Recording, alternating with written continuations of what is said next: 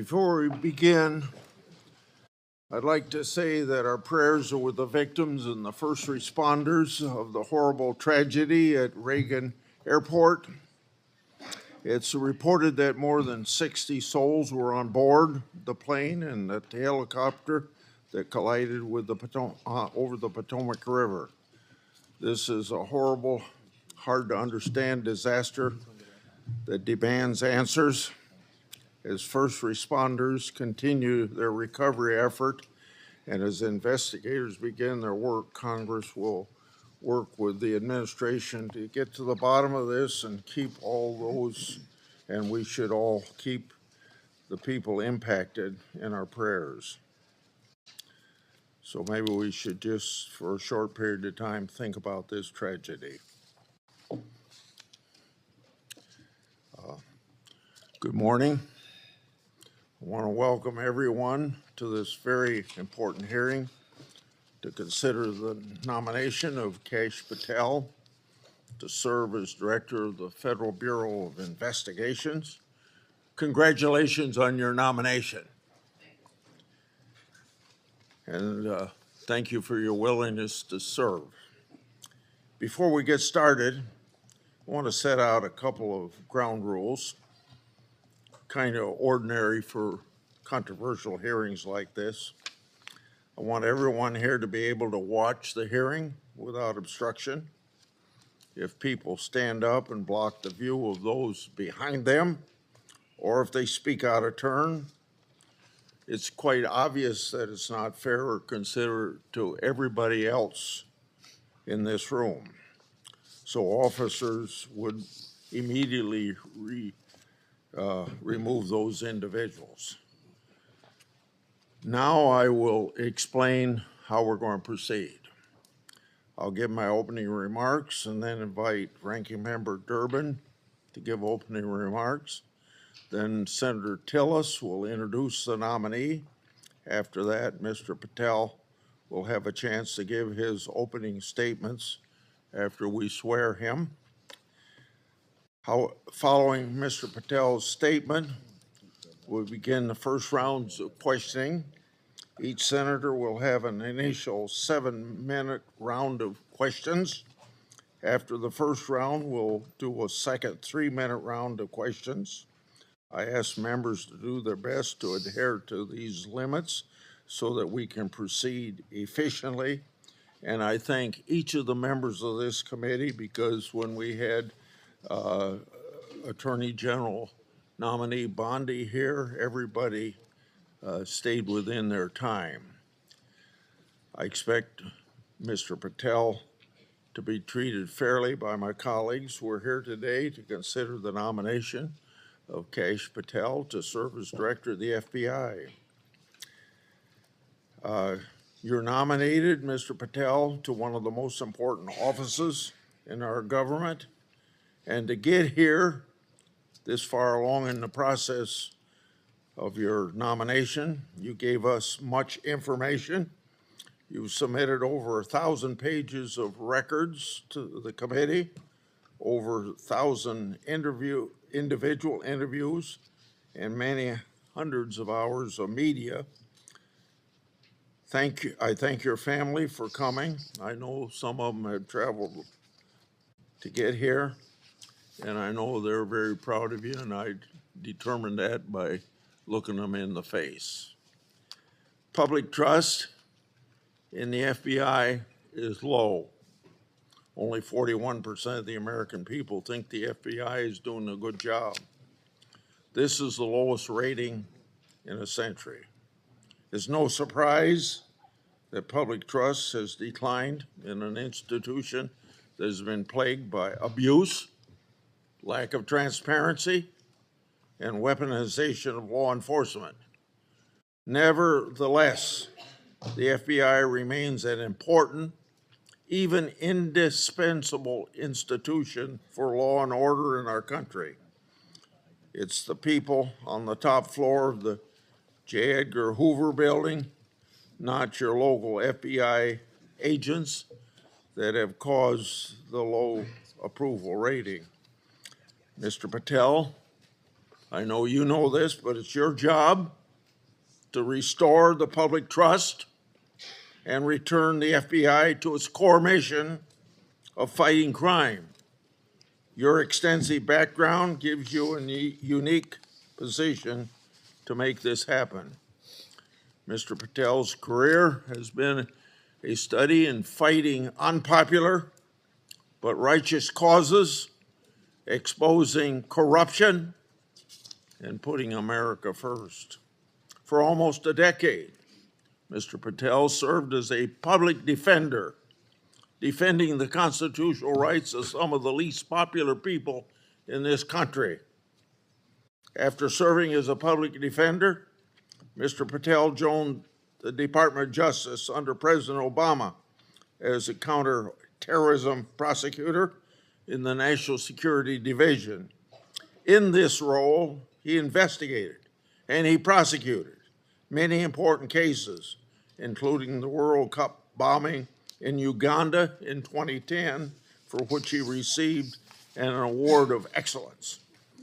In 2017, Representative Devin Nunes asked Mr. Patel to join the House Permanent Select Committee on Intelligence to uncover the truth about Russiagate.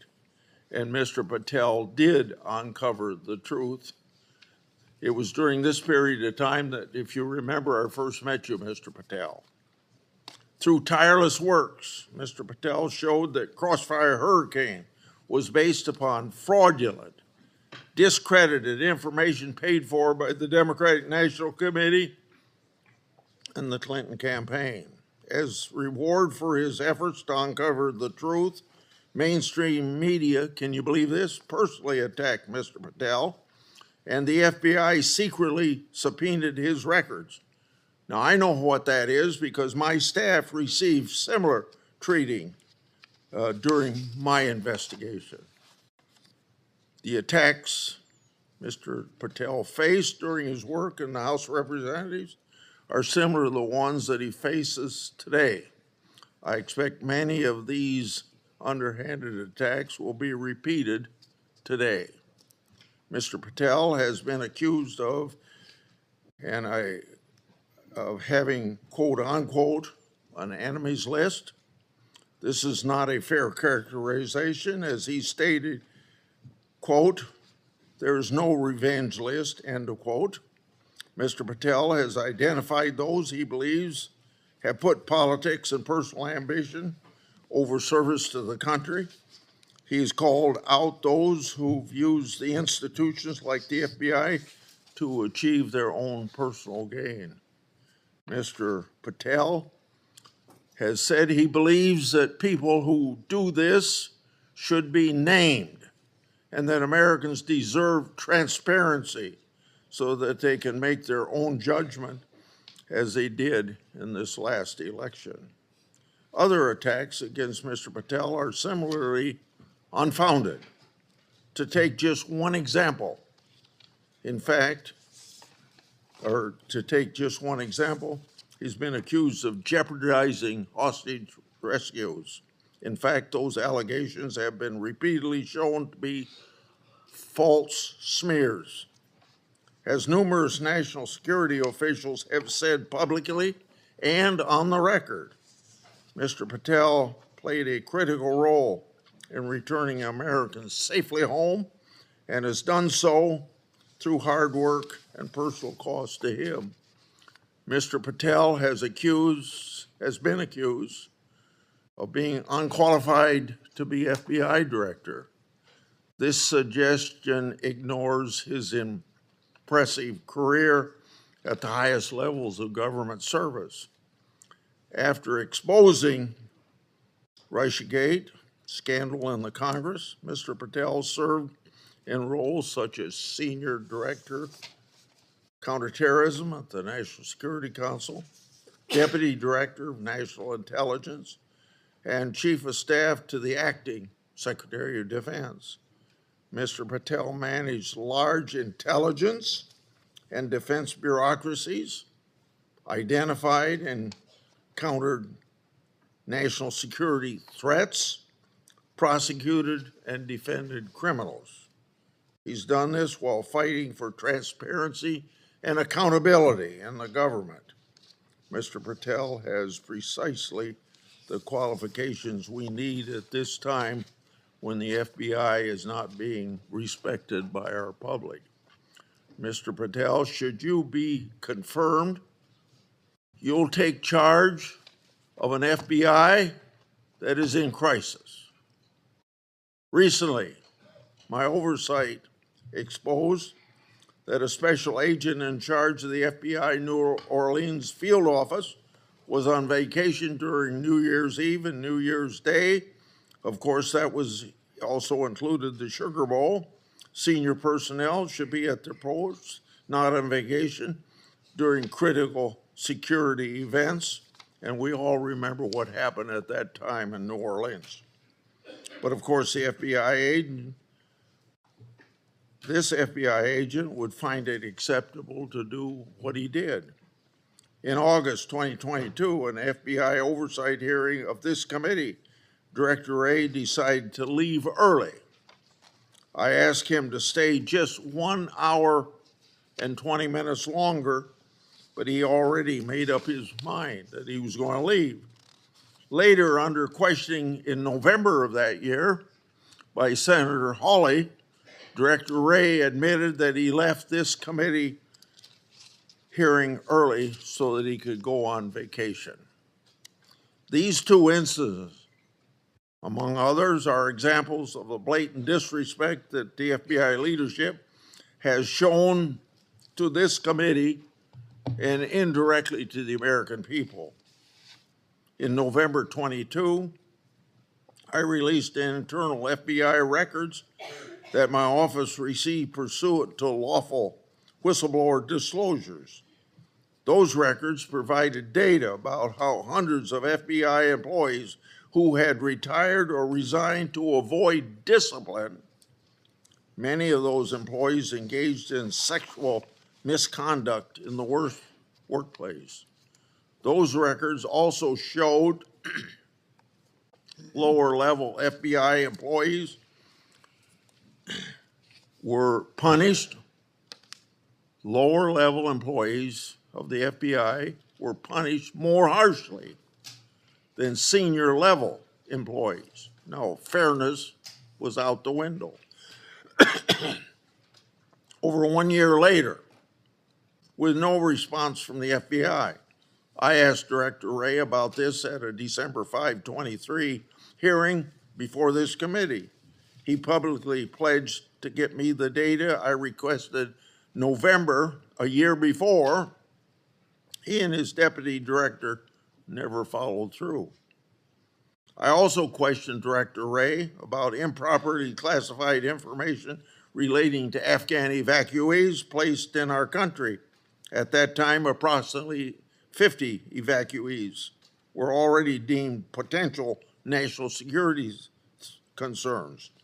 So what's the number now? The public has a right to know. I've also raised concerns about whistleblower disclosure, saying that the FBI moved agents from child sex abuse cases to those January 6 cases. The FBI under Director Wray never got his priorities straight. With respect to weaponization, I'd like to turn to a letter I wrote July 20 of 2022.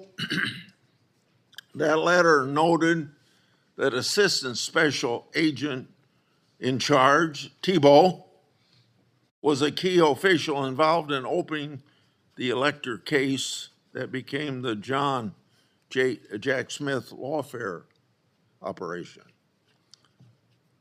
That's not supposed to happen. An official at Thibault's rank and position isn't supposed to open cases. That's the job of special agents. For those who don't remember, Thibault was the anti-Trump agent that violated the Hatch Act for his political conduct in office. My letter also noted that Richard Pilger who ran the Justice Department's election crime branch, was involved in the approval. Now I'd like to call the committee's attention to something I'm going to share with you, information about the FBI's that's never been made public before. Do you have those? Oh, yeah, I'm sorry. In my hand are a series of FBI emails. The first is an email that Thibault sent to subordinate agent on February the 14th, 2022. He said, quote, "Here's a draft opening language we discussed," end quote. The draft opening was attached, and it included material that would later become part of Jack Smith's elector case. The second email, February 24th, 2022, email from Thibault to John Crabb, a prosecutor in the U.S. Attorney's Office for the District of Columbia, saying, quote, "I had a discussion with the case team, and we believe there is predication to include former President of the United States, Donald J. Trump, as a predicated subject," end quote. This FBI case would later be codenamed Arctic Frost. The third email, February 24th, 2022, email from Thibault to John Crabb, noting that the Attorney General and the FBI approval will be sought to open the case. The fourth email, February 25th, 2022, email from Thibault, subordinate agent, saying they added Trump and others as a criminal subject to the case. Thibault responded, quote unquote, "perfect." The fifth email, March 22, 2022, from Thibault, emailing a version of an investigative opening for approval. This didn't include President Trump. I want to make clear, that one didn't include President Trump as a criminal subject. The sixth email is on April 11th, 2022, from Thibault approving the opening of Arctic Frost. The seventh email is an April 13th, 2022 email from FBI agent to Thibault stating that the FBI deputy director approved its opening. The eighth email on the same date had Thibault emailing John Crabb that the elector case was approved. Crabb responded, quote, "Thanks a lot. Let's talk next week," end quote. Between March 22nd and April 13th, other versions of the document opening the investigation existed because a ninth email shows that the FBI General Counsel Office made edits on March 25th. Was Trump still removed as an investigative subject? If so, which Justice Department FBI officials other than Jack Smith later added him for prosecution? I expect the production of all records on this matter to better understand the full fact pattern and whether other records exist. Notably, approval of these documents was also given by Richard Pilger. This committee has written about Pilger undermining the Justice Department's efforts during the 2020 election for partisan purposes. These emails and documents substantiate my July 2022 letter, which the FBI ignored. And I hope you, when you get there, won't ignore my letters. Partisan FBI agents and DOJ officials tried and ultimately succeeded in launching a full field criminal investigation and prosecution of the President of the United States. Justice Department and FBI leadership acted in concert to further a political scheme to take down Trump. just like they did with Crossfire Hurricane. They have yet to learn a lesson, and I hope you'll learn that lesson for them or teach that lesson. And their conduct, yet again, seriously eroded integrity of this once storied institution. As I've said before, if a politically charged investigation is to be open, it must be done the right way, and that didn't happen here. Mr. Patel, in my time, I've never seen our law enforcement intelligence community institution so badly infected with political decision-making. And I say intelligence community because you know what happened when 55 people, former or present intelligence agencies, signed a letter in 2020 that the laptop was a Russian hoax, as an example. So all of this is these institutions breaking faith with we the people. Mr. Patel, you must be fair, you must be consistent, but you must be aggressive. Your actions must be based on accountability, and transparency brings accountability. Should you do so, you'll have my support. And remember, either you're going to run your agency or the agency's going to run you. And the agency certainly ended up running Director Wray and probably people before him.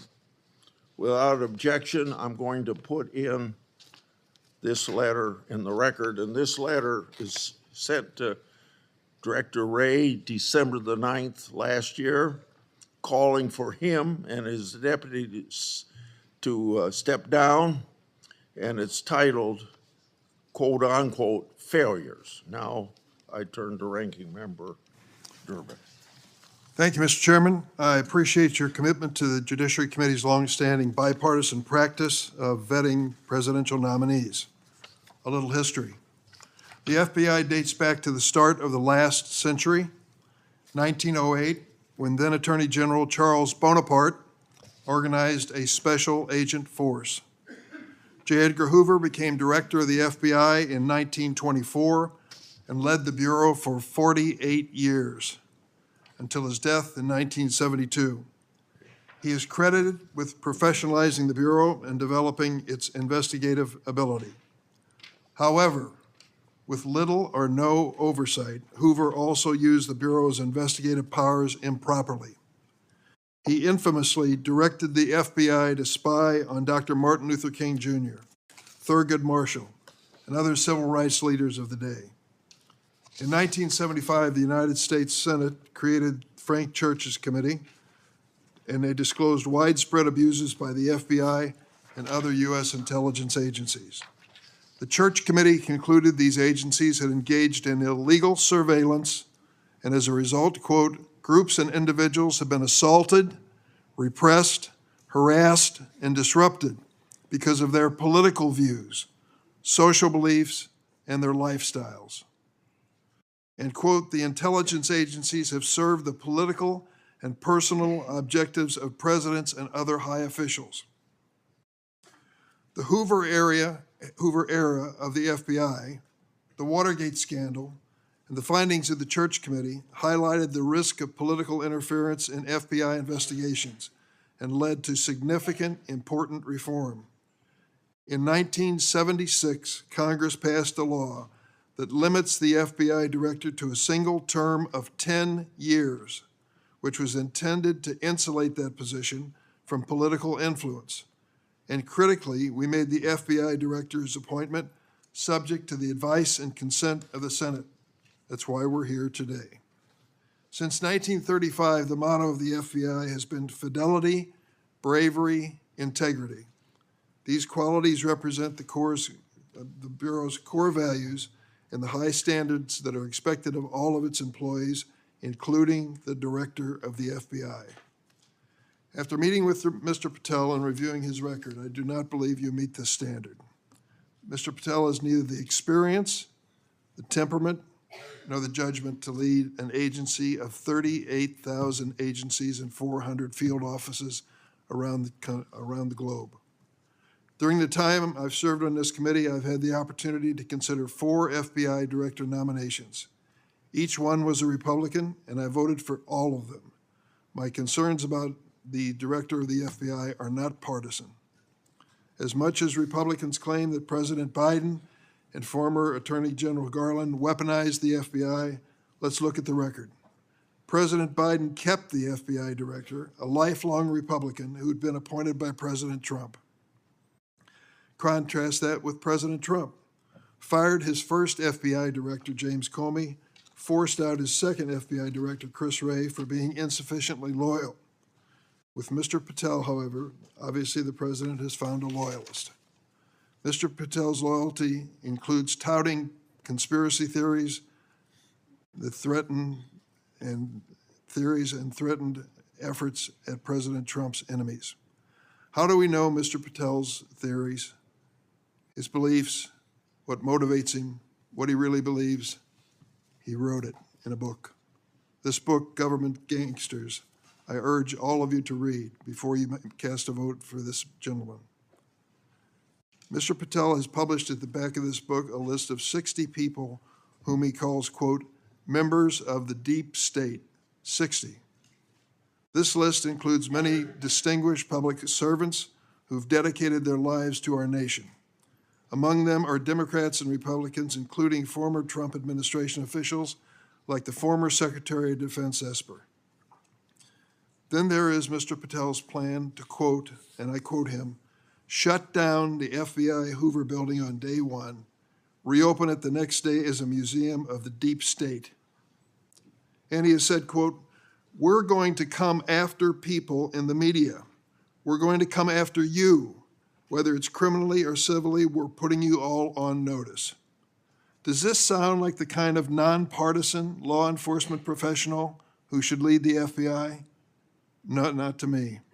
This is someone who's left behind a trail of grievances throughout his life, lashing out at anyone who disrespects him or doesn't agree with him. Don't take it from me. Listen to these Republicans who worked with him during the Trump's first administration. Attorney General Bill Barr, and I quote, I categorically oppose making Patel deputy FBI director. I said it would happen over my dead body. Patel had virtually no experience that would qualify him to serve at the highest level of the world's preeminent law enforcement agency. National Security Advisor John Bolton. I didn't think he was qualified. He demonstrated no policy aptitude at all. I was forced to hire him. President Trump's Deputy National Security Advisor, Charles Kupperman. The idea that Kash Patel is going to be the FBI director is appalling. His legal career is modest at best. His ideas are ludicrous. CI Director Gina Haspel threatened to resign after President Trump proposed making Mr. Patel CIA Deputy Director. Defense Secretary Mark Esper said Mr. Patel lied about whether Nigeria had approved a hostage rescue operation, putting American lives at risk. But Mr. Patel would have us believe that all of these public servants, all Republicans, all from the first Trump administration, and apparently anyone else who's critical of him, are nothing but government gangsters and deep state members. Many of them have made his list of enemies. Just this week, CNN reported that during the Trump administration, CIA officials referred Mr. Patel to the Justice Department for criminal investigation for sharing classified information without authorization. Last week, I asked the Justice Department and intelligence community for information on any criminal referrals relating to misconduct by Mr. Patel. I have yet to receive a response. Mr. Patel's record is clear. He traffics in debunked conspiracy theories that serve or benefit his political beliefs. Let's start with January 6th, and he dedicates a whole chapter in this book on January 6th. That's something that each and every one of us, as witnesses to January 6th, have our own view of. I'll be grateful always to the Capitol Hill police officers who risked their lives defending me, members of Congress, and visitors to the United States Capitol on that day. Mr. Patel posted on social media, quote, January 6th, never an insurrection. Cowards in uniform exposed, end of quote. Let me repeat that. Cowards in uniform exposed. Who was in the Capitol building on January 6th in a uniform? The Capitol Police were. Do you think they were cowards? Many of them risked their lives and some gave their lives in defense of this building. How about the DC police who were here as well? They were in uniform. Cowards risking their lives as well, some of them being battered and beaten by these mobsters that came into the Capitol. And Mr. Patel claims that the FBI agency he aspires to lead, get this now, was planning January 6th for a year. He says the FBI was planning January 6th for a year. That's a quote. Mr. Patel has gone so far as to co-produce and sell musical recordings of a song performed by January 6 rioters in jail, rioters who violently assaulted police officers. He has described this January 6 choir as, quote, political prisoners. Political prisoners. But at least 6 members pleaded guilty to assaulting law enforcement officers on January 6. All 6 have now been pardoned by President Trump. Here are some of those people who received blanket clemency by President Trump on his first day in office in the second term. Julian Cater assaulted Capitol police officers with pepper spray, incapacitating 3 officers. Ryan Nichols sprayed pepper spray on multiple police officers.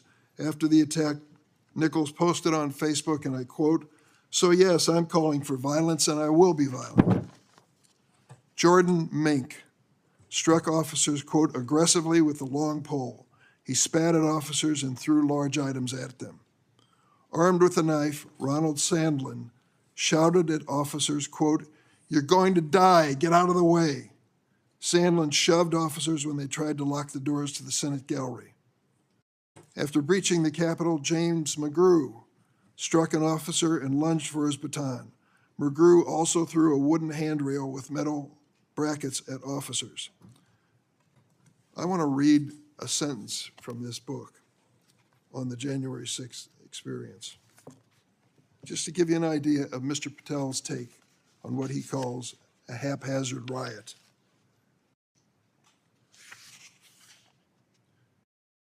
By everything we could see, the crowd at the Capitol was unarmed or armed only with non-lethal objects like bottles, flagpoles, or bike racks.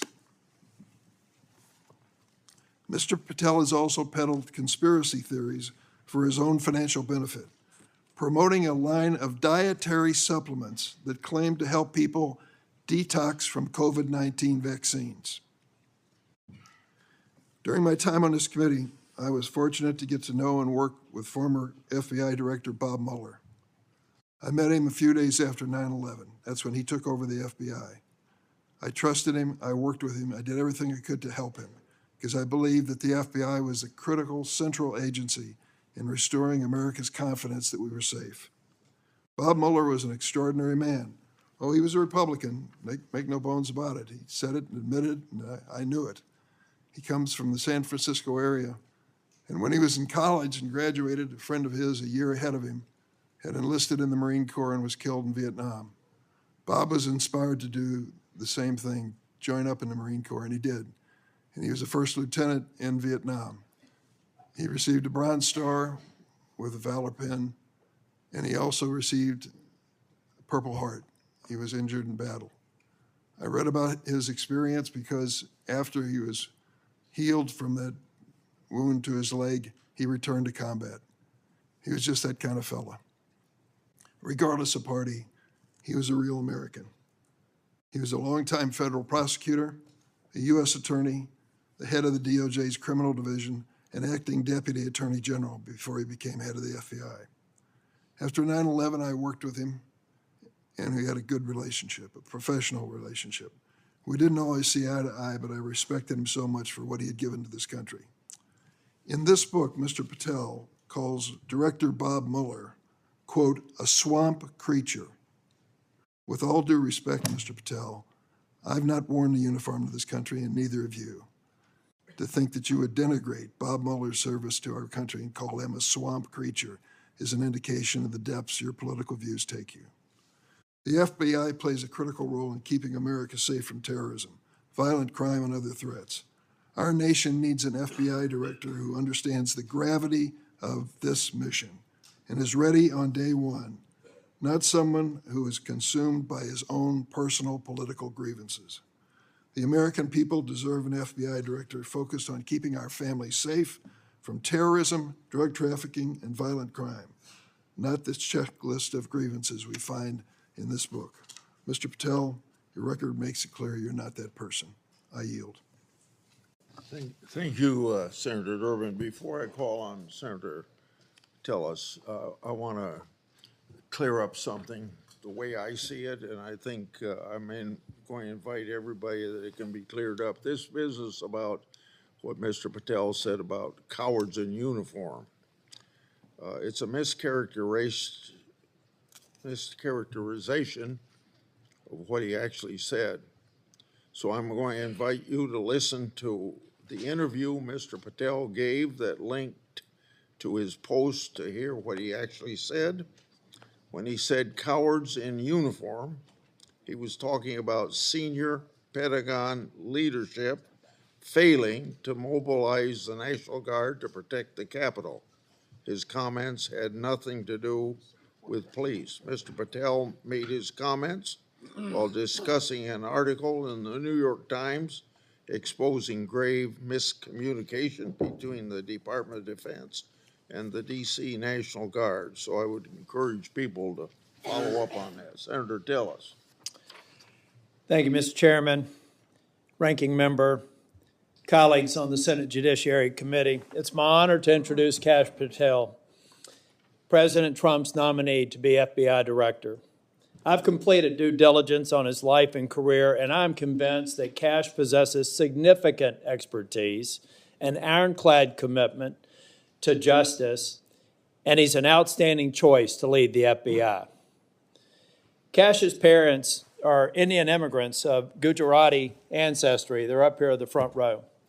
The Gujarat state is a melting pot of religions, including Hinduism, Islam, Jainism, with temples, mosques, and other religious sites scattered across the state. His father was raised in Uganda, but his family had to flee the country to escape repression under Idi Amin. His mother was born in Tanzania. They met and married in India and ultimately made their way to New York City by way of Canada, where his parents, along with 7 brothers and sisters and their spouses and at least a half a dozen kids, lived under the same roof. His parents raised Kash in the Hindu faith, and they instilled in him the values of hard work and education. Kash is a devout Hindu, and consistent with his faith, he's shown respect to people of all faiths. Kash attended the University of Richmond, where he earned his bachelor's degree in criminal justice and history. He went to Pace University School of Law, where he earned his JD, and an international law certificate from the University College of London, Faculty of Laws. Kash began his career as a public defender in Florida, where he led or co-led more than 60 jury trials in state and federal court. Kash clearly demonstrated a devotion to upholding the rule of law and defending the rights of individuals. Kash led the defense of Jose Buitrago in United States versus Buitrago, a high-profile case in Florida in 2015. Buitrago was one of the Colombian nationals arrested in a major drug bust involving Operation Backrim. Kash and his co-counsel successfully argued that key evidence was withheld by the prosecution, leading to Buitrago's release. I suspect some of Kash's disdain for prosecutorial misconduct stemmed from this experience. Kash was hired as a senior counsel on the House Permanent Select Subcommittee on Intelligence Committee, in 2017. He told me he distinctly remembers my friend Trey Gowdy comments shortly after they were introduced. He said in Trey's dialect, Kash, Congress is where righteous investigations go to die. I hope you're ready. I think Kash was ready, and he went on to establish a solid reputation for pursuing the facts, and from there, he held senior posts at the NSC, the Department of Defense, and the DNI.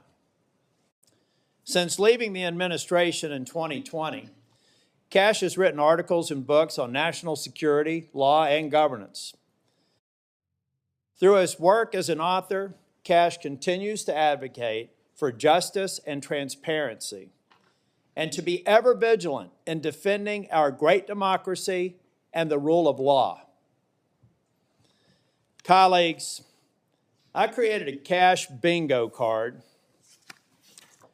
that I have available to any of my colleagues who would like it on the other side of the aisle.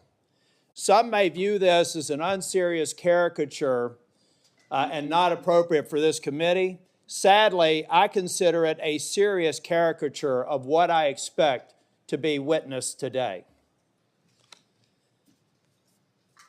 I think we'll have words like enemies list and deep state. I've already X'd out 4 boxes in the opening statements alone. The fact of the matter is, some people will be here to simply substantiate a false narrative. At worst, they may be just going through an unfounded litany of quotes and half-truths, some of which have already been dispelled by the chairman after the opening statements. Mr. Chair and Ranking Member, in my 10 years in the Senate, I hope I've established a reputation for being fair, doing my homework, and taking tough positions that have been met with harsh criticism. Heck, I've even been censured by my entire state and 30 counties for taking tough positions. And I stand by those decisions today and my decision to support Kash Patel. When President Trump announced his intent to nominate Kash, I contacted Trey Gowdy and others who worked with Kash, and they gave me glowing recommendations. So I called Kash on December the 2nd, and I offered to help him with his nomination. Since then, we have spent hours together, in person and on the phone. I've asked him difficult questions, and I've urged him to reach out to members across the aisle. In fact, Kash Patel has met with 60 members of the U.S. Senate. Every member except the last 3 who were sworn in, and the majority of the members on the other side of the dais in this committee and members off the committee.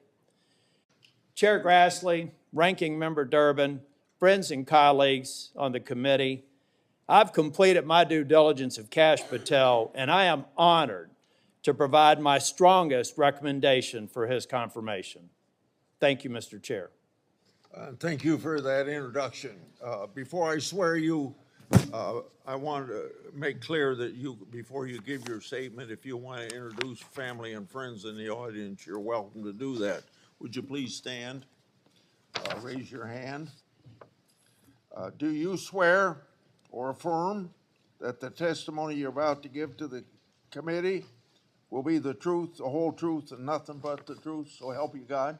I do, Mr. Chairman. Okay. You may proceed. Chairman Grassley, Ranking Member Durbin, and members of the Judiciary Committee, thank you for the opportunity to appear today. I must start with a word of prayer for the tragic accident that befell our nation last night, where we lost civilians and service members. I pray for their families. I pray for law enforcement and military personnel, and I pray for their souls, and hopefully God will find them peace in the near future. I'd like to welcome my father, Pramod, and my mother, Anjana, who are sitting here today. They traveled here to get here from India. My sister's also here, Nisha. She also traversed the oceans just to be with me here today. It means the world that you guys are here. Jesse Krishna. I wouldn't be here today without their guidance, their unwavering support, and their relentless love. When President Trump informed me of his intention to nominate me as the director of the FBI, I was deeply honored. Sitting here today, I carry not only the dreams of my parents, but also the hopes of millions of Americans who stand for justice, fairness, and the rule of law. My commitment to these principles is deeply rooted in my family's history, which has profoundly shaped my worldview. My father fled Idi Amin's genocidal dictatorship in Uganda, where 300,000 men, women, and children were killed based on their ethnicity, just because they happen to look like me. My mother is originally from Tanzania. She studied in India, as did my dad, and they were married there. They would later emigrate to New York, as the senator pointed out, where I was born, and we were raised in a household of my father's 7 siblings, their spouses, and at least half a dozen children. That's the only way we knew how to do things at the time, in the 70s and 80s, the Indian way. But we would soon learn the American way. These values have shaped and been the driving force of my career in 16 years of government service.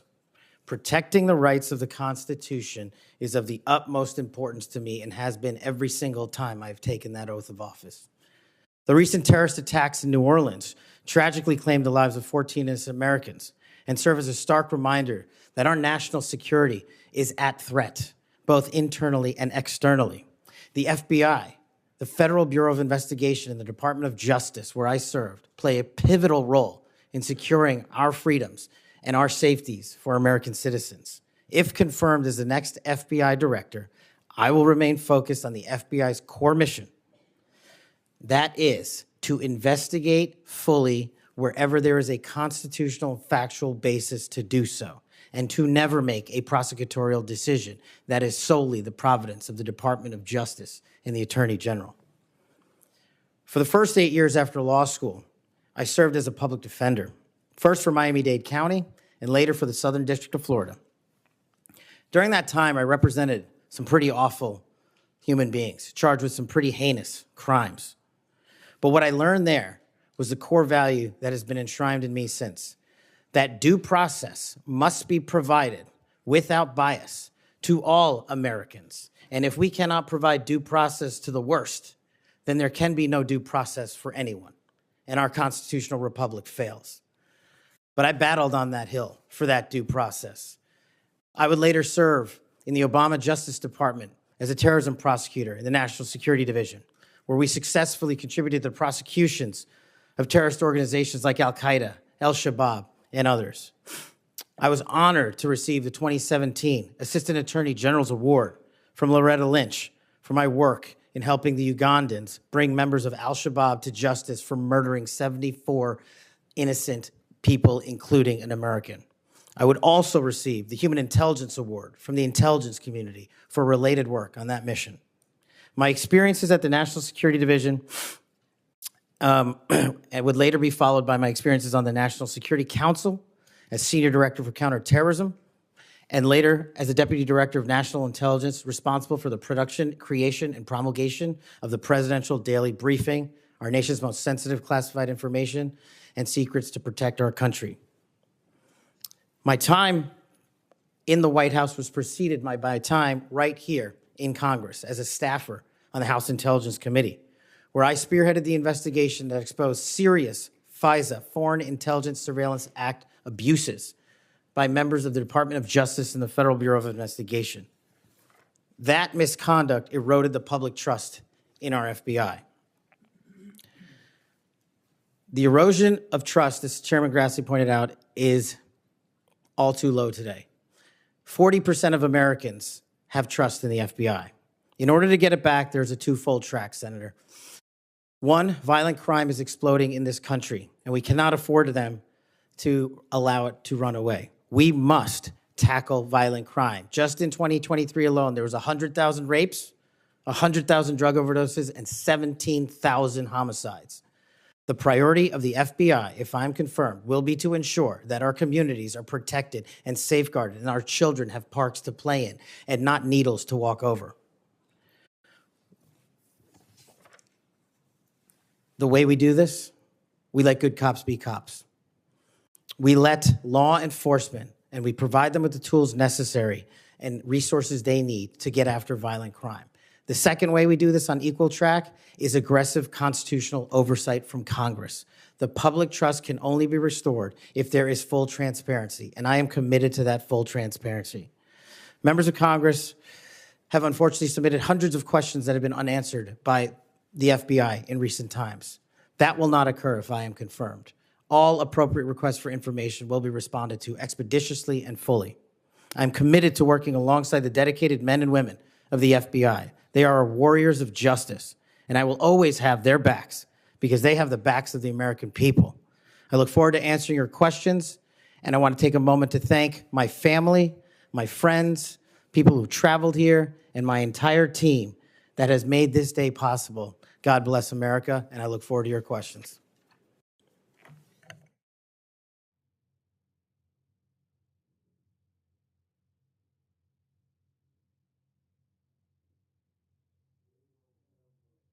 Seven minutes first round, is that right? 7 minutes, 3 minutes the second round. Mr. Patel, I'm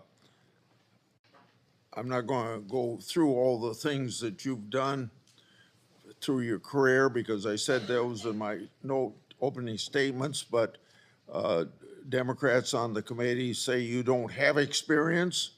What are you most proud of from your career in public service? Mr. Chairman, I appreciate the question. It's really humbling to be afforded the opportunity to have served this country for 16 years. But I think what I'm most proud of is my work in national security, protecting the no-fail mission, returning American hostages, killing high-value terrorists that brought hate and destruction to our shores. I've served that mission in Democratic and Republican administrations, and it is the one mission that we cannot fail, and it is the one mission where the FBI must play a critical role. Okay. As you well know, and you and I discussed this in my office, whistleblowers are critical to rooting out waste, fraud, and abuse. Their courage to come forward and make legally protected disclosures about government wrongdoing benefits the country. I think they're politically, they are good American citizens, just want the government to do what it's supposed to do. I think they're treated by bureaucracies, not just in the FBI, but throughout the bureaucracy, like skunks at a picnic. Will you protect whistleblowers from retaliation, unlike former Director Wray, and promote a culture at the FBI that values whistleblowers' important contributions? Absolutely, Mr. Chairman. I share in your beliefs about the importance of whistleblowers. So we've spent a lot of taxpayers' money ruining whistleblowers. Will you commit to ensuring that no taxpayer money will be used to identify and retaliate against whistleblowers? Senator, if I'm confirmed, it will not. Okay. You and I have heard a lot of criticism about various statements about January 6th. You said, quote, those who broke actual laws should be prosecuted, end of quote. But you've also called out the partisan nature of prosecutions and compared how the Biden Justice Department treated January 6th defenders with how they ignored many other crimes. Those include crimes related to illegal immigration, as well as riots that took place around the country. So explain your position on January 6th to this committee, and how do you respond to critics who say that you're anti-law enforcement? Mr. Chairman, I greatly appreciate the question, the opportunity to discuss that. If anyone wants to consider me as anti-law enforcement, then look at my 16 years in government service, whether I was trying 60 jury trials in state and federal court upholding the rights of the indigent and breathing life into constitutional due process, or later as a national security prosecutor, where I served this country and overseas, and later when I was a Joint Special Operations Command civilian embedded with SEAL Team 6 and Delta, chasing down some of the most high-value target terrorists there are on this earth and successfully achieving a mission end state. I have always respected law enforcement. I have taken that oath and will take that oath again, God willing, to be the next director of the FBI. As for January 6th, I have repeatedly, often, publicly, and privately said there can never be a tolerance for violence against law enforcement. And anyone that commits an act of violence against law enforcement must be investigated, prosecuted, and imprisoned. And on January 6th, I said the same thing about acts against law enforcement. the Capitol Police, who I have served with, and when I was Chief of Staff at the Department of Defense, rushing to the aid of the members of this committee and your colleagues to provide the National Guard was my top mission priority, not politics. And that is my love of this country to protect our laws and our way of life. And it was no different. If there's any ever corruption, I have been the first to call it out. And I will continue to call out corruption in government service because it is a privilege to serve this nation. Thank you, Mr. Chairman. Outside of this committee, and some people on this committee have accused you of promoting the QAnon movement. My colleagues have already asked your future boss, Mr. Bondi, many questions about this. I think it's easy to see these attacks for what they are, guilt by association.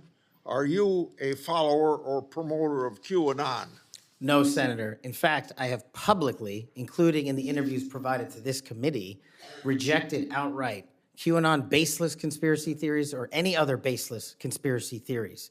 They must be addressed head-on with the truth, and I will continue to do that, and I will always continue to support Americans who support law enforcement, our military, and want a secure border. Over the past 4 years, the FBI and Justice Department have weaponized law enforcement towards partisan ends. This has affected you personally. You, along with even members of my staff, were the victims of FBI overreach when they secretly subpoenaed your records during the investigation into Crossfire Hurricane.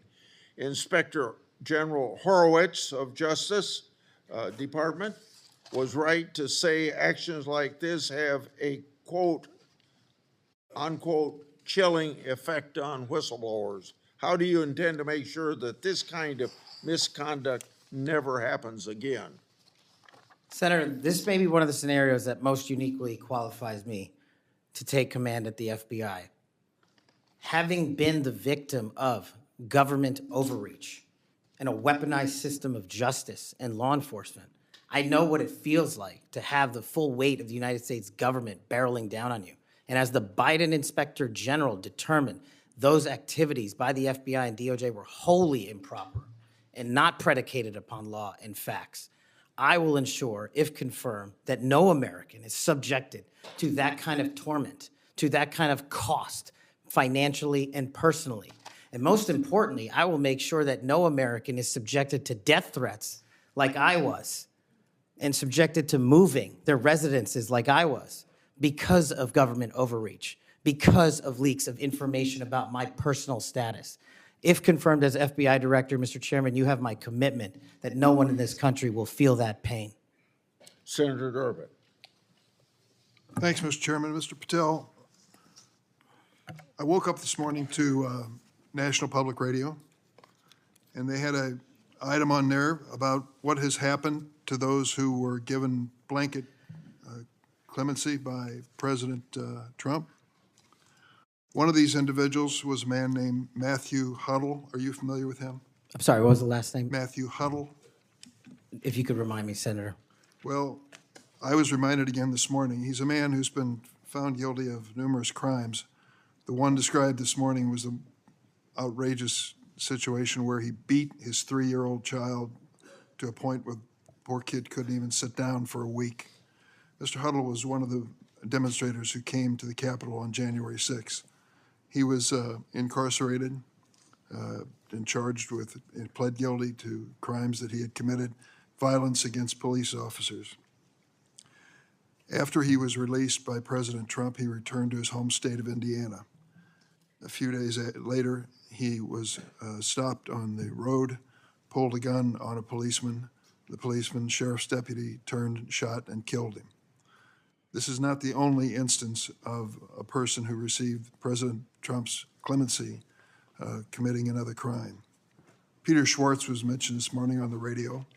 38 criminal convictions, 38.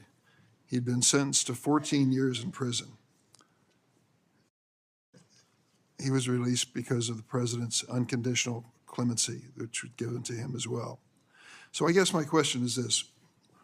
Was President Donald Trump wrong to give blanket clemency to the January 6th defendants? Thank you, Ranking Member. A couple of things on that. One, the power of the presidential pardon is just that, the president. Alignment, I concede he has the authority. I'm asking, was he wrong to do it? And as we discussed in our private meeting, Senator, I have always rejected any violence against law enforcement, and I have, including in that group, is specifically addressed any violence against law enforcement on January 6th, and I do not agree with the commutation of any sentence of any individual who committed violence against law enforcement. So do you think that America is safer because these 1,600 people have been given an opportunity to come out of serving their sentences and live in our communities again? Senator, I have not looked at all 1,600 individual cases. I have always advocated for imprisoning those that cause harm to our law enforcement and civilian communities. I also believe America is not safer because President Biden's commutation of a man who murdered 2 FBI agents, Agent Kohler's and Williams' family, deserve better than to have the man that point blank range fired a shotgun into their heads and murdered them released from prison. So it goes both ways. Leonard Pelletier was in prison for 45 years. He's 80 years old, and he was sentenced to home confinement. So he's not free, as you might have just suggested. He killed 2 FBI agents. That's That's true, he unacceptable. did, and he went to prison for it and should have. My question to you, though, is do you think America is safer because President Trump issued these pardons to 1,600 of these criminal defendants, many of whom violently assaulted our police in the Capitol? Senator, America will be safe when we don't have 200,000 drug overdoses in 2 years. America will be safe when we you're don't have not gonna answer the 50 homicides in a So you day. just won't answer the question. I I'm am going to say, here. I don't think we're safer. Matthew Huddle was sent back to Indiana. I don't think we're safer with Peter Schwartz. I could go through a long list of individuals, some of who were wanted in states, members of this committee. Let me move to another topic if I can. Tell me about your J6 choir. What is that? Well, it's not my choir. It's simply a recording that was utilized to raise funds for families in need of nonviolent offenders. Who sings on this recording? I don't know, Senator. What did you have to do with it? Simply to raise funds to assist families of nonviolent offenders whose kids needed college education payments and whose rent needed being paid. My understanding is that the performers on this J6 choir were the rioters who are in prison. I'm not aware of that, sir. I didn't have anything to do with the recording. You weren't aware of who made the recording? No, Senator. That's interesting. Did you receive any money for selling copies of that music or that recording? Absolutely not. Okay. You do have a foundation, though, do you not? I'm very proud of the Kash Foundation and the $1.3 million we've given to families in need across this country, including active duty service members, police officers, putting kids in college, and helping people in disaster relief areas rebuild their homes and their communities. 1&0 LLC, are you familiar with that? Sorry? 1&0 LLC? I believe, Senator, you're referring to the LLC that one of the individuals has his private business with. Is it part of the Kash Foundation in any way? Only in that one of the members of the board has that LLC for his outside business. Andrew Allis? I believe that's his name, yes. Yes. Do you know how much was paid to him from your charitable work? Yes, like any other charity, we had to go out and fundraise, something I'm sure every member of this committee is familiar with. And we use digital marketing campaigns, and I believe we paid a digital marketing company through 1&0 $250,000 to raise $500,000, which we gave away to families in need, like when hurricanes struck Florida, Texas, and North Carolina. We will be going through the details of your foundation and the expenditures with the questions for record that the chairman has mentioned. I look forward to a chance to answer those under oath. Mr. Patel, you frequently associated with and sometimes praised extremist figures with well-documented histories of racism, anti-Semitism, conspiracies, and the like. In September of 2023, you appeared with Laura Loomer at an event promoting your book, this one here. You shared a photo of yourself and Loomer in which you held her book and she held yours. Just a few months before this event, Ms. Loomer posted on X that the September 11 terrorist attacks were, quote, an inside job. Around that time, she accused Florida's First Lady, Casey DeSantis, of exaggerating her cancer diagnosis to gain voter sympathy. A number of my Republican colleagues on this committee have criticized Ms. Loomer's extremism. One of my colleagues described her as a, quote, crazy conspiracy theorist who regularly utters disgusting garbage. Another called her really toxic. Given all this, why did you associate with Ms. Loomer? Senator, as you can see, I took a photograph with an individual who showed up at a book event. I don't believe I'm guilty by association, and I certainly don't believe that an individual who was the first minority to serve as the Deputy Director of National Intelligence for this country is a racist in any way, and I detest any conjecture to the contrary. You familiar with a Stu Peters? Does that name ring a bell? I'm sorry, what? Are you familiar with Mr. Stu Peters? Not off the top of my head. He made 8 separate appearances on his podcast. He promoted outrageous conspiracy theories and worked with a prominent neo-Nazi. There are more, Ted Nugent, it goes on, list goes on. I'm just asking, when it comes to your association with individuals, why are so many of them in this category?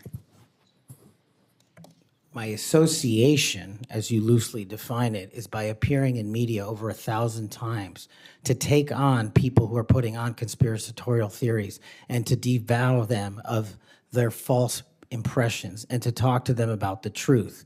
That is something that I will always continue to fight for, Senator. Senator Graham.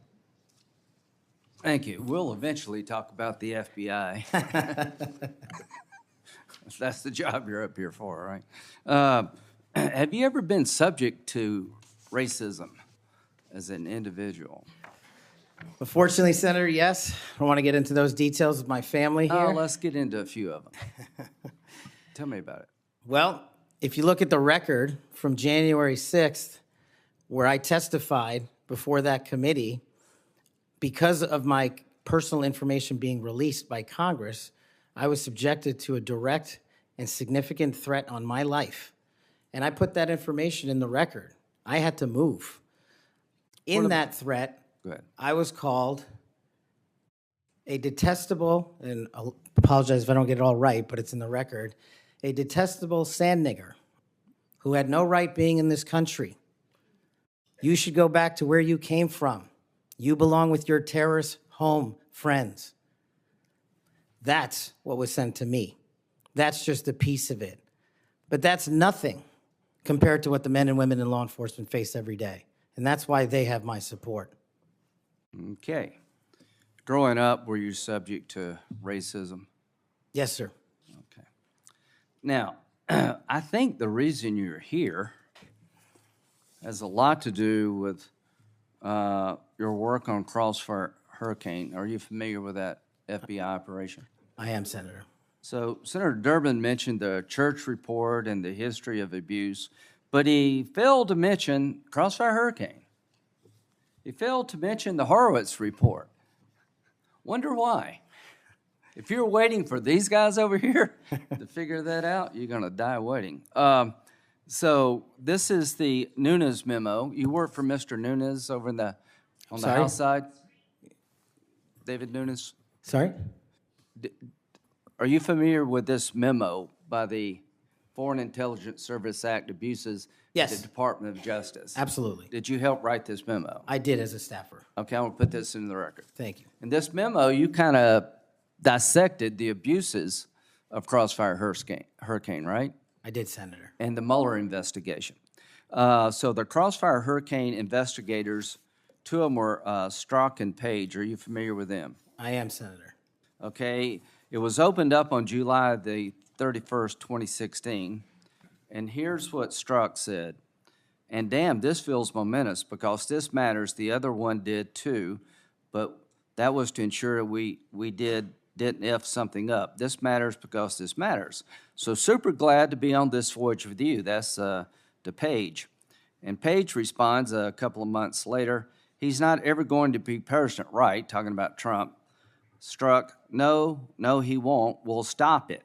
Is it fair to say that the people in charge of investigating Crossfire Hurricane hated Trump's guts? Well, you don't have to take my word for it. That statement, along with the statements from the sources Are during that those days operations- over in the FBI, you hope? Well, if they're not, they will be. Okay, good. You know who Carter Page was? I do, Senator. Do you know that the FBI secured warrants against him on 4 different occasions? Yes, Senator.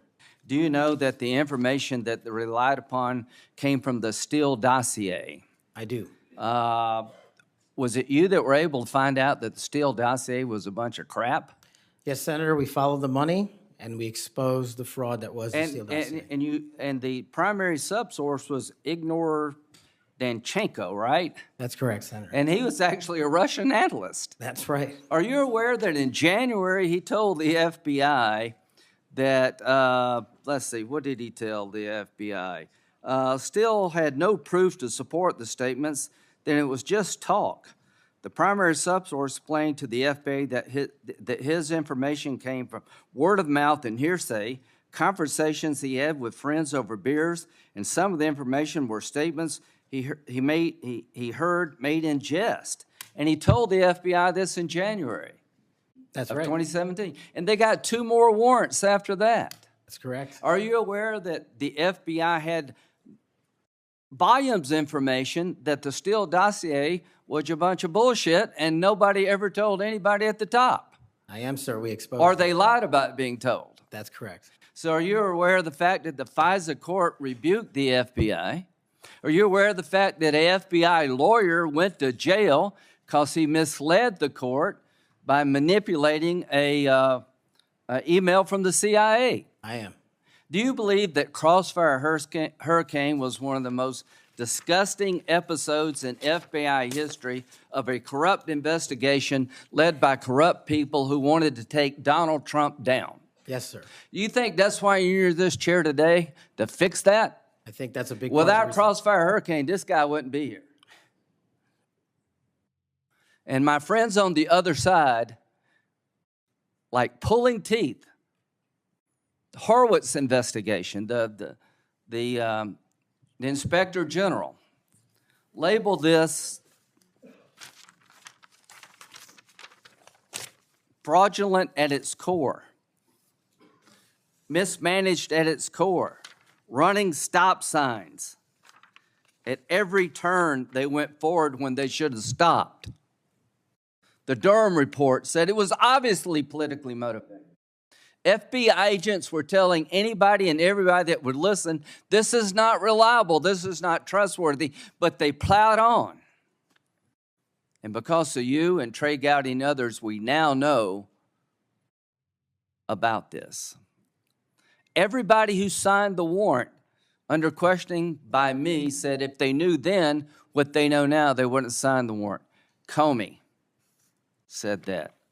Yates said that. Rosenstein said that.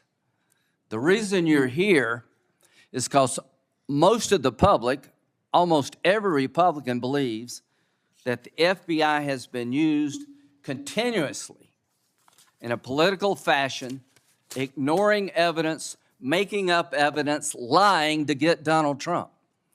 And when it came to the Hunter Biden laptop, they told every social media outlet in October 2020, oh, that's Russian disinformation. That was BS too. Right before the election, the FBI intervened to shut reporting on the Hunter laptop down as being Russian misinformation, according to Zuckerberg. Do you promise all of us those days are over at the FBI? Yes, Senator, they are. Are you proud of what you did to find all that? Absolutely. Do you think that's why you're here today, is to make sure that never happens again? The American people deserve just that. Thank you. Senator Whitehouse. Thanks, Chairman. Welcome, Mr. Patel. I remember January 6th. Colleagues running through our halls to flee the mob, colleagues shouting that rioters should be shot, us returning to our constitutional business through hallways cleared for us by automatic weapons carrying SWAT teams. None of you, none of us, said those violent rioters should be pardoned. A Republican colleague said such pardons would be hard to believe, even absurd. Your former colleague J.D. Vance said the violent rioters should not be pardoned. Even Jim Jordan said pardons would, and I quote, focus on all the people who didn't commit any violence. Well, Trump pardoned all of them. And there's a lesson in that. Every time you think Trump would never go that far, rethink that. We all seem to agree that violence against police is unacceptable, yet more than 600 people who physically attacked Capitol Police officers were just put back on the street, part of a 1,500-person personal Trump army, now out there with people who have proven themselves willing to do violence on Trump's call. In only 10 days, some are already back committing crimes. We've also tried as a committee together to address the dangers of illicit drug sales over the internet, and I assume we're all against murder for hire. But Trump also just pardoned a dark web operator sentenced to life in prison for trafficking illegal drugs online and accused of soliciting murders for hire. Those pardons, as Mr. Patel has said, are a mistake, but they are also a signal that we are entering a strange and dangerous time. That is the context for today's hearing. Warnings that the FBI could become Trump's enforcer, use the powers of law enforcement to stifle speech and dissent, punish political rivals of either party, and hand out free passes, get out of jail free cards to violent supporters are warnings we should heed. Here are some warnings of this nominee's Trump administration colleagues. Former Attorney General Bill Barr said, this nominee has virtually no experience that would qualify him to serve at the highest level of the world's preeminent law enforcement agency, end quote, and we would never be able to command the respect necessary to run the day-to-day operations of the Bureau. That's for the deputy position. Former CIA Director Gina Haspel was reported threatening to resign rather than have this nominee serve under her. John Bolton, Trump's former national security advisor, said, I didn't think he was qualified. I was forced to hire him. Trump's deputy national security advisor, the nominee's former supervisor, said, his ideas are ludicrous. He's absolutely unqualified for this job. He's untrustworthy. And it's an absolute disgrace to even consider an individual of this nature. That's from Republican appointees who worked with him. And here's what this nominee himself has said about using his office to prosecute journalists. We will go out and find the conspirators, not just in government, but in the media. We're gonna come after you, whether it's criminally or civilly. Is that a correct quotation, Mr. Patel? Senator, that's a partial quotation, But it's correct. in part. Regarding his publication of his enemies list, Mr. Patel proclaimed, the manhunt starts tomorrow, and reposted a video depicting him taking a chainsaw to his political enemies. Is that you, Kash Patel, reposting that at the top of that page? Senator, I had nothing to do with the creation of that meme. Is that you reposting it, was my question. And that's me at the top. You said FBI agents were responsible for the violence on January 6th, and I quote you here, beyond a reasonable doubt. Is that what you said? That's completely incorrect, and I appreciate the opportunity to address that. I'll give you an opportunity in writing, but this is my time now. Have at it. An Inspector Attorney General investigation found that that was false. And you said we should impeach judges who rule against Donald Trump, who are, in your words, political terrorists. When this nominee tries to explain all this away, keep one thing in mind. He's testified under oath before a Colorado judge who presided over a Trump case in which he was a witness. And the judge found, and I'm quoting here, he was not a credible witness. His testimony is not only illogical, but completely devoid of any evidence in the record. That's from a judge. This is a dangerous time, and I ask all my colleagues to consider whether these plain comments by this person and by his own Trump administration colleagues should be given a blind eye, just overlooked, or whether, like the warnings of pardoning violent January 6 offenders, they're warnings to be heeded. There is an unfathomable difference between a seeming facade being constructed around this nominee here today and what he has actually done and said in real life when left to his own devices. Conduct shows character. And if you look at history, you see the danger of security chiefs in authoritarian regimes becoming the tools of political power. The characteristics that they often show are that they are vengeful, that they are grandiose, that they are intemperate, that they are partisan and blindly loyal, and that they are servile and won't say no. I'm afraid that the history of this nominee's conduct raises those warnings. And I yield my 1 second back. Before Senator Cornyn, you said you'd like to explain something. I forget the point he made. You can do that now if you want to. Simply this, Senator. In the collective, all of those statements are taken out of grotesque context. And anyone that thinks my 16 years of service isn't exemplary on how I would proceed if confirmed as FBI is intentionally putting false information into the public ether and creating more public discourse. The only thing that will matter if I'm confirmed as a director of the FBI is a de-weaponized, depoliticized system of law enforcement completely devoted to rigorous obedience of the Constitution and a singular standard of justice. Before I call on Senator Cornyn, I'd like to say that we've heard about the January 6th pardons.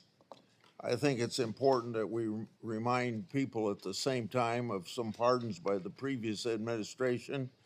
Thomas Sanders, a kidnapper who murdered a 12-year-old girl named Lexus and her mother, Swellen Roberts. Adrian Peeler, a Connecticut drug kingpin who was convicted in the death of an 8-year-old boy and his mother. Leonard Peltier, that's already been referred to, that murdered 2 FBI agents.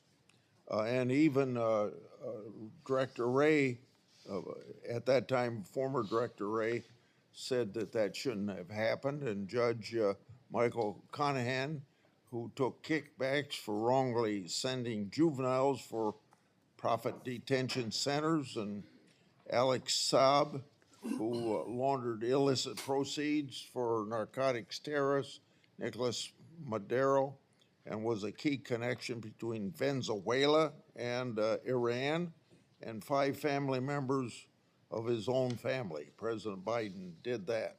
Senator. Welcome, Mr. Patel. Do you believe America is an exceptional nation? It's the greatest nation. Your family went through a lot to get here, They sure did. and your life story is, I think, a great example of people pursuing the American dream. Do you believe a large part of what makes America an exceptional nation is the rule of law? It is one of the fundamental precepts that determines that. And why is that? Because without a singular application of a rule of law, we go back to the Uganda that my father fled in Idi Amin. I believe that the two most important institutions in America to preserve and protect and enforce the rule of law are the FBI and the Department of Justice. And the sort of politicalization that Senator Graham and others have already talked about during the Crossfire Hurricane investigation or project of James Comey at the FBI and the abuse of intelligence tools like Title I of Section 702 are a betrayal of American values and adherence to the rule of law. And I think your biggest task is going to be, along with Pam Bondi at the Office of the Attorney General, is to restore the rule of law to the Department of Justice and the FBI. Are you willing to do that? Absolutely, Senator. Without regard to partisan affiliation or politics? Absolutely.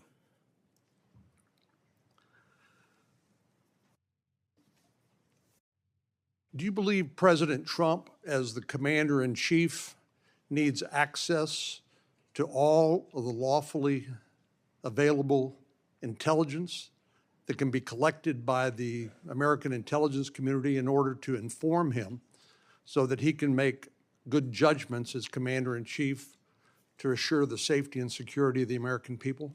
Having been responsible for the collection and predication and promulgation of that intelligence, I firmly believe he and every president must have it.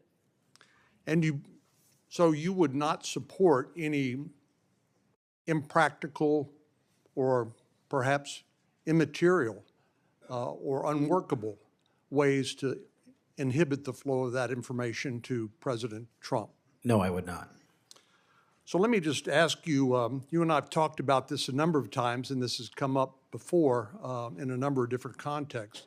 But as I've always said, I think Section 702 of the Foreign Intelligence Surveillance Act is the most important law that most Americans have never heard of.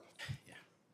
But when I was questioning my fellow Texan, John Ratcliffe, who now has been confirmed as the director of the CIA, about this, we talked about some of the reforms that have been made to Section 702 over the years. This has been an ongoing conversation here in Congress. People like my colleague here, Senator Lee, and others have proposed reforms, which I think have gone a long way to help protect the privacy rights of American citizens. But let me just point out some of the improvements that have been made over the years. This is not the same 702 that was in effect during President Trump's first terms. These are a number of things that we did together on a bipartisan basis to make sure that the balance between the national security interests of the American people and the privacy and constitutional rights of American citizens were protected. Do you agree with that? Yes, Senator, I do. And I think Senator Tillis, with his typical outstanding graphics, has a wonderful handout which lays all of that out. But one of the things that's come up, and we've discussed this, is the idea that in order to query lawfully collected intelligence under Section 702, that somehow if a U.S. person's name is involved, that a warrant would be required. Now, you're a lawyer who's represented defendants as a public defender. You understand that what probable cause is required, what sort of evidence is required to be produced to a judge in order to get a warrant. Do you believe a warrant requirement is a practical and workable or even a necessary element of 702? If I may just give some context on that, Senator. Having a background not only utilizing FISA and 702 as a national security prosecutor, but as a civilian at JSOC and later as an intelligence official and the Deputy Director of National Intelligence, 702 collection formulates over 45% of the presidential daily briefing that you referred to earlier. I actually have heard it's as high as 60%, It but can- anyway, it can- it's a lot. It's a lot. And the issue for me is not with FISA and 702. The issue has been those that have been in government service and abused it in the past. And so we must work with Congress to provide the protections necessary for American citizens, dealing with these matters, including hostage rescue operations in real time, which we use FISA collection to find and save American hostages, having a warrant requirement to go through that information in real time is just not comportive with the requirement to protect American citizenry. I'm all open to working with Congress on finding a better way forward, but right now, these improvements that you've made go a long way.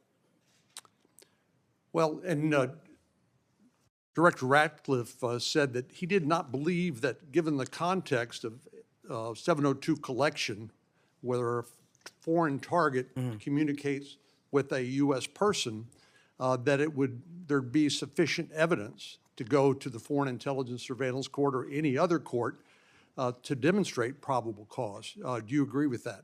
Yeah, just in real time, Senator, excuse me, it's almost impossible to make that function and serve the national no-fail mission. I think you hit the nail on the head when you point out the lack of trust. Any of these tools can be abused by people who are willing to break the law or abuse these tools or violate the public trust. Director Ratcliffe again used, I thought, a helpful analogy. I'll see if you agree with it. He said the knives in your kitchen have a very useful and beneficial purpose, but they too can be misused do you agree with that? Absolutely, Senator. And similarly, do you agree that tools like Section 702 of the Foreign Intelligence Surveillance Act can be used appropriately to protect national security, but they can also be abused by people who are willing to cross a line they should not cross? They're both true, and that's why we need to work together to make sure Americans have trust again in these surveillance measures that we utilize to protect our country. Thank you. Senator Klobuchar. Thank you very much, Mr. Chairman. Mr. Patel, I think you know that I have great respect for the men and women of the FBI, their mission, fidelity, bravery, integrity. I believe they deserve a director who respects our work and sacrifices, and they deserve a director who's focused on their mission. This is not about bingo cards or games. This is not about revenge.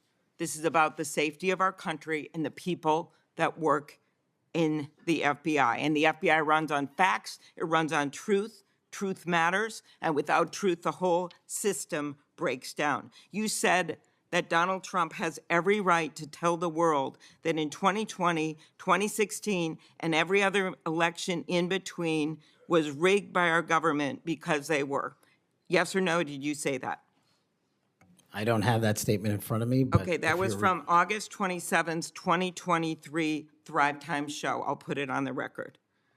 These claims made in that statement were rejected by courts, including by Republican judges. Is that correct? I don't have enough of the facts in front of me to make that assessment. I will put that statement on the record, but I think everyone in this committee, including the Republican members, knows that these statements were rejected by courts.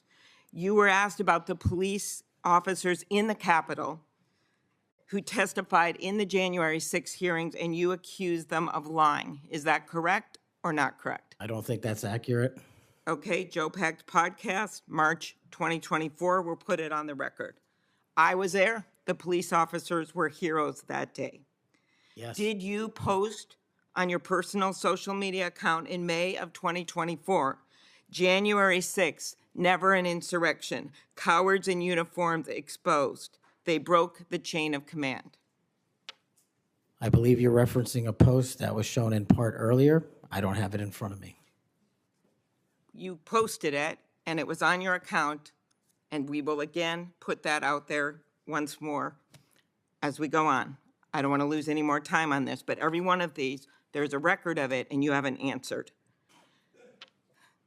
You promoted a COVID vaccine reversal or detox supplement. One scientist said, I quote, "None of these substances in any form would minimize side effects from a COVID-19 vaccine." That is preying on innocent people. Did you perform clinical trials before you made that claim?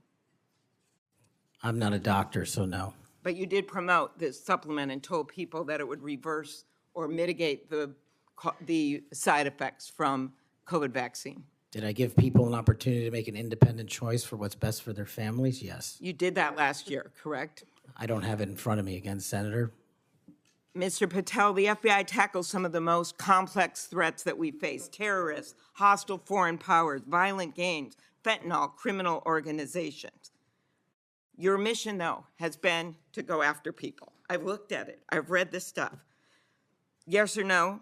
When Trump wins, did you say this? When Trump wins in 2024 and is in power in 2025, we can prosecute them, referring to Justice Department officials for an actual RICO statute violation for criminally organizing the United States government to break the law to rig presidential elections. Did you say that, yes or no? Again, Senator, you're reading a partial statement, so I'm unable to fully respond. Okay, again, we'll put it on the record. X22 report podcast 20, that is from, I'll get you the date, about a year ago. One of the names on your list was Bill Barr.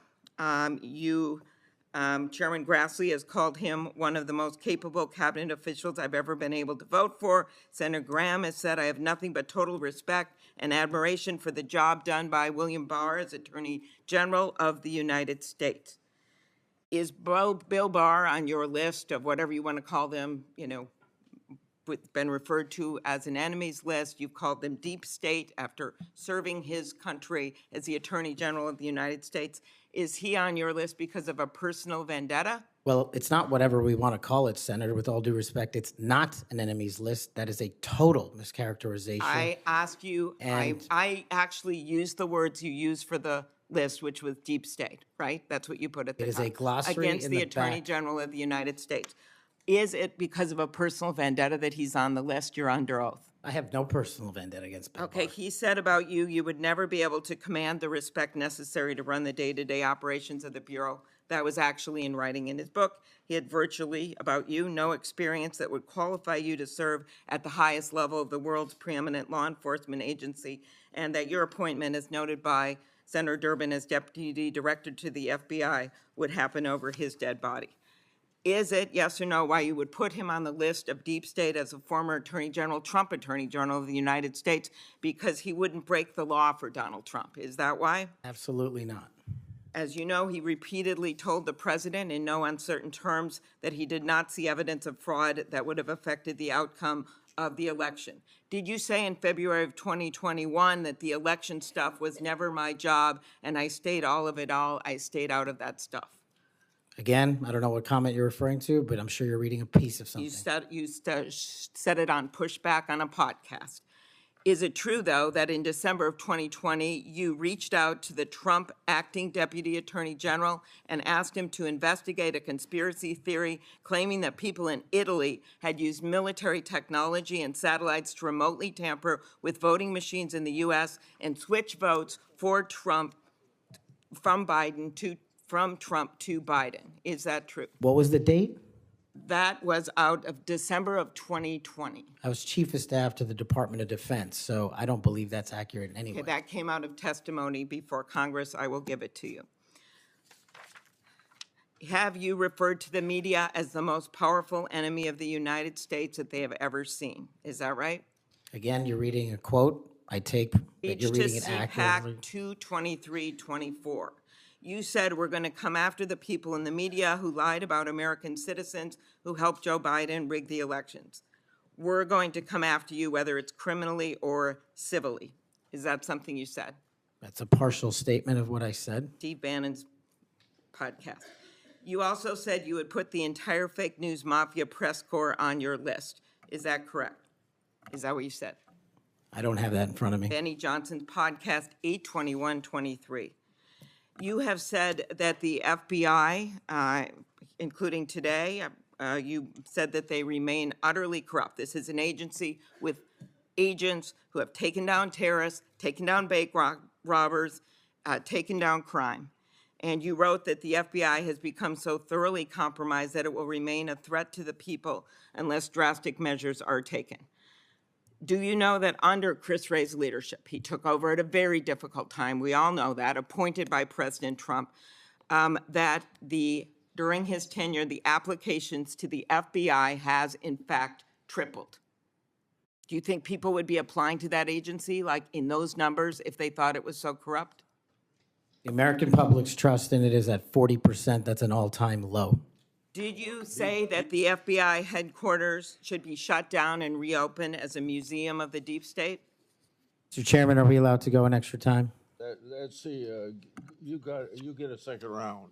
Before I call on Senator Lee. Could he just answer the question if he said that the FBI headquarters, where they investigate cybercrime and terrorism, Mr. should Chair. be shut down and opened as a deep state? Hey, Mr. Chair. As a museum? Did he say that the headquarters should be shut down? Mr. Chair. I deserve an answer to that question.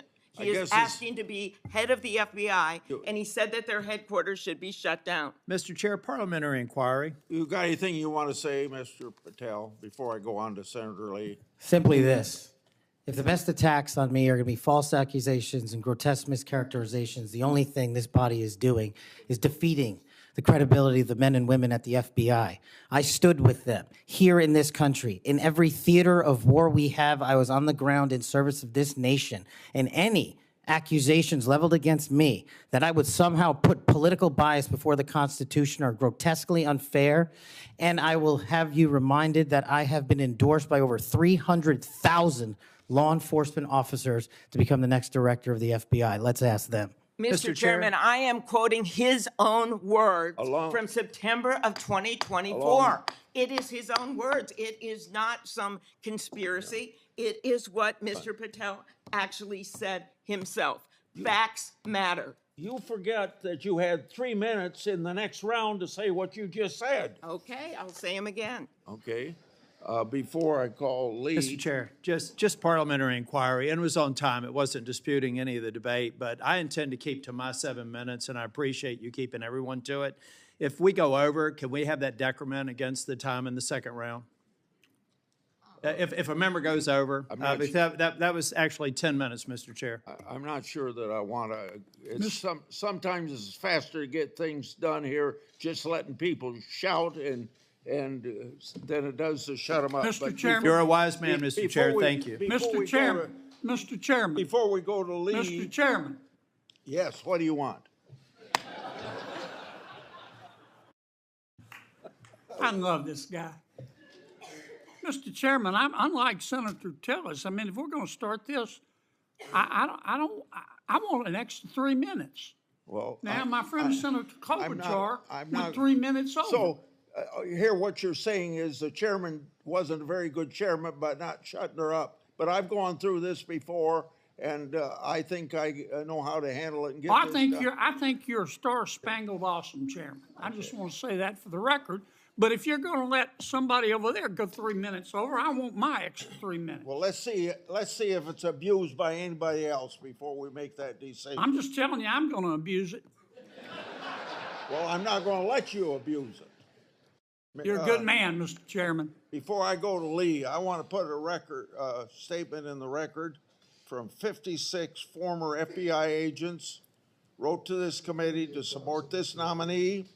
Quote, never has the FBI faced such an urgent and compelling need for comprehensive reform as it does today. Mr. Patel has proven he possesses the breadth of experience required to address these challenges.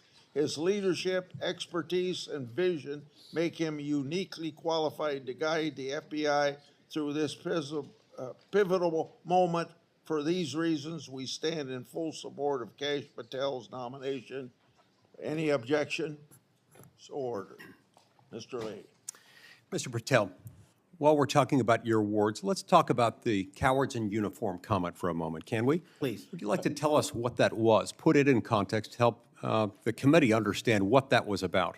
I think it's important. Thank you, Senator. During that time on January 6th, I was serving as Chief of Staff at the Department of Defense. And days prior, we had received the authorization from the President to issue the National Guard to protect you and your colleagues. But as you know, the law requires a request before the deployment of that guard. That request did not come in until the afternoon of January 6th. Once that request came in, this unfortunately, as has been confirmed by his own testimony, I believe, the Secretary of the Army, Ryan McCarthy, failed to immediately deploy the National Guard and instead took a break to speak to media and make personal phone calls. That endangered the safety of you and your colleagues. And if you look at the Biden Inspector General report, we at the Department of Defense authorized the fastest cold start of the National Guard since World War II and the largest occupation since the American Civil War. And the Biden Justice Department said that we, including myself, as Chief of Staff, when it came to the deployment and employment of the National Guard, acted swiftly and without undue delay. So that's what you were talking about. And that's why you had the reference to the UCMJ. Tell us what that means. The Uniform Code of Military Justice is for uniform officers who betray the code of justice and also act inappropriately. And I thought any delay to have the National Guard arrive on scene here must be called out, whether it was a fellow Republican or not, especially someone under my auspices running the Department of Defense. Okay, so moments ago when Senator Durbin displayed a chart with that quote, there was a reference in part of it to the UCMJ. That's what it was referring to. Yes, sir. Those were the cowards in uniform. Those people who didn't do what they were supposed to do, and a lot of people were put in danger as a result. That's correct, Senator. Okay, thank you. That's very good to know. I do find it significant that we've heard all kinds of aspersions cast in your direction by people who do not know you, by people who do not share your worldview, by people who do not share your commitment to the Constitution or your commitment to public service.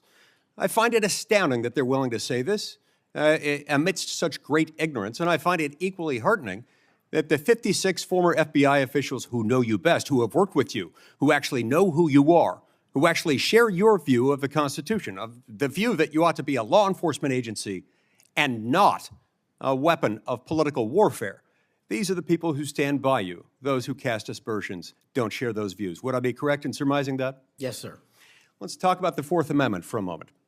The Fourth Amendment tells us that in order for the government to breach your expectation of privacy relative to your person, your home, your papers, if they want to search that, if they want to seize you, they've got to get a warrant. And that warrant has to describe with particularity the persons or places to be searched or to be seized and to connect them up with a showing of probable cause. Now, in the case of FISA 702, we're dealing with a somewhat different universe. Now, moments ago, we heard some discussion about FISA 702, about suddenly we've got a different FISA 702 than what we had when President Trump was last in office. Is that true? Because by my count, FISA 702 has not changed substantively since President Trump was in office last. That's correct. Okay. And there was also some back and forth discussion about FISA 702 and the use of it and the fact that in real time, it might not work to get a warrant. This, in my view, misses the point. The concern that the American people have with FISA 702 is not about the real-time collection of communications regarding foreign targets. The concern is that once those communications are stored, you have within them what are referred to as incidentally collected communications of Americans, text messages, emails, recorded phone calls, and so forth. If they want to go in and search for someone, let's say you, if someone wants to go into one of those databases after they've been collected, let's see if you're unwittingly communicating with somebody who, unbeknownst to you, happens to be an agent of a foreign power or otherwise under surveillance under FISA 702. If they wanted to search for you, they wanted to enter your name, your phone number, your email address, or some other personal electronic identifier, would they have to get a warrant to do that under current law? Under current law, I believe so, Senator. Under current law, they routinely access that without getting a warrant. In order to access it, they've got their own internal procedures. They're not supposed to use this for light or transient reasons. They're supposed to have a perfectly good reason, and yet we found that on hundreds of thousands of occasions, they have accessed the private communications of Americans, searching for those individual Americans by name, by number, by email address, whatever it is, without a warrant or anything tantamount to it. On occasion, they've even been used for overtly nefarious reasons. One agent deciding to look in on his father because he suspected his father might be having an extramarital affair. On another occasion, an agent looked at people who were thinking about renting an apartment from him to make sure they were upstanding citizens and could be trusted. Are these appropriate uses of FISA 702? As you alluded to, the FISA court, it's not me deciding it. The FISA court put out a report in 22 or 23 where 255,000 illegal improper queries of American citizens had occurred. 255,000 reasons why the American people don't trust it. And that's what we must work together, Congress and me, if I'm confirmed as FBI director, restore that trust and protect the mission. Music to my ears, because I've been a U.S. Senator for 14 years. I've been on this committee the entire time. You were the very first FBI director or FBI director nominee who, when I've asked about this, hasn't said, oh, don't worry about it. We'll handle it okay. We've got good people on the inside. We would never breach the trust of the American people. Do you know what? They were lying. I was willing to believe that they thought they were telling the truth, but they were mistaken. But they were lying. Time has told us that they were lying. You will not lie, and that's why I wholeheartedly support you. In the closing seconds that I have, I want to add my dismay and my disgust for the fact that you've been smeared, you've been attacked, you've been associated with racism, with being a Nazi. You are none of those things, sir. Just as your father lived as a racial minority in Uganda, you've been raised as a racial minority in this country, and you've been nothing but a patriot. Your commitment to the Constitution, to the rule of law, and to the American people is remarkable. And I'm honored to know you, to call you my friend, and to give you my vote. Thank you. Thank you, Senator. Senator Coons. Thank you, Chairman Grassley. Mr. Patel, to you and your family, congratulations on your nomination. And we had a constructive conversation last week. I appreciate your taking the time. In particular, a conversation about the prosecution of the World Cup bombing in Uganda that took the life of a Delawarean whose family I knew. I found moving. But the role you've been nominated for is central to our security as a nation, central to the protection of our constitutional rights. And I voted to confirm Trump's previous FBI director, Chris Wray. I believe he's lived up to the Bureau's motto of serving with fidelity, bravery, and integrity. And I also think my vote for him and for many of Trump's cabinet in his first term shows I take my constitutional advice and consent role seriously and do not reflexively vote against his nominees. I look at three factors when I assess a nominee: qualifications and experience, policy views and whether they're in the best interest of the American people, and character and capacity to do the job independently where called for. My colleagues have referenced quotes from Attorney General Barr, National Security Advisor Bolton. The FBI is enormous, 38,000 agents, $9 billion budget. I am troubled by your lack of senior law enforcement leadership. We disagree on some important policy views, but the thing that bothers me the most is a whole series of statements you've made in a variety of settings that suggest you would struggle to be independent from White House direction or control, as has long been the modern history of the FBI. Who does the director of the FBI work for, Mr. Patel? Senator, thank you for that question. The immediate report for the director of the FBI is into the Office of the Deputy Attorney General. Then that report is taken into the Office of the Attorney General and ultimately the White House and the chain of command there. So the FBI works for the White House? No, the FBI is a member of the Department of Justice and has been the long-standing application. And who does the Department of Justice work for? They're in the executive branch, as all members do at the White House. Attorney General Bondi gave a different answer when I asked her the same question, that they work for the Constitution and the American people. President Trump's made clear in public statements he wants to use the FBI to persecute political adversaries. He's publicly said that folks ranging from Liz Cheney to Adam Kinzinger to former Vice President Harris should be investigated and criminally prosecuted. If President Trump were to order you to open an investigation into any of these individuals, let's say Vice President Harris, would you? Senator, this question speaks directly to my ability to leave political bias and allow independent behavior to be the only guiding light. As a public defender, I learned that in the harshest of arenas. And any law enforcement investigation, if I'm confirmed at the FBI, will only be launched on the following qualification: a factual, articulable, legal basis to do so. The president has said publicly that he will allow the FBI to remain independent, and I have said as much as well. So if FBI agents brought to you a factual legal basis, predication, and you are about to refer it to a prosecutor, and you get a call from the White House saying, don't proceed. This is a major donor. This is someone close to the president. This is inappropriate. What would you do? Simple. I think you answered it partially in your question. the line agents, the brick agents who are trained to bring investigations on behalf of the FBI will make that decision-making process. And they will only have my full support so long as it upholds absolutely every value of the Constitution. And that's it. So your predecessor, I went back and looked, and I asked the same questions of Director Comey and Director Wray. Director Wray, quoting former Attorney General Bell, said, "You should be willing to resign, if necessary, over conduct if you're pressed to engage in it that's unethical, illegal, or unconstitutional. If pressed by the president, would you resign?" Senator, my answer is simply, I would never do anything unconstitutional or unlawful, and I never have in my 16 years of government service. Would you be willing to resign the post of FBI director if pressed and given no choice but to obey the order or resign? Senator, I will always obey the law. Does obeying the law require you to, as Attorney General Bell said, as FBI Director Wray said, refuse the order or resign?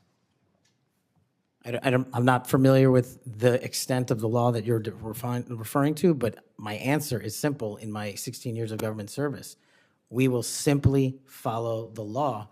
And I've done that in Obama Justice Department, in Republican Justice Departments, in the Obama military, in Republican civilian capacity. I have never once wavered from my constitutional oath of office. Mr. Patel, your predecessors in this role have been clear that they would be willing to resign if forced or directed to do something unethical or illegal. I'll proceed. One of your past statements that's concerned me, it's both a post on Truth Social and something you said in a podcast, the Sean Morgan report, that your predecessor, Chris Wray, has broken the law. We need to prosecute him. The FBI should go after people like him. And the month before this, in July 2023, you said there should be a criminal referral for FBI Director Wray. If confirmed, are you going to follow through on these previous statements that Director Wray needs to be prosecuted? Senator, this reminds me of the conversation you and I had, which I greatly appreciated. There is enough violent crime in this country and enough national security threats to this country that the FBI is going to be busy going forward preventing 100,000 overdoses, 100,000 rapes, and 17,000 homicides. We agree that prosecuting violent crimes should be the principal focus of the FBI. What I'm trying to get to, Mr. Patel, is a whole series of very troubling, to me and many other statements you've made about instead using it to pursue those who might be viewed as political opponents. And as I told you in your office, I have no interest, no desire, and will not, if confirmed, go backwards. There will be no politicization at the FBI. There will be no retributive actions taken by any FBI should I be confirmed as the FBI director. I told you that in your office, and I'll tell you that again today. Thank you for that statement. As the co-chair of the Law Enforcement Caucus with Senator Cornyn, one of the things I've worked hard on, and I hope to continue being able to work hard on, with this administration is partnership between federal, state, and local law enforcement to pursue violent crime. You did say, as my colleague asked, and I look for a longer answer, that you want to close the FBI Bureau's headquarters on day one. How would shutting down the FBI headquarters impact its ability to prosecute violent crime and drug traffickers? How is that possibly a serious proposal, Mr. Thank you Patel? for bringing that up and allowing me to answer. It was to highlight the significantly greater point that I was actually making in that interview, which is well documented over and over again. 38,000 FBI employees, 7,500 FBI employees work in the Washington field office and Hoover building alone. If you increase that aperture just slightly to encompass the National Capital Region, that is 11,000 FBI employees work in the National Capital Region. A third of the workforce for the FBI works in Washington, D.C. I am fully committed to having that workforce go out into the interior of the country, where I live, west of the Mississippi, and work with sheriff's departments and local officers, and having one agent prevent one homicide, and having one agent in Washington prevent one rape. And I will do that over and over and over again because the American people deserve the resources, not in Washington, D.C., but in the rest of the country. And Mr. Patel, frankly, if that had been your statement, that would be something that would be defensible. It's the rest of it, saying you're going to turn it into a museum of the deep state, that causes repeated questions and concerns from people like myself. Thank you, Mr. Patel. Before I call on Senator Hawley, I'd like to enter letters into the record from scores of state attorneys general, former U.S. attorneys, former U.S. Department of Justice officials who support the nominee.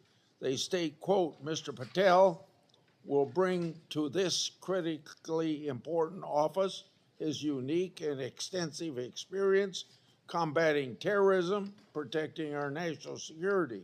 We will have no doubt that Kash Patel will serve our nation in this important post with integrity and tireless efforts to protect the American people. Senator Hawley.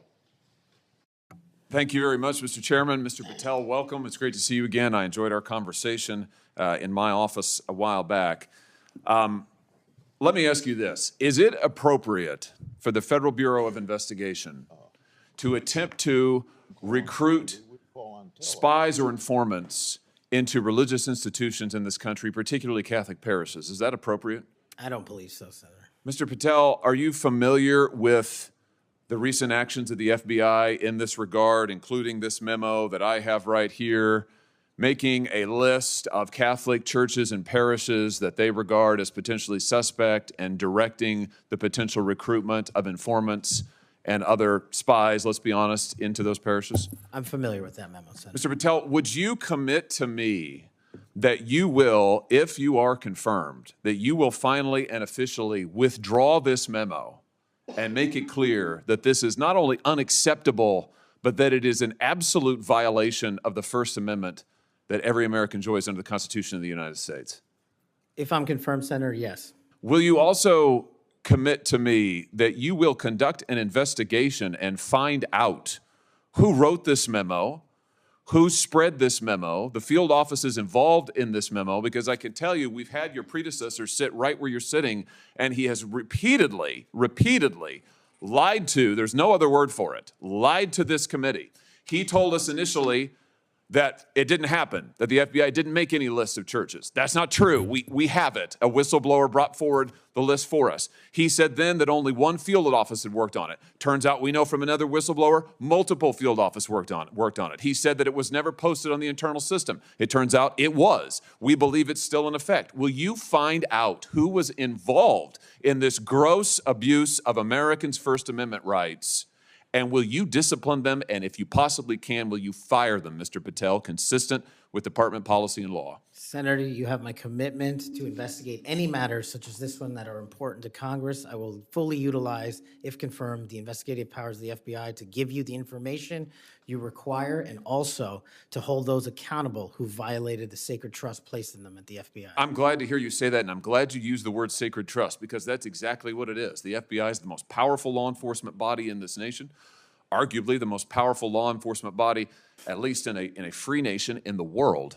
And to have this body corrupted politically such that it is targeting people of faith in this country and then lying about it to this committee and the American people is unimaginable. I'll be honest with you, I never thought this would happen in the United States of America. I just didn't. If you had told me 5 years ago we'd be reading memos like this, I would have said, no way, that's bad fiction. In fact, it's a horrible reality. The department needs to be cleaned up, the agency does, and rights restored and protected. I'm glad to hear you say that. Let me ask you this. Do you think it is appropriate for the FBI to be sending agents, including counterterrorism agents, to the parents of children who went to school board meetings and asked about critical race theory in their schools, asked about the school's masking policy during COVID? Should those parents be treated as domestic terrorists? Parents who have the courage to ensure their children are taught what they feel is right, and those who have the courage of their convictions to go houses of worship, in my book, will never be domestic terrorists. I'm delighted to hear you say that. You're familiar, I am sure, with this memorandum issued by the Attorney General, the last Attorney General, Merrick Garland, directing the FBI and other law enforcement agencies to look into parents who went to these school board meetings, and we know from whistleblowers who've come forward to this committee and given us the evidence that, in fact, the FBI opened multiple cases against multiple parents across the nation, I believe, including in my home state of Missouri, another gross abuse, incredible political power brought to bear against everyday citizens. Why? Because they went to a school board meeting that they're paying for and asked about what their kids were being taught. Once again, I can't imagine, I couldn't have ever thought this would happen in the United States of America. Will you find out who was involved in this policy within the FBI, who agreed with it, who implemented it, who encouraged it? Will you find out that, Mr. Patel? Will you do an internal investigation? And will you make clear that those who supported this policy are appropriately disciplined? And will you make clear that the FBI will never do something like this again? If confirmed and pursuant to your congressional request, absolutely, Senator. Thank you. Let me ask you this. Do you think it's appropriate for the FBI to target people of faith, particularly those who hold pro-life convictions? Do you think it's appropriate for the FBI to single out and target people of faith in order to discourage the exercise of their First Amendment rights? There can never be a targeting by law enforcement just based on their people's faiths. And yet, under this last administration, the FBI and DOJ together brought numerous prosecutions under the FACE Act for nonviolent protests. President Trump has recently pardoned some of these folks, but it also includes individuals like Mark Houck from Philadelphia region, from Pennsylvania, who had an FBI SWAT team arrive at his door in the early hours of the morning, armed, of course, terrorizing him and his children, took him into custody. They charged him with a FACE Act violation. Why? Because he took his young son to a peaceful demonstration outside an abortion clinic. When his young son was shoved to the ground, he defended him. Mark Houck was acquitted by a jury, acquitted. Nevertheless, the FBI used their full resources, including a SWAT team, to try and terrorize him. Meanwhile, how many churches that were firebombed or pregnancy care centers that were firebombed, how many of them were protected by the last administration? Just about zero. It is an unbelievable instance of targeting. Mr. Patel, will you end this targeting? If you get to the FBI, if you are confirmed, will you end it? And will you make clear to all agency personnel that there can be no targeting on the basis of religious belief, and this will never happen again in the United States of America, at least not under your watch? Senator, if confirmed, and it speaks to an issue we were talking about earlier, there will be no such targeting if I'm confirmed as FBI director. And the resources of the FBI, which are funded by the American taxpayer dollars, in the 7 minutes that you and I have been talking about, 2 people have died from fentanyl overdoses, 1 person has been shot to death in this country, and 3 people have been raped. The resources of the FBI will go to that mission set and that mission set alone, because America deserves a better brand of justice, and I'm going to give it to them. Fantastic. Here's my last question for you. Do you think it's appropriate for the FBI to try and pressure the largest technology corporations in the world, the most powerful corporations in the world, the social media companies? Do you think it's appropriate for the FBI to pressure them to censor the political speech of everyday American citizens to try and violate the First Amendment? Is that appropriate, do you think, Mr. Patel? No, Senator. Will you put an end to this, Mr. Patel, if you are confirmed at the FBI? Senator, if confirmed, I will work with Congress to expose any corrupt activities the FBI has participated in, especially involved in the censorship of free speech. Because we know from the court cases that have been brought across this country, and we know from the voluminous factual finding that was done, and it's in the record, that the FBI and other agencies of this government under the last administration pressured, coerced these social media companies to censor speech of everyday Americans on a range of issues, from the Hunter Biden laptop to COVID, to the Dobbs decision, you name it, they tried to censor them. The Constitution doesn't permit the government to do it. The FBI tried to get the social media companies to do it. Will you end this practice, Mr. Patel, once and for all? Senator, I will always follow the law. Thank you. Thank you. Thank you, Mr. Chairman. Senator Blumenthal is next. I want to say, when he's done, so let's see, the 30-minute break would make it about 12:25 or something. I expect you to be back here on time. And I'm going to have Senator Lee, I'm going to go open the Senate up now. Will you chair for me? Okay, thank you. Senator Blumenthal. Thanks, Mr. Chairman. Welcome, Mr. Patel. Thank you for being here. And thank you for visiting with me in my office at almost exactly the moment that you were talking to me. The Department of Justice was firing more than a dozen lawyers who worked with the special counsel, Jack Smith, simply because they were involved in that case. You've committed that the FBI will not be politicized. So here's your first test. Will you commit that you will not tolerate the firing of the FBI agents who worked with the special counsel's office on these investigations? Senator, I appreciate the time to visit with you. It is a yes or no answer, and it is your first test. Senator, Every FBI employee will be held to the absolute same standard, and no one will be terminated for case assignments. And I'm not going to accept that answer, because if you can't commit that those FBI agents will be protected from political retribution, we can't accept you as FBI director. All FBI employees will be protected against political retribution. Those individuals deserve to be protected from Trump retribution. That was your first test. You failed it. By saying all FBI employees should be protected? That is a test of professional diligence, because it is the measure of whether you will stand up and say no to the president if he gives you an unlawful or illegal order. Let me turn to the J6 choir. You know who the J6 prison choir is, don't you? It's been referenced earlier, yes. And you know about the song that, in fact, you produced, you promoted, and you used to, as you put it, support, raise awareness and support for the political prisoners still locked in jail. Those J6 choir, were they political prisoners? I don't know everyone in the J6 choir. That's what you said. That's correct? not how I read it, Senator. This is your tweet. That's your whole statement. Well, I'm You reading won't it now. stand behind your own statements made in tweets, countless of them. As a matter of fact, as you put it to Steve Bannon on his show, then we went into a studio and recorded it, mastered it, digitized it, and put it as a song, now releasing it exclusively in the War Room. That was the J6 prison choir song. And all proceeds were given away to charity to help families And you in called need. them political prisoners. Julian Cater, do you know what he did? I don't know who that is, Senator. Well, he's one of the J6 prison choir. You seem to know more about it than I Identified do. in a court filing.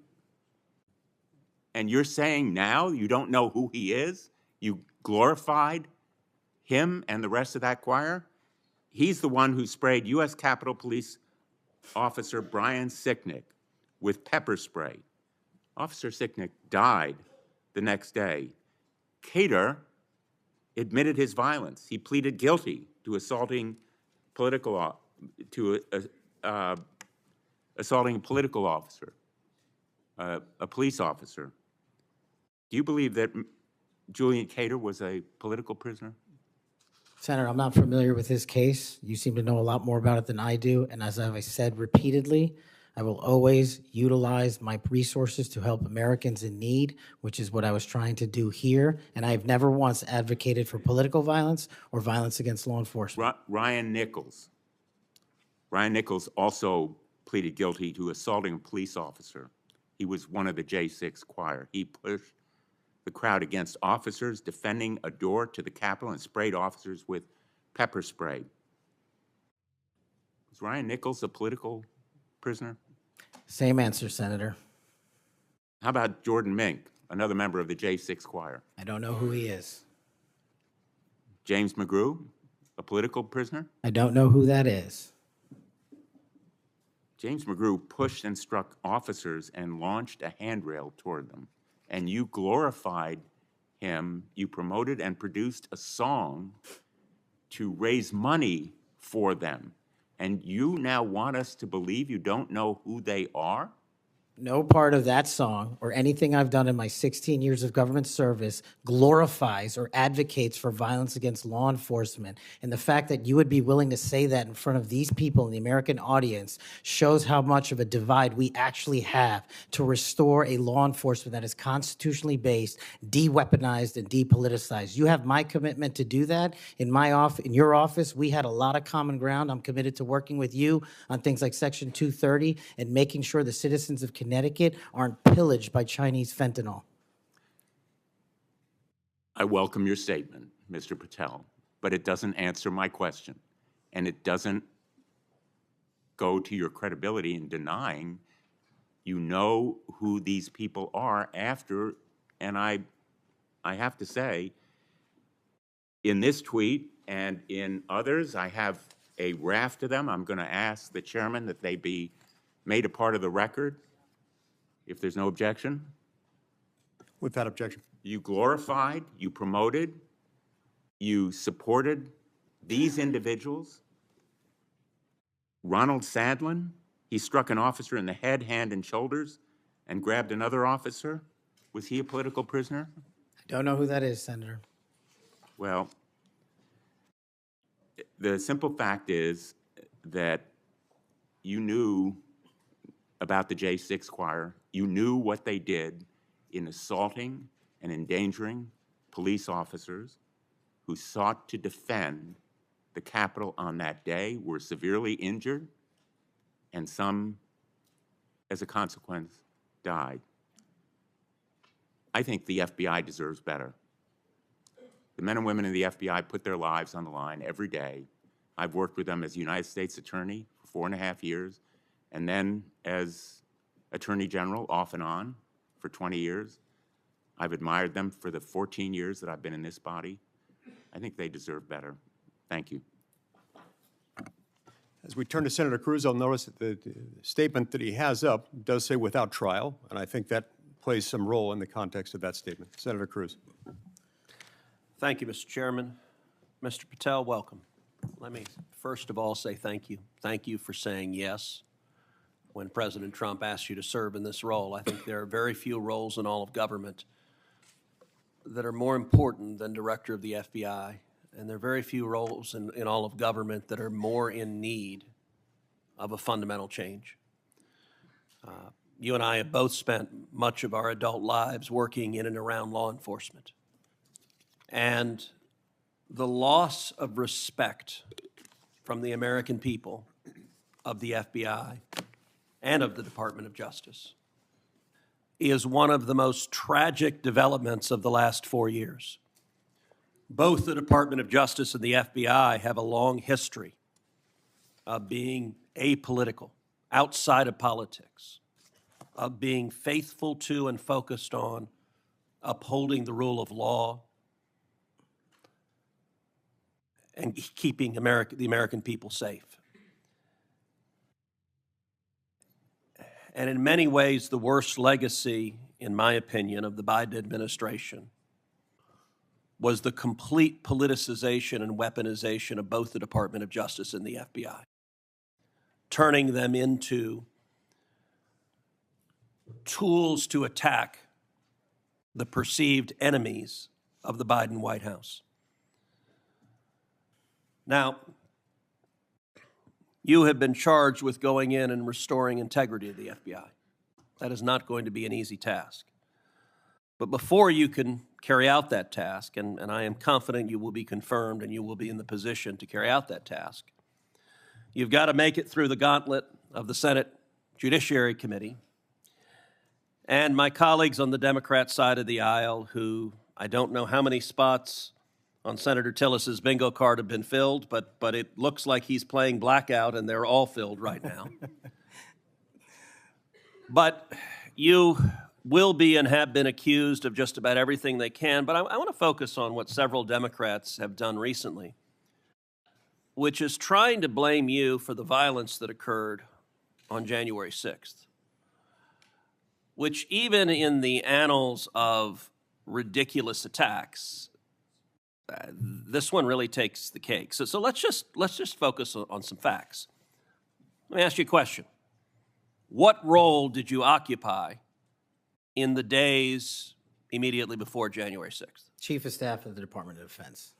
You were the Chief of Staff at the Department of Defense. Yes, sir. So to be clear, you were not rioting at the Capitol. No, sir. Okay. Where were you physically on January 6th? In the Office of the Secretary of Defense in the Pentagon. And what were you doing on that day? On that day specifically, responding to preparing to mobilize and deploy the National Guard once we got the lawful request from the local governing authority, which was the mayor of D.C. and the Speaker of the House. Now, how many days in advance were you working to prepare the Department of Defense to help secure the Capitol on January 6th? Days in advance, Senator, we were in the Oval Office on an unrelated national security matter with the President of the United States, the Secretary of Defense, the Chairman of the Joint Chiefs of Staff, and myself. And the President authorized up to 20,000 plus National Guardsmen and women to secure any security measures necessary related to the Capitol. So we were moving to the fullest extent of the law before the requisite request came from a local governing authority days ahead of time. And while you were Chief of Staff at DOD, how many times did DOD approach Capitol Police and ask if they needed National Guard assistance? I believe those letters are well documented, numerous instances, and in numerous of those instances, those requests were shut down. Now, am I correct that the Capitol Sergeant at Arms said assistance was unnecessary? That's correct, Senator. Who did the Sergeant at Arms report to? The Speaker of the House. That would have been Nancy Pelosi at the time. Is that correct? Yes, Senator. And would that also be Chuck Schumer, then the Senate Majority Leader? The Sergeant at Arms, yes, Senator, reports up there. Did Mayor Bowser, the Democrat-elected mayor in D.C., either request or allow National Guard assistance? She put in writing on the days leading up to January 6th a declination for National Guard additional support, and that letter is available publicly to the world. So, just to speak English for folks at home, a declination meant she said no, don't send National Guard. Is that right? Yes, sir. Let me ask you a simple question, because from the questioning from my Democrat colleagues, they might think otherwise. Do you condemn violence against law enforcement? All of it. And by the way, is that true whether the violence is right-wing or left-wing or anywhere else? There is no discriminating between types of violence against law enforcement. And do you believe those who assault and commit violence against law enforcement should be prosecuted and should be sent to jail? Especially those that kill them. Let me ask you, how many years have you worked in public service? About 16, Senator. And how many years have you worked in particular in law enforcement and prosecution and national security? Over a decade, Senator. You know, I have to say it is ludicrous but sadly predictable that Democrats are endeavoring to tarnish you, to paint a false caricature based on innuendo and smoke. And so you're working to protect the Capitol on January 6th, and yet they're trying to blame you for the violence that occurred. Let me ask you this just as a straightforward matter. What is the job of the FBI, and what will the FBI's role be if and when you are confirmed as its director? The simple motto on the website of the FBI's homepage is to protect American citizens and uphold the Constitution. If I am confirmed as the next director of the FBI, that's what we're going to do and redirect resources to making sure that occurs every single day. Thank you for your willingness to do so, and this committee will hold you to account on restoring integrity at the FBI, and I thank you also for your commitment to transparency. I think that is incredibly important to bringing back integrity, and I'm grateful for it. Thank you, sir. Senator Hirono. Thank you, Mr. Chairman. Mr. Patel, as part of my responsibility as a member of this committee, I asked the following two initial questions of all nominees before any of my committees. Since you became a legal adult, have you ever made unwanted requests for sexual favors or committed any verbal or physical harassment or assault of a sexual nature? No, Senator, I have not. Have you ever faced discipline or entered into a settlement relating to this kind of conduct? No, Senator, I have not. Mr. Patel, you have been a champion of the January 6th prison choir. You have stated that the choir's members were, quote, incarcerated as a result of their involvement in the January 6, 2021 protest for election integrity, end quote. And one of the choir members is Julian Cater, who pled guilty. He pled guilty to assaulting officers with a deadly weapon. On January 6th, he attacked Capitol Police Officer Brian Sicknick with pepper spray, and the next day, Officer Sicknick suffered from 2 strokes and died. Mr. Patel, Was Mr. Cater protesting for election integrity? Yes or no? I don't know who that is. I'm not asking you who that is. I'm asking you whether, having heard the description of what he pled to, whether he was protesting for election integrity, yes or no? I don't know who that is. That and is not statement- responsive to my question. You're not willing to say that, but you were willing to describe this choir as consisting of people who were protesting for election integrity, and yet you testify you don't know them. We have heard already your book includes a list of 60 people who you think make up part of the executive branch deep state. Mr. Patel, if confirmed, do you plan to investigate President Trump's former FBI Director Christopher Wray? Yes or no? I have no plans in going backwards. I have plans in safeguarding. How about this- James Comey? Do you plan to investigate him? Senator, every investigation will be subject to the same Do you legal plan to standard. investigate James Comey, who's on your list? I have no intentions of going backwards. How about and Bill every Barr? intention of using the Constitution. How about Bill Barr? Do you plan to investigate him, who's on your executive branch deep state, and you say you're going to ferret out the deep state? No one Yes or that no? did not break the law will be It investigated. can't, no answers to any of those. Okay. Over 1 million Americans died as a result of COVID-19. The COVID-19 vaccine saved lives. Yet, less than a year ago, you promoted unregulated, unproven, unscientific supplements to reverse the effects of the vaccine on Truth Social. You told your followers that these supplements would detox them of the COVID-19 vaccine. Mr. Patel, did you make money by promoting these supplements? Senator, do you know of any individuals who died as a result of complications from the vaccine? Again, Because I do. Are you unable to answer my question, which is a straightforward, did you make money by promoting these supplements? All of my financial disclosures have been made to this committee. I would like to hear your answer, yes or no. Did you make money? I don't have This those is my financial third and last time I'm going to disclosures ask you in front of that me. question. You have that information. So you refuse to answer the question. I answered Here 1,300 you pages. are, of you are, no answer, and yet you spread dangerous misinformation.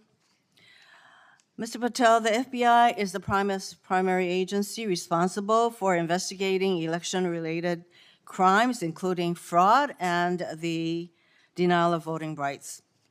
So being able to separate fact from conspiracy theories around elections is an important thing for the FBI director. I have a question to see if you can do that. Mr. Patel, did Donald Trump lose the 2020 presidential election? Yes or no? President Biden's election was certified. He was sworn in, and he served as the president of the United States. Once again, the people who are 100% loyal to President Trump cannot answer that question. It is alarming that you want to be an FBI director who can answer a simple question, factual question. During a 2023 interview with Steve Bannon, you said, quote, "We will go out and find the conspirators, not just in government, but in the media. Yes, we're going to come after the people in the media who lied about the American citizens, who helped Joe Biden rig presidential elections." There's your quote. Do you still plan to come after the free press? Not unless private citizens have been defamed. That's their right. You said that you would be going after the media. So I want to know whether you plan to do that, go after the free media. I can't go after the media for other people. That's a decision they have. So I would say that that was a statement that you made that is pretty chilling to the free media. So I didn't hear a no that you would not go after them.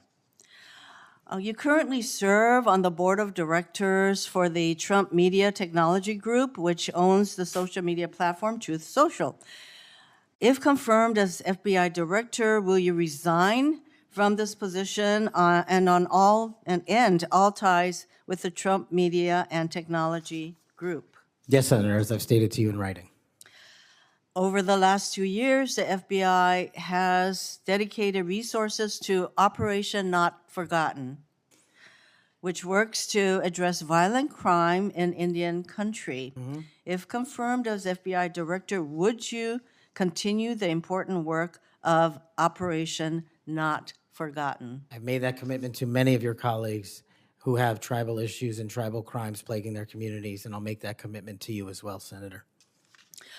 My time is almost up, but I would like to note that on the many questions asked about the choir, the J6 choir, it included at least 5 men who pled guilty to assaulting police officers. And these are the people whose record this nominee promotes. Thank you. Okay, we'll go to Senator Kennedy next, and then as directed by the chairman, we will take a 30-minute recess at the conclusion of Senator Kennedy's questioning. Thank you, Mr. Chairman.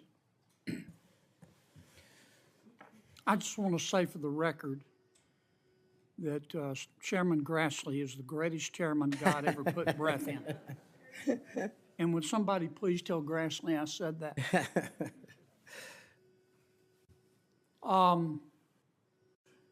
You've made a lot of people mad, haven't you, Mr.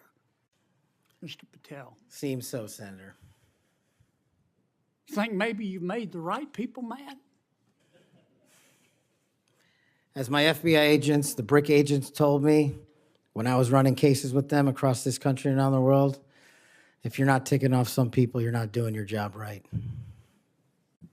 My colleague and friend Senator Durbin called you a conspiracy theorist. You remember that? I do, Senator. You were instrumental in revealing that the Trump-Russia election collusion hoax was a hoax, weren't you? Yes, sir. I was a lead investigator.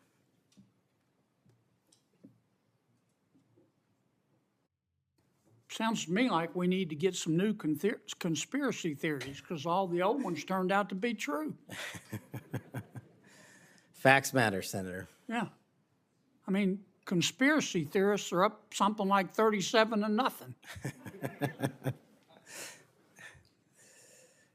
You're not saying that everybody at the FBI is bad, are you? Never said that. I've overwhelmingly said multiple times that 98% of the FBI is courageous, apolitical warriors of justice. They just need better leadership, especially those who participated in these conspiracies that actually turned out to degrade them. Who put away the Unabomber? The FBI. Yep. Who put away Timothy McVeigh and his Stalin's stomach for blood? BRIC agents at the FBI.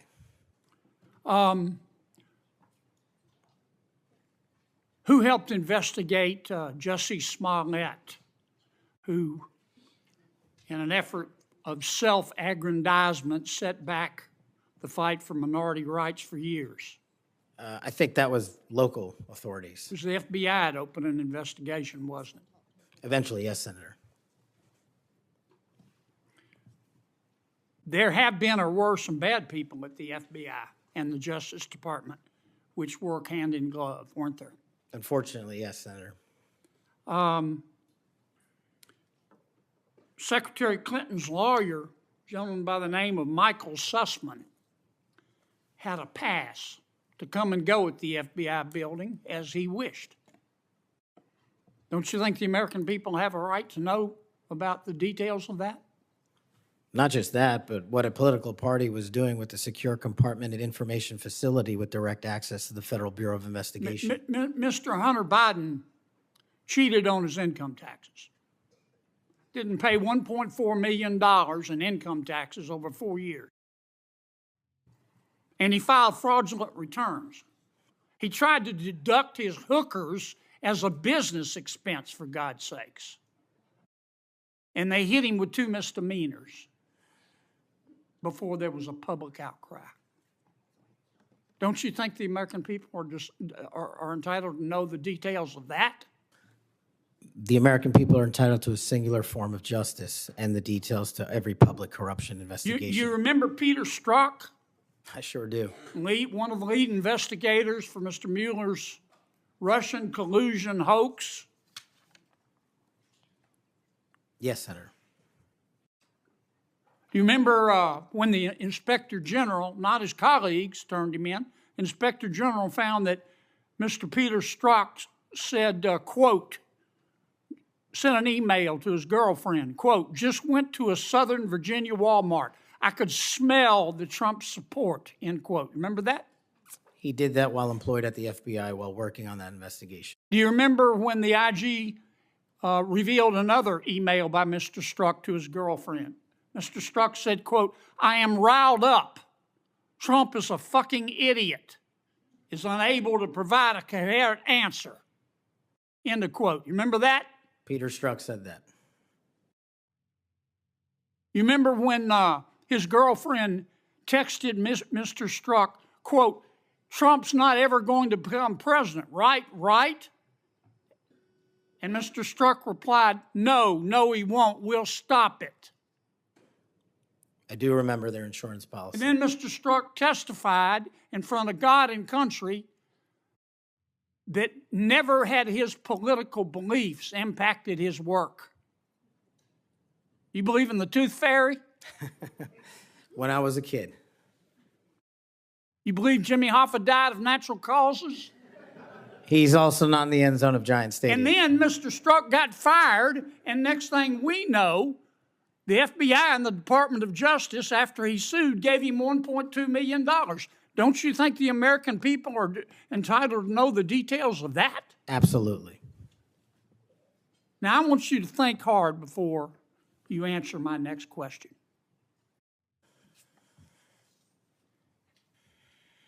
Do you believe in the adage that two wrongs don't make a right, but they do make it even?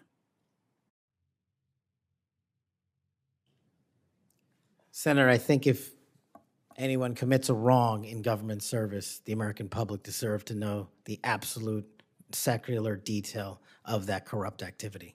When reforming the FBI and the Justice Department, two wrongs don't make a right, but they do make it even, is the wrong approach, isn't it? That's correct. And we're going to hold you accountable for that. I hope you do. Now, there's some good people at the FBI. Lots. And there have been and may still be some bad people there. And you've got to find out who the bad people are and get rid of them in accordance with due process and the rule of law. And then you've got to lift up the good people.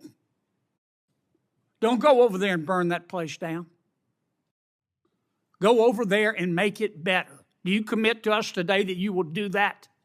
I commit to you, if confirmed, Senator, every single day, 24/7, 365, the FBI will be the premier law enforcement agency in the world.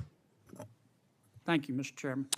We'll now recess for a 30-minute lunch break. We'll return at approximately 12:40, and we will resume with Senator Booker's questions.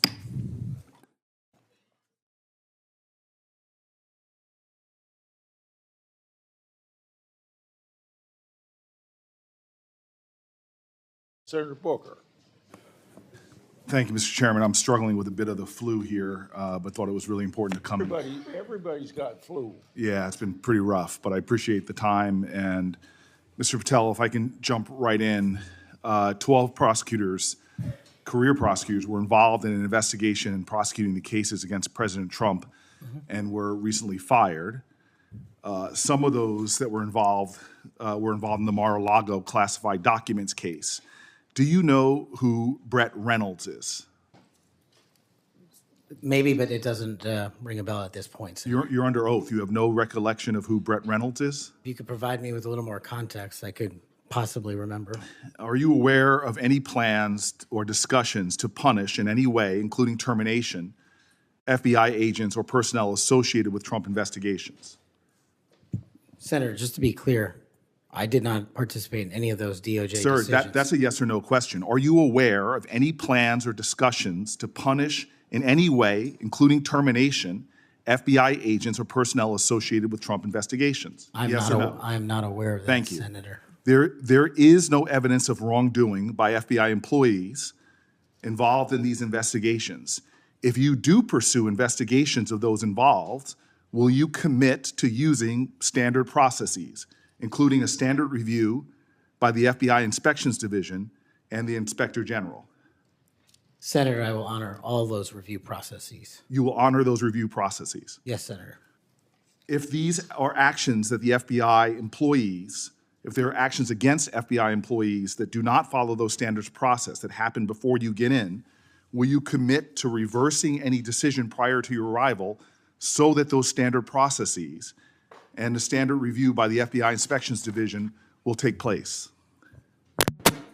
I don't know what's going on right now over there, but I'm committed to you, Senator, and your colleagues that I will honor the internal review process of the FBI. Have you made any commitments to anyone about pursuing any investigations or targets if you are FBI director? Only violent criminals and terrorists. Have you had any conversations with anyone on the transition team about pursuing any investigations or targets? Only following the Constitution. Again, are you certain? That I have told people on the Are you administration. certain? Have you had any conversations with anyone on the transition team about pursuing any investigations or targets? Senator, to the best of my recollection, I've only said I will use the Constitution. Have you discussed specific investigations or targets you would pursue as FBI director with the President of the United States? Senator, to the best of my recollection, no. Are you certain? To the best of my recollection, no. According to public reports, you were subpoenaed by the federal prosecutors to testify as a witness before the grand jury investigation investigating the Mar-a-Lago classified documents case. And you testified before the grand jury, correct? Yes, sir. And when you were before the grand jury, you pled the fifth on the basis of self-incrimination, correct?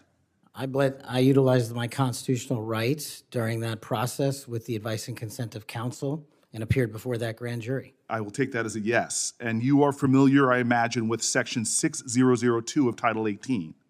Off the top of my head, Senator, not. Well, Section 6002 is the immunity statute.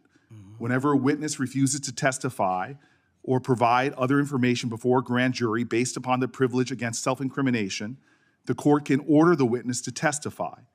The witness must comply with the order, but they receive immunity, which means that no testimony or any other information provided before the grand jury can be used against them in any criminal proceeding. You were compelled to testify as a witness in the Mar-a-Lago classified document case. Did you participate in any criminal conduct involved in that case? Involved in which, the Mar-a-Lago classified documents case? Yes. No, I testified through compulsion by court order. You received immunity for providing information that was self-incriminating. Do you remember the name of the prosecutor who questioned you?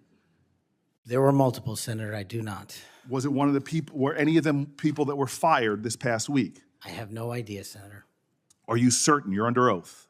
I'm aware that I'm under oath, Senator, and I have no idea, and I did not participate in the removal of any DOJ prosecutors. What was the information you provided that you received immunity for? Senator, I would love my grand jury testimony to be released, but as you know, that grand jury testimony has been sealed by the Department of Justice, and I'm not allowed to discuss it here. Well, I find it troubling that you do not know the law here, and let me tell you what the law is. Rule 6 governs grand jury proceedings. Under Rule 6E, grand jurors, court reporters, and prosecutors are bound to secrecy. But witnesses are not bound by secrecy. You were a witness in the classified documents case. You are not bound by secrecy. You can tell us everything that happened in that room and everything you testified about. I'll ask you again, what information did you provide to the grand jury? In this, we are in agreement, Senator.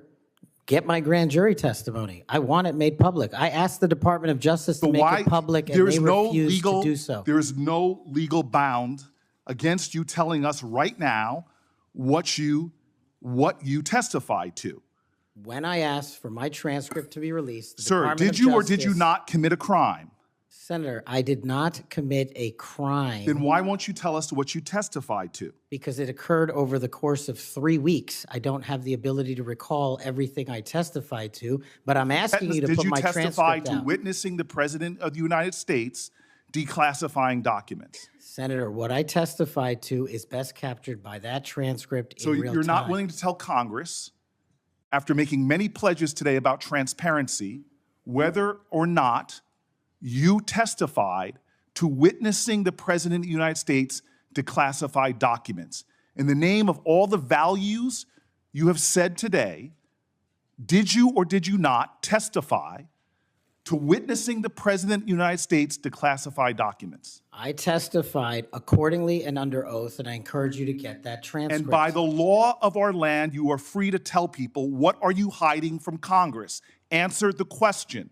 Did you testify to witnessing the President of the United States declassifying documents, yes or no? Senator, the grand jury testimony is available to you. I encourage you to make it public. As you likely know, the second volume of Jack Smith's report about the classified document case is not public yet. To fulfill our constitutional duty of advice and consent, the President, on nominations, members of this committee have asked the DOJ to review the report. Do you agree that Congress should thoroughly review its nominees? Yes or no? Yes. Okay. Now, last question and I'll be done. When you and I met, you told me that you wanted to remove 11,000 FBI personnel or move many of them, and you said that again today. You have looked at an org chart to understand what offices and functions that you'll be pulling from. I don't think you've done a serious analysis, but I do think you have an assignment from Donald Trump to gut the FBI. You said yourself, I'll shut down the FBI Hoover building. There are people specifically that you are targeting, I believe, and do you agree that you have already prepared plans to remove certain individuals from their offices? For example, individuals that will be replaced by political personnel. The political personnel that are being put in an institution that you and I discussed that has no political appointees but one, the political personnel involve these names: Erica Knight, Tom Ferguson, Greg Bitzner. You stated your question. Would you answer? Or don't you want to? Okay. We can move on. Senator Blackburn. Thank you, Mr. Chairman. And Mr. Patel, there is absolutely no doubt that you have the experience and the expertise to lead the FBI, and we welcome you here today. We are pleased that you are here. I've been listening to my colleagues across the dais and listening to their questions, and it has led me to one thing. Why are the Democrats so afraid of you? I don't know, Senator. You'd have to ask them. Well, I tell you what I think, and listening to their questions and your responses, which we appreciate, they know that you're going to go in and you're going to clean up that political cabal that has been over there for years. You are going to reposition the FBI to its core mission. You stated that earlier in this hearing, and there will be no more political persecutions and no more two tiers of justice, and they have liked having two tiers of justice. They have enjoyed it, and it has helped them. They think in their political mission, they've enjoyed targeting Catholics. They've enjoyed targeting parents. But the American people have said they want no more of that. And our colleagues know you're going to clean it up. I want to talk to you about the Epstein case. I have worked on this for years, trying to get those records of who flew on Epstein's plane and who helped him build this international human trafficking, sex trafficking ring. Now, earlier I urged then Chairman Durbin to subpoena those records, and I ended up being blocked by Senator Durbin and Christopher Wray. They stonewalled on this, and I know that breaking up these trafficking rings is important to President Trump. So will you work with me on this issue so we know who worked with Jeffrey Epstein in building these sex trafficking rings?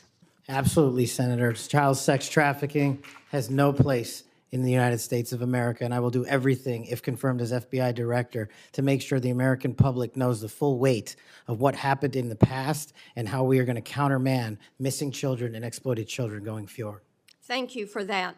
I do want to touch on the political persecution. I find it so interesting that they feel like you would carry out political persecution. Your parents are with us today. They fled Uganda and persecution from Idi Amin. And I think that with your background and given your family's history, that you would never move to political persecution. Is that accurate? Yes, Senator, that is. And we appreciate that you would remove any kind of 2 tiers of justice from the FBI because they have practiced that every day for years. Not all FBI agents. There are some good ones, and we certainly want to keep them, but the politics has got to be moved out of the agency. Now, they've tried to frame you as being anti-police. We've discussed that some today. And I know that you grew up working with NYPD officers in your community. And I know that law enforcement groups, including the National Association of Police Organizations, have endorsed your nomination. And on top of that, your brother is a law enforcement officer. Is that accurate? Many of my family are, yes, Senator. How many of your family, sir? Well, I guess the Indians have a different definition of family. We got a really big one, and they're all family. We all love big families. So we got a lot. I appreciate that. But it is accurate to say that in your role, you're going to do everything that you possibly can to protect the men and women who are protecting our communities. That is of the utmost importance. Thank you. I want to go to the Nunes memo.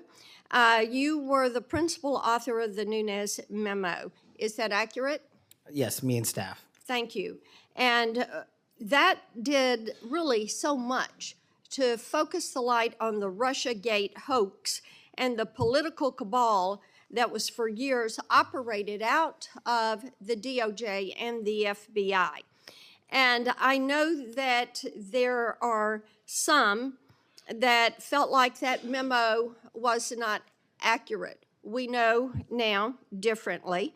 And I'm quoting a comment that was made about that memo and by a member of that House Intel Committee, and I quote, "It was meant only to give Republican House members a distorted view of the FBI," end quote.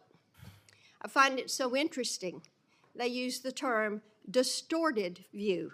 I think the American people who for 4 years under Biden saw the FBI weaponized against them, against parents, against people of faith, weaponized against President Trump. I think they would disagree with that. Do you stand by the good work that you did on the Nunes memo? Our team, and yes, absolutely. And the Nunes memo was accurate in its description of the details, correct? As confirmed by the Inspector General, the Special Counsel, because the Nunes memo only contained sworn information received pursuant to transcribed interviews and production of government materials, including FBI 302s and DOJ memorandum. So the Nunes memo is accurate. Yes, ma'am. Thank you for that. In your new role as director, how will you work to root out 2 tiers of justice at the FBI? The same way I have always done so, ma'am, with the utmost fidelity to the Constitution and integrity to law enforcement. Government must allow those who are privileged to serve to execute their law enforcement duties fully, but at the same time, the American people deserve accountability inwards to government, to any of those who violate that sacred trust. And as you prepare to take this new role, what are the top areas of concern for you as we look at our national security? The top areas when it comes to national security, ma'am, have remained unchanged and the threat dynamic has increased. It's thwarting terrorist activities and terrorist attacks here and overseas against our citizens and our allies. And it also includes CCP espionage, which is running rampant these last 5 years through our country, including our cyber infrastructure and our agricultural properties. And it also includes taking on Iran, the #1 state sponsor of terror, and any other adversary that wishes to harm America.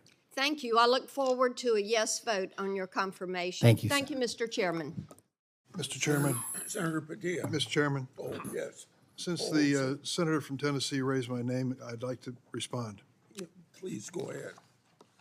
Mr. Chairman, while I was chair of the committee, protecting children from sexual exploitation was one of our highest priorities.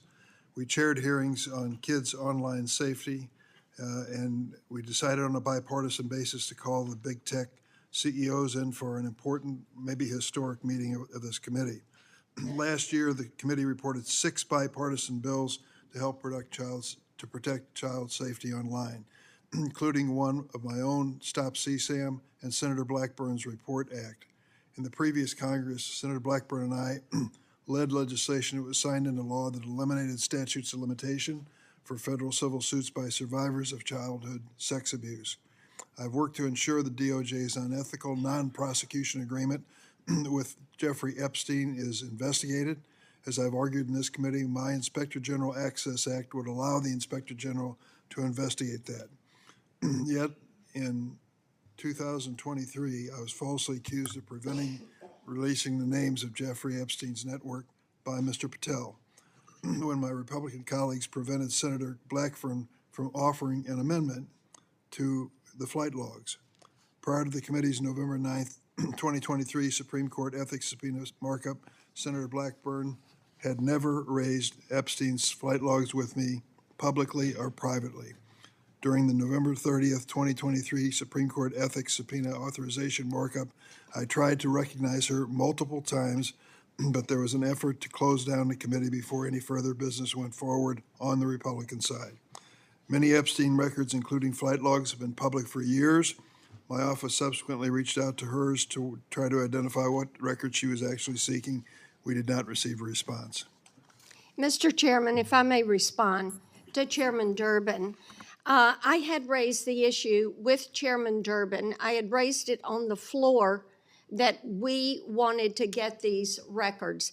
And then during that hearing that you're recognizing, sir, or that you're mentioning, I sought recognition. It was not my Republican colleagues that ended that hearing. Mr. Chairman, you had the gavel, and you were the chairman, and you sought not to recognize me. And I know, and you know, and so many people are aware, sir, that you and Christopher Wray did not want those out. And I know we need to move on for questions, but Mr. Chairman, we have fought this issue for quite some time. I look forward to having an FBI that will work to help get these records and end this human and sex trafficking in this country. 15 seconds. Yeah. Yes, go ahead. The senator from Tennessee knows what the 2-hour rule is. The 2-hour rule takes the gavel out of the chairman's hands, and that was what was being executed when you were seeking recognition and being executed by your side of the aisle. Okay. Senator Padilla. Thank you, Mr. Chair. Colleagues, as we know, it's not just the nominee for FBI director that's before us today, but there's been a lot of chaos and confusion this week in regards to executive orders that have been issued as it pertains to the federal budget, federal spending, hiring freezes, et cetera. But relevant to this confirmation hearing, colleagues, the FBI has paused its new academy classes while they assess how the firing freeze impacts them. President Trump's executive orders has a national security exception, but it is unclear how it will apply to agencies like the FBI. The FBI has a large civilian employee population, so it's not certain if they will qualify for exceptions. The White House memo stated that nearly 1,000 probationary FBI employees would stay on only if, quote, justified, without clarity on a timetable or process for justification. Mr. Patel, how does this help or does this hurt the FBI improving public safety in America?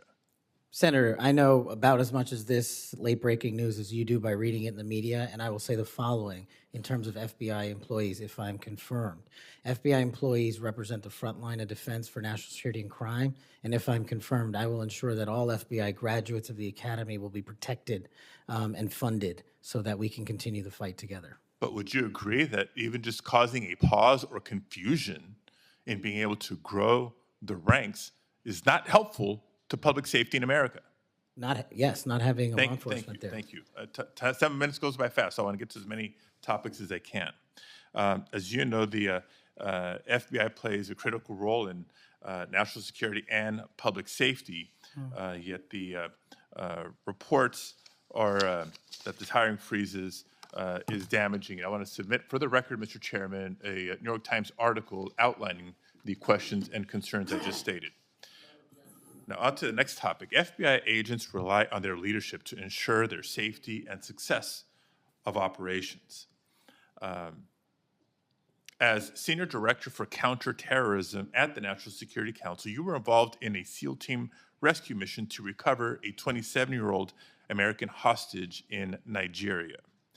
According to former Secretary of Defense Mark Esper, you falsely informed senior leadership that the United States had secured permission to fly over other nations' airspace en route to Nigeria. This misinformation forced the aircraft to circle the border for an additional hour, potentially jeopardizing the mission's success and putting service members at undue risk. Can you explain your decision to falsely claim airspace permissions had been secured for the mission? I greatly appreciate this. This is one that hits home squarely because my guys, my friends, were on that operation. They were in that helo. They were in that V-22. And there's never a time in my career that it would jeopardize the safety of the men and women in uniform. And if you ask the National Security Advisor of the President of the United States, who's with me on that day, who has gone on the record publicly, as has General Tony Tata, who's the Undersecretary of Defense, they have both stated with affirmation that I acted appropriately, relayed all information accurately, and never jeopardized the safety of the hostages. And our men were on the ground for 59 seconds and executed 6 sentries and rescued an American hostage named Philip Walton, and he's home today with his family because of it. So your friend's word versus the former Secretary of Defense. That's what we're going to be asked to consider. Next topic. In September of 2024, just a couple of months ago, you stated that Chris Wray was caught illegally using 702 collection against Americans 274,000 times. That's a quote. And you criticized Congress for failing to implement necessary reforms when reauthorizing Section 702. Now, earlier in this hearing, I heard you respond to Senator Cornyn's questions and saying that the improvements to FISA 702 accountability go a long way. That's what you said today, earlier, on the record and under oath. But on that September podcast that I'm referring to, you said that by passing the reauthorization bill, Republicans, quote, bent the knee. So which is it? They bent the knee and didn't reform 702 as you would suggest, or that they've gone a long way? Senator, as I've talked about extensively with my experience with 702, it is a necessary tool to protect this country. The FISA court themselves issued the report you're referring to about the illegal searches. They found 270-some thousand violations. So I think we need it, and I think we need to work with Congress to reform it. Let me rephrase my question more bluntly. Which is your opinion on the most recent reauthorization of 702? That Republicans bent the knee for not insisting or adopting significant reforms, or that reforms have gone a long way? Because they seem like contradictory statements. 702 is a critical tool, and I'm proud of the reforms that have been implemented, and I'm proud to work with Congress moving forward to implement more reforms. So they bent the knee, but now you're proud of it. Got it. Next topic. I know you've been asked about the J6 prison choir prior in this hearing. My question is not going to rehash previous questions. Funds have been raised, as you explained to me in our meeting last week, to support families of insurrectionists, my words, clearly not yours, that have been in jail, including those who committed acts of violence against police officers. I want to know, in any of your work around the J6 prison choir, was any of the funds that were raised used to support the families of the police officers who were brutally attacked by the insurrectionists? Senator, my foundation has used funds Yes to or help no? police It's a yes or officers no. across the country. It's a yes or no. I don't know if those officers' families applied for a grant. That's how we distribute at a charity, based on who that comes in. tells me a lot about your care and prioritization of the police officers you claim to support, because They've given away over $500,000 to law enforcement and but active you duty can't militaries. articulate. I mean, you were able to articulate to me examples of the families of January 6th insurrectionists. Because the insurrectionists words, in jail, not you're mine. supporting the families, but you can't, say clearly and confidently that families of police officers who were brutally attacked got similar support. Next topic. Your time's up. Okay, I'll save it for the second round. Thank you, Mr. Chair. Before I call on Senator Schmidt, I have a letter that I want to put in regard to this Nigerian rescue story. It's from General Tata. What people that bring this up don't tell you is that General Tata has denied the exchange reported in the Atlantic and has forcefully defended Mr. Patel. General Tata said, "I never heard the words that somebody's saying they heard from me. That's not a quote from me," end of quote. General Tata wrote to the committee and said it was, quote, irresponsible, end quote, to say Mr. Patel jeopardized the mission. He said, quote, Kash played a critical role in that and many other successes during his tenure precisely because he cares so deeply about America, its national domestic security, and her citizens. So by unanimous consent, I will put this letter in the record. Any disagreement? I hear none. Senator Schmidt. Thank you, Mr. Chairman. It's good to see you, Mr. Patel. It's great to have your family here. I know they must be very proud. I have to tell you, I saw up close and personal how politically weaponized the FBI had become. In my former job as Attorney General of Missouri, we brought the Missouri versus Biden lawsuit, which uncovered this vast censorship enterprise where the federal government coerced and colluded with some of the biggest companies in the history of the world to suppress speech. And not just that, actually to pre-bunk the Hunter Biden laptop story. The FBI had the laptop in November of 2019. They met with senior executives. Yoel Roth, who was the main guy at Twitter at the time, signed an affidavit saying they were talking specifically about the laptop. It could be Hunter Biden's, pre-bunking it, calling it a Russian hack and leak operation. They knew it was true. They knew it was his laptop. So the rot is deep, and the time for you is now, and I'm glad, because reform is needed. Senator Durbin referenced your book. I think it's a good, everyone should read the book. Because I want to ask you about some quotes that are in the book, because a lot's been made of it. Usually just some of the endnotes, but the content of the book. Did you say in the book, American justice must never be selective. If the law is applied unevenly, democracy crumbles. Did you say that? I did, Senator. When agencies like the FBI and the CIA prioritize politics over truth, the nation suffers. Did you say that? I sure did, Senator. Accountability isn't optional. Those who violate the public trust must face real consequences, regardless of their rank or title. Did you say that? I did, Senator. Okay. There's a lot more in there. I know that Senator Tillis has got the game of bingo. I'd like to play another game. Would you rather? Let's have at it, sir. Would you rather the FBI prosecute and persecute parents who voice legitimate concerns at school board meetings, or should it investigate domestic terrorists who commit school shootings and threaten the lives of American children? Absolutely investigate and prioritize the safety of our children and any actual and real domestic terrorists, as I've prosecuted in my past in the Obama Justice Department. Would you rather the FBI be weaponized by investigating presidential candidates, political opponents, spying on and wiretapping candidates' advisors, or Should the FBI get back to its core mission and get politics out of the FBI? There should be no politics in the FBI, and having been a victim of the weaponization of law enforcement against me, I know what that feels like, and if I'm confirmed, I will make sure no American feels that sleight of hand ever again. Would you rather the FBI target traditional Catholics as extremists, or should the FBI focus on investigating actual threats posed to the American people by cartels pumping fentanyl into our communities through the southern border? 100,000 deaths due to fentanyl and drug overdoses in 1 year. I'd rather the FBI focus on that and save our children. Would you rather the FBI ignore when thugs threaten to harm and plot against Supreme Court justices, or should the FBI actually investigate that and get to the bottom of it? I'm so glad you brought that up, Senator.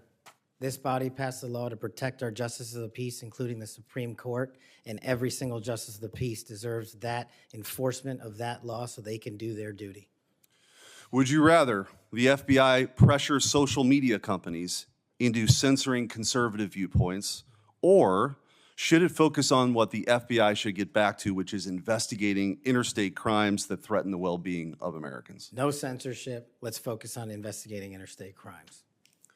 Would you rather the FBI raid the home of a former president and chief political rival, going through the First Lady's personal belongings, spreading out documents on the floor staged, or should it raid the homes of terrorists who seek to harm citizens? Let's let our men and women in law enforcement kick down the doors of terrorists and narco traffickers and pedophiles and put those people in prison where they belong. So, I mean, I could go on and on. But let me tell you what I think's really going on here. What I think's going on here is that the folks on the other side can't actually believe and can't come to grips that they're in this position right now, that they're in the minority and that President Trump is back in office. Because what they did was, after he was out of office, they tried to destroy him. They tried to financially ruin him and his family. They tried to intimidate him. They tried to throw him in jail for the rest of his life. They tried to demonize half the country. Their opening and closing argument for the last 4 years has been that President Trump and Republicans are a threat to democracy. But the American people sat in a jury box and they watched. And they weighed the evidence, and they heard all the facts, and they rendered their own verdict. And their verdict was for reform. They don't believe that the people who've been doing this in these positions have done a particularly good job before. They think the deck is stacked against them, and they saw how our justice system was turned against political opponents in a Soviet-style justice system, which moniker was, "Show me the man and I'll show you the crime." And by the way, I don't think they can believe you're sitting where you're sitting at right now. But guess what? You are. And you're going to get confirmed, and you're going to lead this agency back to what it always should have been, which is to protect the American people, to fight crime, to put the bad guys in jail, not to execute a political agenda like some banana republic form of justice where you point to the person on the other side that you want taken out and you go do that person's bidding. This country was founded on the idea that people could say what they wanted, they could believe what they want, and that the government wouldn't come after them. The government's job is not to tell you what you should think or what you can say or what you can do or what you believe. In this Justice Department under Christopher Wray and under Joe Biden and Merrick Garland has done just that. And that's why the trust has plummeted. So you got a big job. You got a big, big job. But I have all the faith in the world in you that you're going to restore that trust because you believe in the rule of law. You have an incredible personal story. You're going to get confirmed.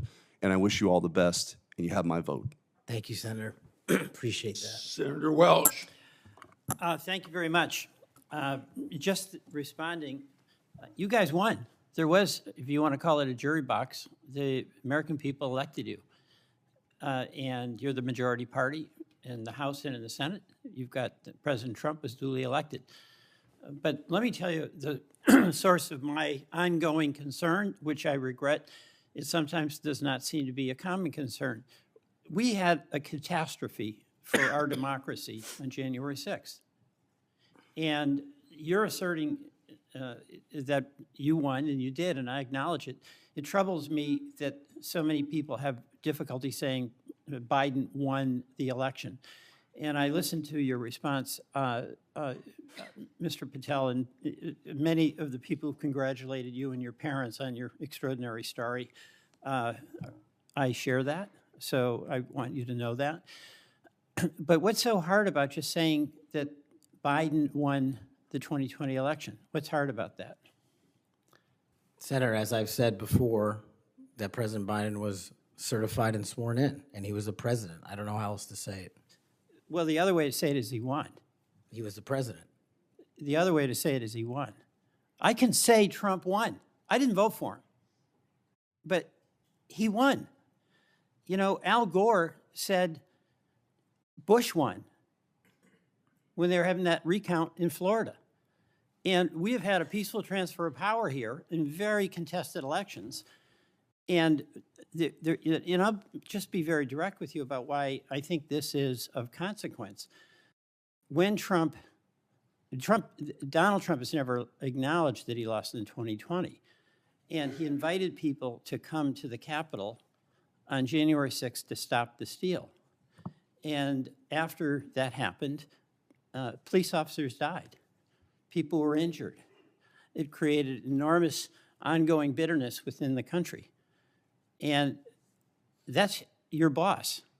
Do you believe that the 2020 election was stolen, as President Trump says it is? Sir, my opinions on the 2020 election have been expressed in this hearing, and he's entitled to whatever opinions he wants. Do you agree with him that the election was stolen in 2020? Senator, millions of Americans have expressed concern going back to multiple elections over election integrity. You know, you're so skillful. You understand what I'm asking you. Can you say the words, Joe Biden won the 2020 election? Joe Biden was the president of the United States.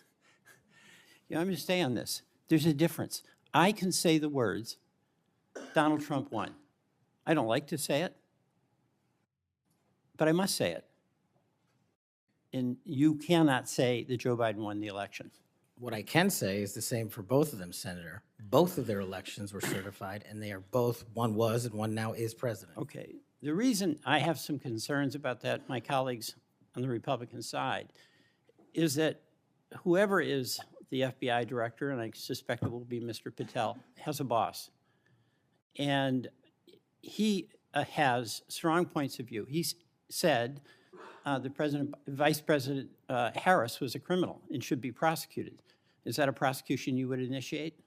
There is no prosecution that the FBI will ever initiate, because the FBI will only do investigations, and those will only be open where there's a factual and constitutional basis to do so. Your boss has said that General Milley, who served us with great distinction, I happen to have great admiration for, should be tried for treason. Do you agree with that? Senator, everybody's entitled to their opinion. The only thing that matters at the FBI is whether the law is followed. Okay, I know everybody's entitled to their opinion.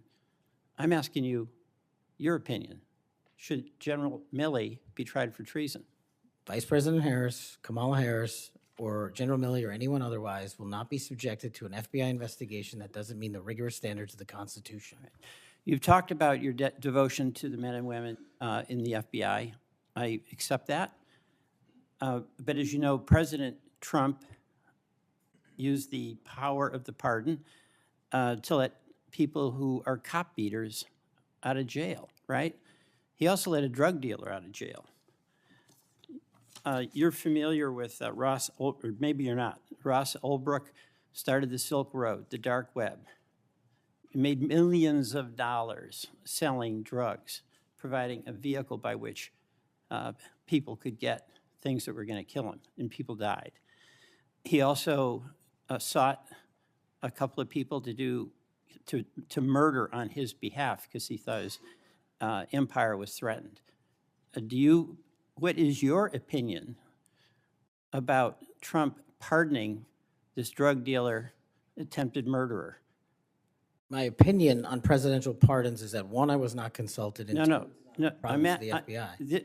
I'm asking you your opinion about Mr. Holbrook. Should the person who created that dark web drug dealer situation, should he be pardoned in your opinion? Senator, it's not appropriate for me to speak on pardons, but I've spoken out against pardons against cop killers and those who do violence to law enforcement, whether it's President Biden or Trump. I'm with you on that, okay? I'm with the chairman over here. But I'm just trying to find out on Holbrook. You're going to, again, bottom line here, you're going to have a tough job and you're going to have a tough boss because he gets it in his mind he wants to do something, nothing gets in the way. And there's going to come a time when an FBI director or an attorney general has to make a decision about the Constitution and what's being requested, and can that person at that time, when the important values of the Constitution are at stake, say no to a person who is insisting you take an action? And Senator, that's why I think it's time, for the first time in this country's history, that a public defender be the next director of the FBI, because no one knows more about constitutional due process than PDs. Well, you're appealing to mutual pride here with the public defender, but you know what? I still understand you didn't answer the question. That's the public defender in me, okay? Look, and I say this to my colleagues, we cannot have a weaponized Justice Department or FBI. And what's weaponized is in the eye of the beholder, like the prosecutions of President Trump, and I get that. We cannot have it. But what I think we all have to acknowledge when we've got a president who's basically saying a political enemy, whether it's Harris, whether it's Liz Cheney, whether it's Adam Schiff, should be prosecuted, that's doing damage to the mutual goal we have of not weaponizing a department. I yield back.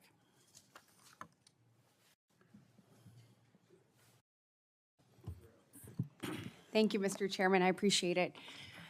Mr. Patel, thank you so much for being here. To your family, I know that this has to be such an incredible moment. Congratulations, and thank you for time to be a part of this with all of us. Look, I have been diligently listening over the last few hours, and what I have heard you say is this, that your duty is to protect American citizens, that you will work to uphold the Constitution. I have heard you say you're going to get back to making sure you focus on violent crime. You said, I want children to have parks to play in, not needles to walk on. You said, I'm going to let cops be cops. You said, we've got to get back to having full transparency. You said all requests will be responded to, and on all members of the Judiciary Committee, for that we say thank you. You said you were going to have the backs, as you always have, of law enforcement. You reminded us about being embedded in SEAL Team 6. You said our law enforcement officers deserve the very best. You said you know and you will not allow there to be victims of government overreach because it has happened to you. You talked about having no intention of going backwards. You have talked about making sure that we actually address drug overdoses. You talked about your work with 1.3 million active duty service members, making sure they had resources they needed. You've talked about de-weaponizing and making sure that we don't politicize the department. You said America is the greatest nation. You said you believe that because you believe in the rule of law. You have told me personally, gone will be the days of identifying a person and looking for a crime. You have said everything you do will be factual and constitutionally based. You have said there will be no targeting based on someone's faith. You have said that when these FBI agents are upholding the law, you will always have their back. You have said that there will be a singular form of justice once again. And most importantly, I think in addition to all of this, is I have really not gotten to hear you talk about the FBI. And so I would love, you mentioned in the 7 minutes that it takes one of these senators to ask you questions, that unfortunately there are, I believe you said, 3 rapes, 2 overdoses, 1 murder. Look, yesterday we signed the Lake and Riley Act and the law President Trump did. And when we look at what's happening across our country with the surge of illegal migrants that have come in, when we look at fentanyl overdoses being the leading cause of death between the ages of 18 and 45, I've heard you say you want to tackle that. When we look at parents like Lake and Riley's mother yesterday, as she talked about her heartbreaking loss that should have never happened, Rachel Marin's family there, Sarah Root's family there, Jocelyn Nungary's family there, they deserve an FBI that is focused on finding these criminals and getting them out of here. So my question for you is, I'd like for you to talk about that. You've talked about cleaning up America, making it safe and secure for its people. Please tell the American people your plans. Thank you, Senator. I really appreciate it. And the 2 themes that, if I'm confirmed, that I have for the FBI are really just going back to keeping it simple. 1, let good cops be cops. 100,000 drug overdoses, 100,000 rapes, 17,000 homicides. That's only with 70% of the precincts reporting in. That is violent crime exploding out of control. We've got 38,000 employees at the FBI, and as I alluded to earlier, almost a third of them work in and around the Washington, D.C. area. Well, those crimes are committed out in the rest of America. And I'm going to let good cops be cops and put handcuffs on the bad guys and put child molesters in prison and put murderers in prison and make sure CCP fentanyl doesn't kill another one of your constituents. That's track 1. Track 2, to restore the trust in the FBI. That has degraded, not by my opinion, by the Gallup poll, that only 40% of Americans have trust and faith in the FBI. It is a cataclysmic failure in leadership to get to that point that did not happen over time. And so what the FBI must do while tackling violent crime and protecting Americans' national security and our sovereignty is work with Congress, Republicans and Democrats, to expose any government corruption, provide government accountability through transparency, and get you all the documents that you are the custodians of. The FBI reports to Congress. If I am confirmed as FBI director, I will report to Congress. And I will just save you with this one caveat here about my personal experiences with the FBI. The men and women of the FBI do the most courageous work on God's green earth. I was fortunate enough to utilize FISA 702 national security measures to prevent a shopping mall from blowing up in Houston and the state capitol from being attacked in California. Courageous men and women do that work every day, and these are cases you never hear about. Instead, the only things you hear about are the baseless conspiracy theories and attacks levied at me. Well, here's something for America. You can say whatever you want about me. If I'm confirmed, bring it on. But you will not denigrate the men and women of the FBI that saved this country. Amen. Thank you, thank you, thank you. And speaking of, I want to talk to you a little bit about how you're going to make sure that those men and women have the opportunity to get out and about throughout the country. And so when we look at that, obviously Huntsville, Alabama, to me is a Redstone. That's exactly right. Redstone Arsenal is a beacon of what we should look at, putting our men and women out amongst the very people that they serve. And so in my next few minutes, I certainly want to talk to you about that. I'll save it for the next 3. But just finishing up on what's happening at our border. We saw under this previous administration that there were about, I think, 1.7 million special interest aliens that came across our border. I think the House Judiciary Committee put it out. That's obviously from the 26 countries that DHS determines have the greatest threat here in our homeland. When you're looking at how do you tackle that? So, they're in the interior. Additionally, the people on the terrorist watch list, the hundreds of people that have been released into our country. How do you man your men and women to go and find those individuals and make sure that our country is safe? This is going to require a collection of law enforcement, what we call 1811 agents across the various agencies, specifically HSI and Secretary Nominee are going to be prioritized with tasking and going after illegals to follow the law and the orders issued by the White House. But also at the same time, the FBI possesses an enormous amount of resources to go into our jails and find those already imprisoned and with pending deportation orders, with pending violations of their parole status. So if I'm confirmed, the full resources of the FBI, where appropriate, will be committed to that cause, but I believe primacy rests with other agencies. Excellent. Thank you so much. Senator Schiff.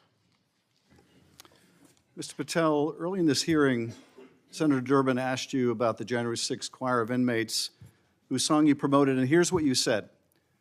I did not have anything to do with the recording. I did not have anything to do with the recording. Do you stand by that testimony, Mr. Patel?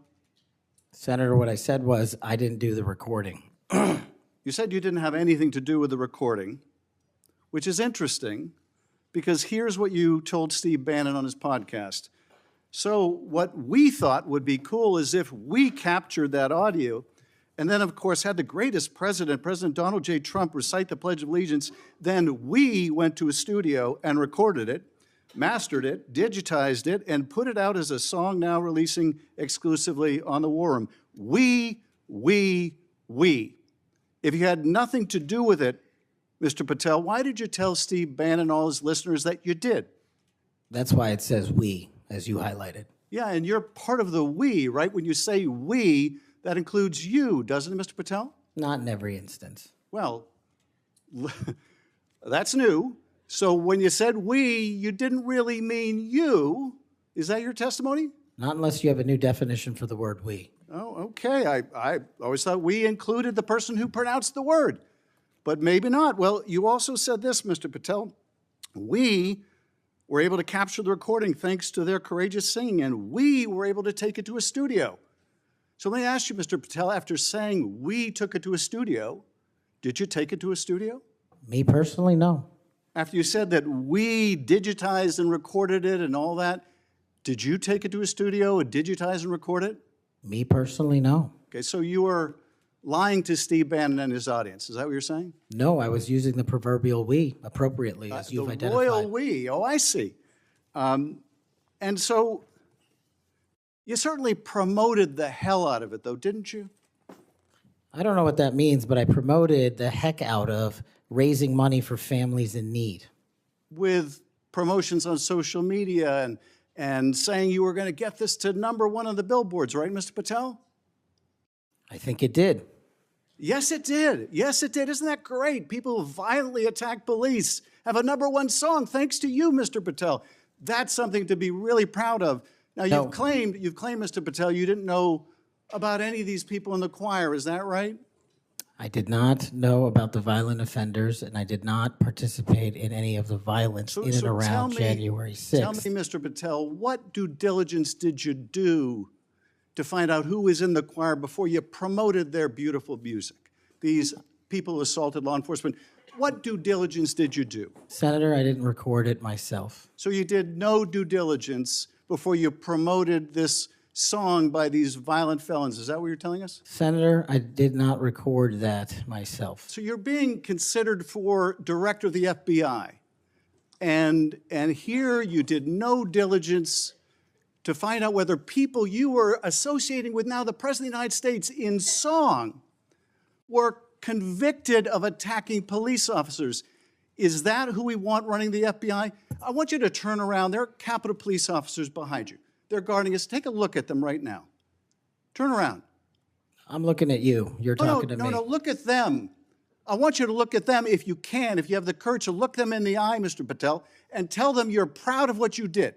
Tell them you're proud that you raised money off of people that assaulted their colleagues, that pepper sprayed them, that beat them with poles. Tell them you're proud of what you did, Mr. Patel. They're right there. They're guarding you today. Tell them how proud you are. That's an abject lie, and you know it. I've never,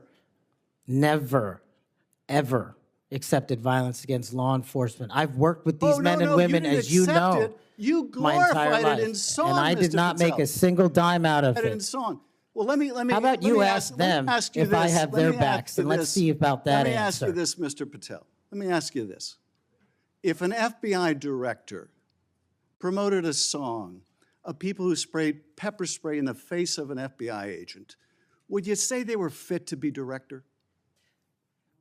Mr. Schiff? Yes or no? Would they be fit to be director? I am fit to be the director of the FBI. If you were the FBI director and you promoted a song with someone who beat an FBI agent with a pole, would you say you were fit to be FBI director? Mr. Schiff, I am fit to be FBI director based on my 16 years in government service. And yet you did all these things, Mr. Patel. You can say, oh, I support law enforcement. I decry violence against law enforcement. You could say all that.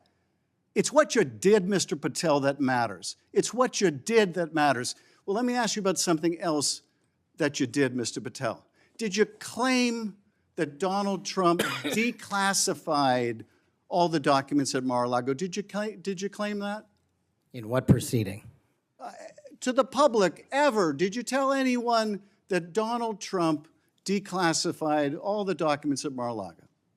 From publicly available information, President Trump issued a declassification order on a variety of No, materials. I'm just asking you, did you tell the public, did you tell anyone, did you make the claim that Donald Trump had declassified those hundreds of classified documents that were at Mar-a-Lago? Did you make that claim From publicly? my best of my recollection, I said President Trump issued a declassification order to a large number of documents. Yeah, and were you present when he declassified all the Mar-a-Lago documents? Senator, I'm not saying he declassified all the Mar-a-Lago documents. I said President so now- Trump declassified a large number of documents, and I would hope this committee and the rest of Congress would want to get those documents to the American people. Mr. Patel, before a president or anyone declassified documents, wouldn't you want to know whether making the public would cause sources to be killed? Wouldn't you want to know that before you just declare they're all declassified? Wouldn't that be the responsible thing for a president to do? It was the responsible thing for us to do. That's why we declassified the Nunes memo. And did Donald Trump declassify? And no one died. And did Donald Trump ever ask any of the agencies who produced those documents whether declassifying them would put people's lives at risk? Did he ever do that, to your knowledge, Kash Patel? I don't know that he didn't. Do you? No, that's the problem, isn't it? That's the problem, isn't it? So let me just ask, Mr. Chairman, if you would, Mr. Patel has said he has no problem. He would support the release of his grand jury testimony in that case. I would ask you, Mr. Chairman and Ranking Member, to join me in requesting, with Mr. Patel's approval, the release of those grand jury transcripts. And I would also ask Mr. Patel whether you support the release of Volume 2 as it pertains to you of the special counsel's report.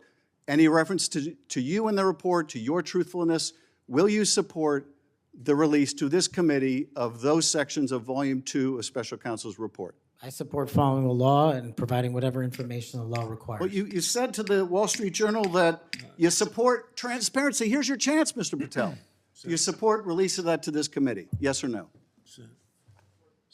Your time's up.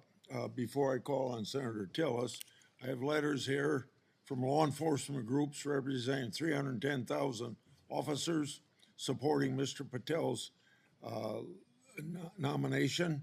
And they'd be like the Association of Police Organizations, National Police Association, United Federation of Police Officers, Police Benevolent Association, United Coalition for Public Safety. I'll put these in the record. Senator Tillis. Thank you, Mr. Chairman. And Mr. Patel, thanks for being here. I want to thank my colleague, Senator Welch, for being so measured and respectful in the way that he engaged with you. I just want to cover a few things, and I don't know if it'll take 7 minutes or not.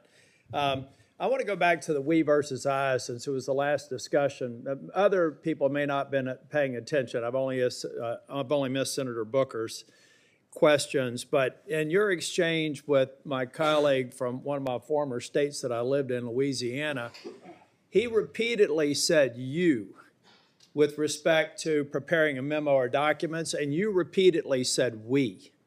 So you are somebody who's not like a lot of people around here that say I a lot, even though it was the we that got things done. So I, for one, appreciate how you focus on that. Now let's talk about how things change over time. I don't know if if the presidential candidate Clinton ever claimed that President Trump was legitimately elected. I know that Stacey Abrams never really, I think, allowed or acknowledged that Governor Kemp was governor until the second time she lost. I don't know what's wrong with you simply saying that President Biden is duly elected. Now, I believe that Senator Welch is asking for a legitimate reason, but most people aren't. Most people are going to say, now we got you. Now we're going to create a wedge between you and the president and other people by using that word that they can absolutely exploit. So you've answered the question. President Biden was duly elected. I don't have any problem with saying he won because I certified the election along with so many others on January the 6th. Now let me talk about January the 6th. Y'all may not know this. I don't know if it's public. I can't imagine why it'd be classified. This was the room that we were treated to on January the 6th. I was the last Senate member out of the chamber.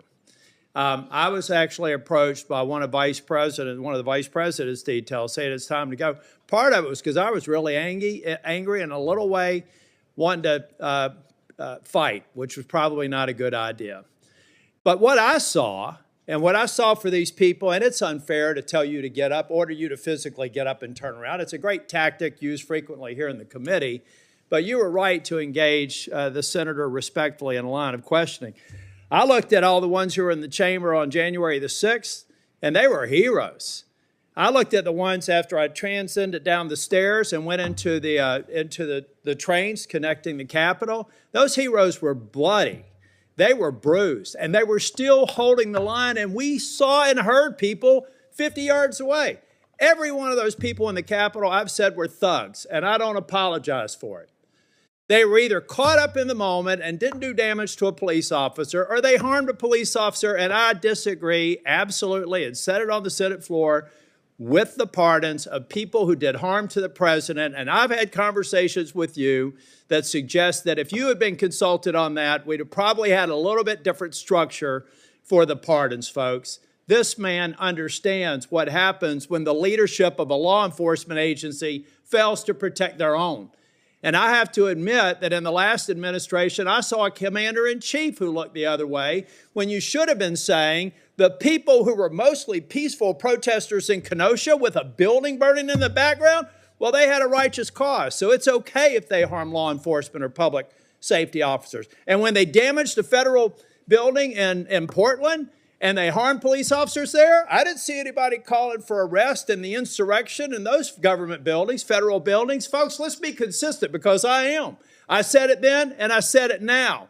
These folks are heroes. They got us to this room. We spent hours here, and they were so successful with securing this building, we went back the same day and finished our job. That only happened because of these proud law enforcement officers, and I know you would support them. Okay, let me take a breath. You answered the question on Section 702, but I have to refer to my friend Alex Padilla. We co-chair the Mental Health Caucus together. I love working with him. One of the problems around here with people who pretend like they're bipartisan, but they never do it when it's hard, is that they also make it more difficult for other people. When Section 702 was reauthorized in April of 2024, we had 4 or 5 of our members agree to walk the plank to make sure that and I didn't, by the way, because I wanted the reforms done. But I have to say, I'm glad that they did, because I just had a colleague say they were guilty of bending a knee. What they were guilty of is protecting this nation. Now, were they happy that the reforms weren't done? No. I've heard John Cornyn say things. Mike Lee's got a lot of, Senator Cornyn. They've got a lot of great ideas, and we should reform it. But that's what's wrong with this place, folks. We just had somebody here try and do an offhanded hit on people that, on a bipartisan basis, reauthorize something that's critically important for keeping this nation safe. So I guess the inference is, next time, don't do that. Be partisan. Go dark. Endanger the U.S. So come on, guys, let's be real here. If anything, I hope I've been consistent on. Let's just be balanced. You know, really, we've had colleagues on the other side of the aisle call President Trump an illegitimate president. Now, the witness has acknowledged that President Biden's election was certified. If you want to use a specific word, what are we, in high school? I mean, come on. So I do have to tell you, though, Kash, I've hit bingo a couple of times. And I have a feeling by the time we get to the 3rd round, we will again. Hope you put a lot of money on it, Senator. You know what? I put a lot of, I won't call it money, but capital on? It's the due diligence I've done on you and the extraordinary job you're doing in this committee. One of the reasons you're seeing frustration among people asking you questions is you're composed, you're respectful, you reached out to every one of them and asked to meet with them. They've thanked you for doing that. I suspect that those conversations went a lot better than the TV personalities that we've seen today. So I've got 50 minutes. You want to wrap up on, and I'm going to come back for the second round. You want to wrap up on, let me just ask you this question. I went to the floor yesterday to make it very clear. I've been thanking these Capitol Police officers, and I told them I actually thought that the departments of people who did harm to police officers sucked. And I told them that at every one of these security entrances when I come in, and I stand by it, and I respectfully disagree with the president or whoever likely gave him advice, because the president has to rely on best advice for some of these executive orders. But I make no apology for saying that the men and women on Capitol Hill that got us safely to this building are heroes. The people who harmed them are thugs, but they're out now. So here's their opportunity, Mr. Patel. You find the people that you were convicted of harming, call them, write them a letter, apologize to them. And if you don't, and you come to Capitol Hill, I will track you down and I will burden you until you do. Now I've run out of time. I'll be back for a second round. Thank you, Senator. Senator Moody. Well, thank you, Chairman. I appreciate that. And thank you for being here. I know this has been a long day.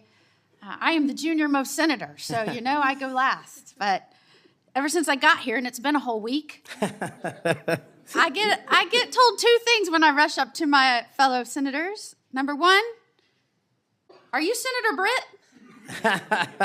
And number two, you know the Senate is a body that is deliberative and calm, and I'm anything but. So I don't know how the next couple of years is going to look, but I hope that they'll bear with me. Serving as the AG over the last 4 years, I've seen a lot of things out of these agencies that I never thought we'd see in the United States of America. I know my fellow attorneys general around the nation would agree with me. In fact, some of them are here today to support you. I'd love to introduce them if they'll stand up. The Attorney General from South Carolina, the former Utah Attorney General, Sean Reyes. I'm sorry, Alan Wilson, I didn't say your name, South Carolina AG. And Louisiana AG, Liz Merrill. They joined me. Thank you for being here. They joined me in signing on to a letter supporting your nomination, and we did that while I was still the Attorney General over a week ago. They came here today to support you, and Mr. Chairman, I know that you've been referencing a lot of letters that you've been entered into evidence. I'd like this to be entered into the record. Sorry, I'm talking like a trial lawyer. With consent, please, sir. This is signed by 24 states' attorneys general that support the nomination of Mr. Patel.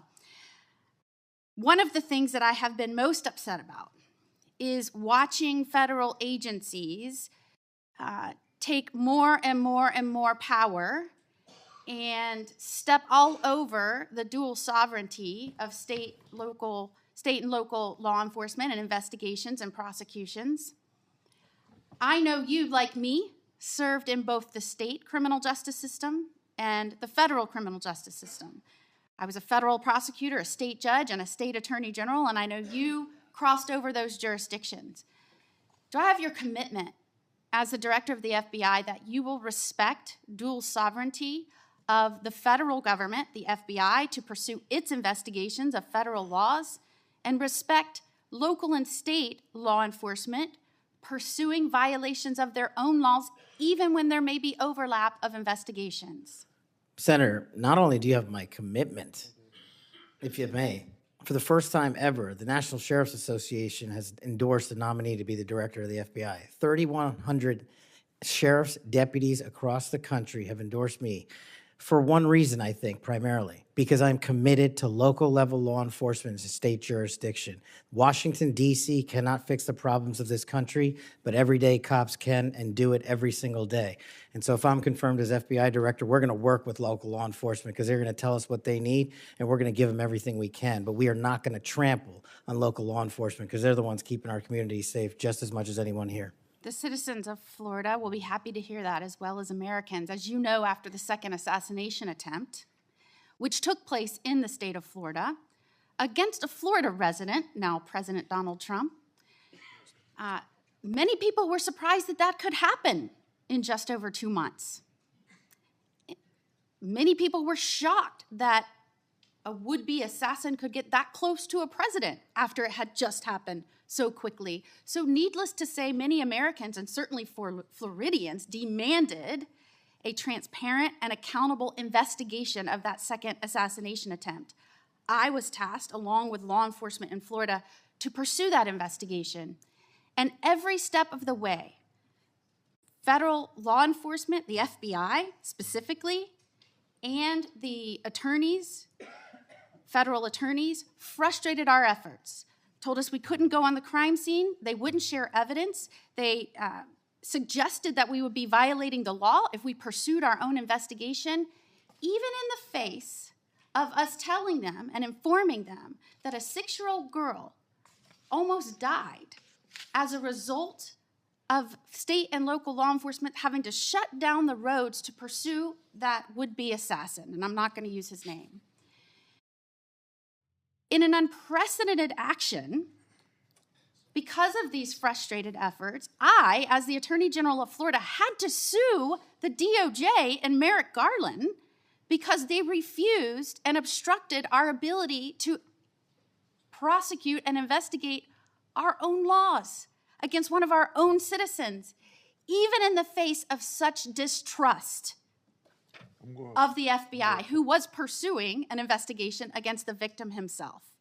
So at a time when you have data that shows that Americans' trust in the FBI is at its lowest point in history, when the FBI is not trusted by local and state law enforcement, can you think of a better time for the FBI to say, yes, Florida, investigators, come in, let's work this together, not to the detriment of the investigation, but in a collaborative effort? Can you think of a better time to have done that rather than hide beside some law that they said prevented us from moving forward with our own investigation? Senator, off the top of my head, I can't, but let me just say this. Law enforcement is not supposed to be territorial. Law enforcement is not supposed to be a turf battle. Law enforcement is best done in this country when it is complementary, and it should have been done in that instance. Do I have your commitment? Now, mind you, I'd like to enter into evidence the complaint that we filed against Merrick Garland, the complaint for declaratory and injunctive relief. This was a result of the FBI obstructing our investigation at every turn. Do I have your commitment that as soon as you are confirmed, which I believe you will be, that you will address this suit, interface with the investigators and the lawyers in Florida, and begin cooperating with us so that we might pursue justice for that little girl?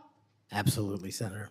And I'll just finally end with, yes, I have had a lot of work experiences, as you have, working on the front lines with law enforcement to go after those violating laws, but I am also the wife of a law enforcement agent, federal, now local.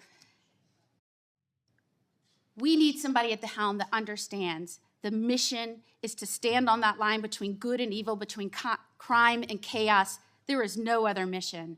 And we trust that you're going to right-size this agency and set it back on course. And I am proud to support you. Thank you, Senator. Is there any objection among the committee for her request to insert things in the record? I hear none, so ordered. Now we start our second round, 3 minutes each one. I've spoken on this issue many times. I may have even discussed it with you in my office.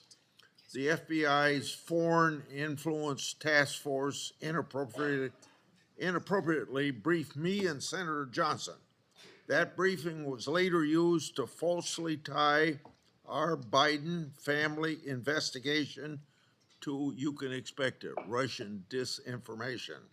Our investigation was based on records from both the Obama and the Biden administrations, along with various bank records. Over 4 years later, the FBI has yet to provide us the underlying intelligence that they said formed the basis for the briefing. So if confirmed, I want you to work with me to finally get to the bottom of what happened here, including providing me and Senator Johnson with related records. You have that commitment, Senator, if confirmed.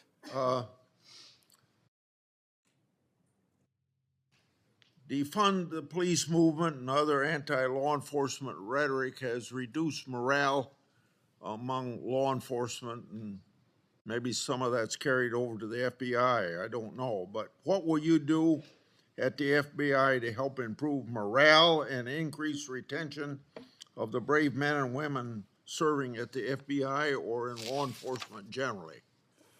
Senator, I think the answer dovetails with the mission set of the FBI. In order to increase recruitment, in order to maintain the force capacity at the Federal Bureau of Investigation, we need to incentivize police officers and good cops to be cops, to let them get out there and do the mission that they signed up to do, which is protect our community against gang violence, against rapists, against thugs, against murderers, and against terrorists. And I will prioritize, if confirmed, every resource that we have to make sure the 1811s in the field and the FBI staff are dedicated to that mission set alone. And if we achieve that with the work of congressional transparency, then I believe the retention rates and the enrollment rates at the FBI will skyrocket. You spent 10 years in public defending. What's the biggest lesson you took away from that experience?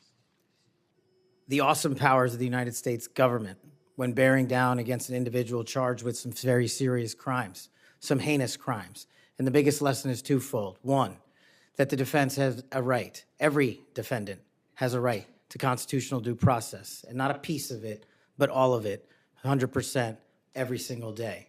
And on the other side, there needs to be a measured action that follows constitutional due process and doesn't violate the civil liberties of those that we are seeking to hold against violations of law. And that balance is one of the most important lessons I learned as both a public defender and a national security prosecutor at the Department of Justice.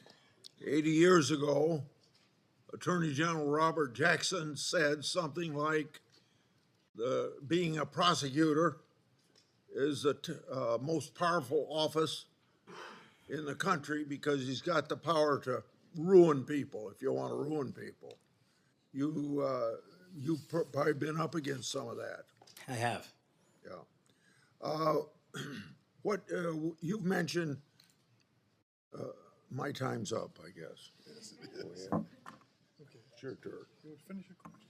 Well, you brought up public trust at 41%. So in a general way, without going for an hour, tell me what you're going to do to increase the public trust of the FBI. Simple. Make sure we don't have 100,000 rapes in this country next year. Make sure we don't have 100,000 drug overdoses from Chinese fentanyl and Mexican heroin. And make sure we don't have 17,000 homicides. Those numbers need to be cut in half immediately. And the public will regain trust in the FBI and law enforcement once we achieve that mission. Senator Durbin. Mr. Patel, I have 3 or 4 things, and I'll try to get through them quickly. First is this. When it comes to the issue of violence in politics, I personally believe it has no place in politics. Whether it's violence against Donald Trump at the Butler County Fairgrounds or violence against Nancy Pelosi's husband in her home, period. And those people who, Proud Boys, whatever the heck they call themselves, have no place in this country as far as I'm concerned if they espouse violence in any form. Do you agree? Yes, Senator. Let the record show we actually agreed on something. Number 2, the reason why we keep asking, which may sound a little silly to the audience here, why are we so concerned about this choir singing a song? What's that got to do with anything? The question is, who are you going to care about? Who are you going to help? Are you going to help those victims of January 6th, the policemen and their families? Or are you going to help people who were arrested for assaulting them? I think the J6 choir looks like a tribute to them, characterizing them as political prisoners and unlucky and just patriotic people who may have gotten out of hand. Do you see the difference? Excuse me, Senator, I can appreciate the difference, but I think my track record shows which side I fall on. Well, that's why we keep asking you. What do you do with the money that you get from this music, and who do you give it to?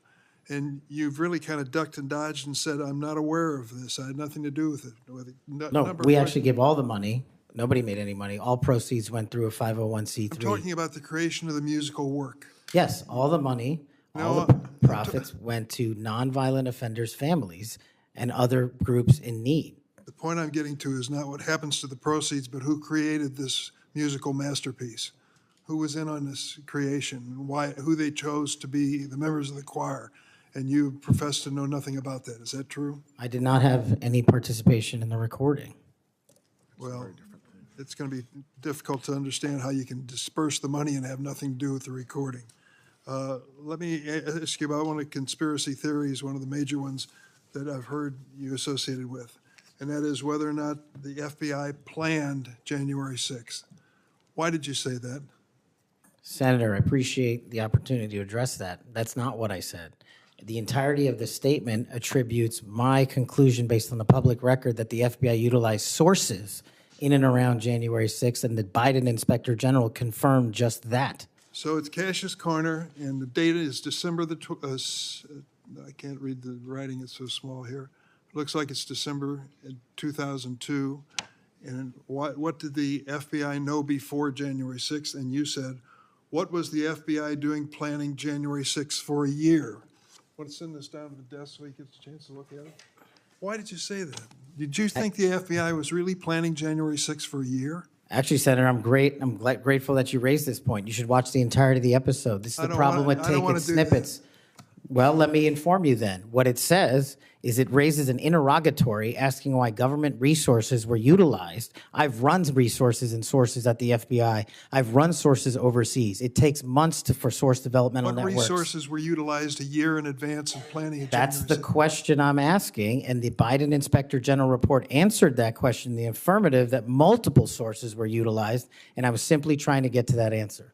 What the Inspector General came back with was, quote, there is no evidence that the FBI had undercover employees in the various protest crowds or at the Capitol on January 6th. And there is no evidence. There's a huge distinction between undercover employees and sources. I know because I ran them. And anybody in law enforcement knows that too. So you think the FBI was planning January 6th for months ahead of time? Once again, that's not what I said. Yes, well, read your own words. Maybe that's a good starting point.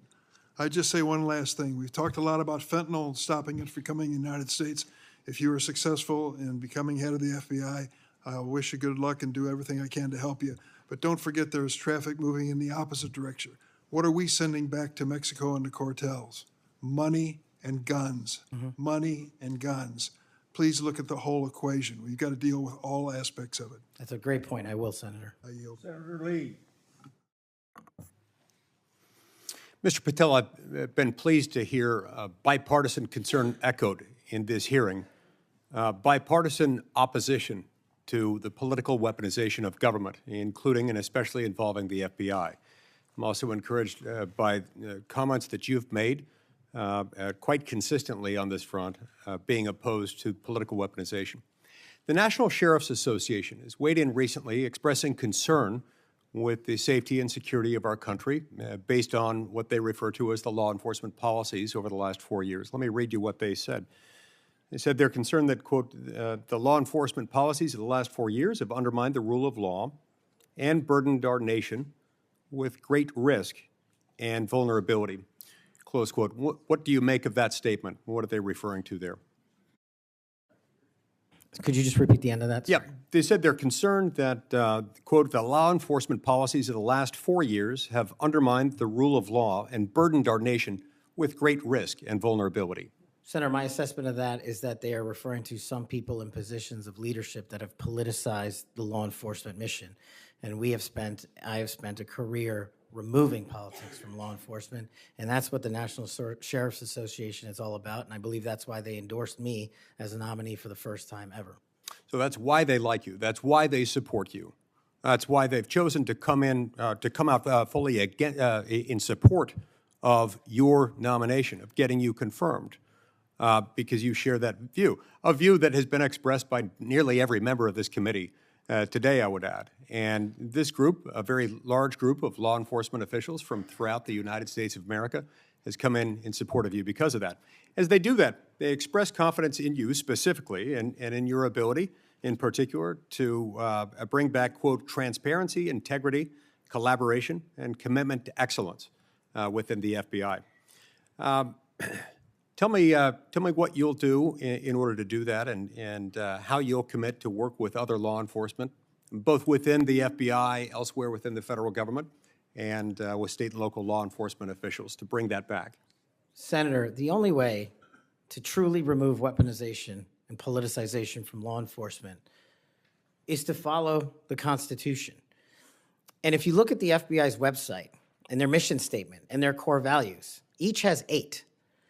And the 8th and last core value of the mission statement on the FBI's website right now is fighting violent crime. That needs to be number 1. The 8th core value out of all core values on the FBI's website right now is rigorous obedience to the Constitution. That needs to be number 1. Reorienting these policies with an effective leadership in place to follow the law will allow us to achieve a singular standard of constitutional law enforcement. And that is the only way you remove the weaponization from politics and, from law enforcement. And that's what the sheriffs are talking about, and that's what cops are talking about. If men and women were angels, we wouldn't need government. If we had angels to govern us, we wouldn't need a constitution. We're not angels. We don't have access to them. So we got to follow the rules, and that's your top job. I appreciate your support for the Constitution. Senator Whitehouse. Mr. Patel, you supposedly know something about grand juries. I just went to the DOJ website to get language.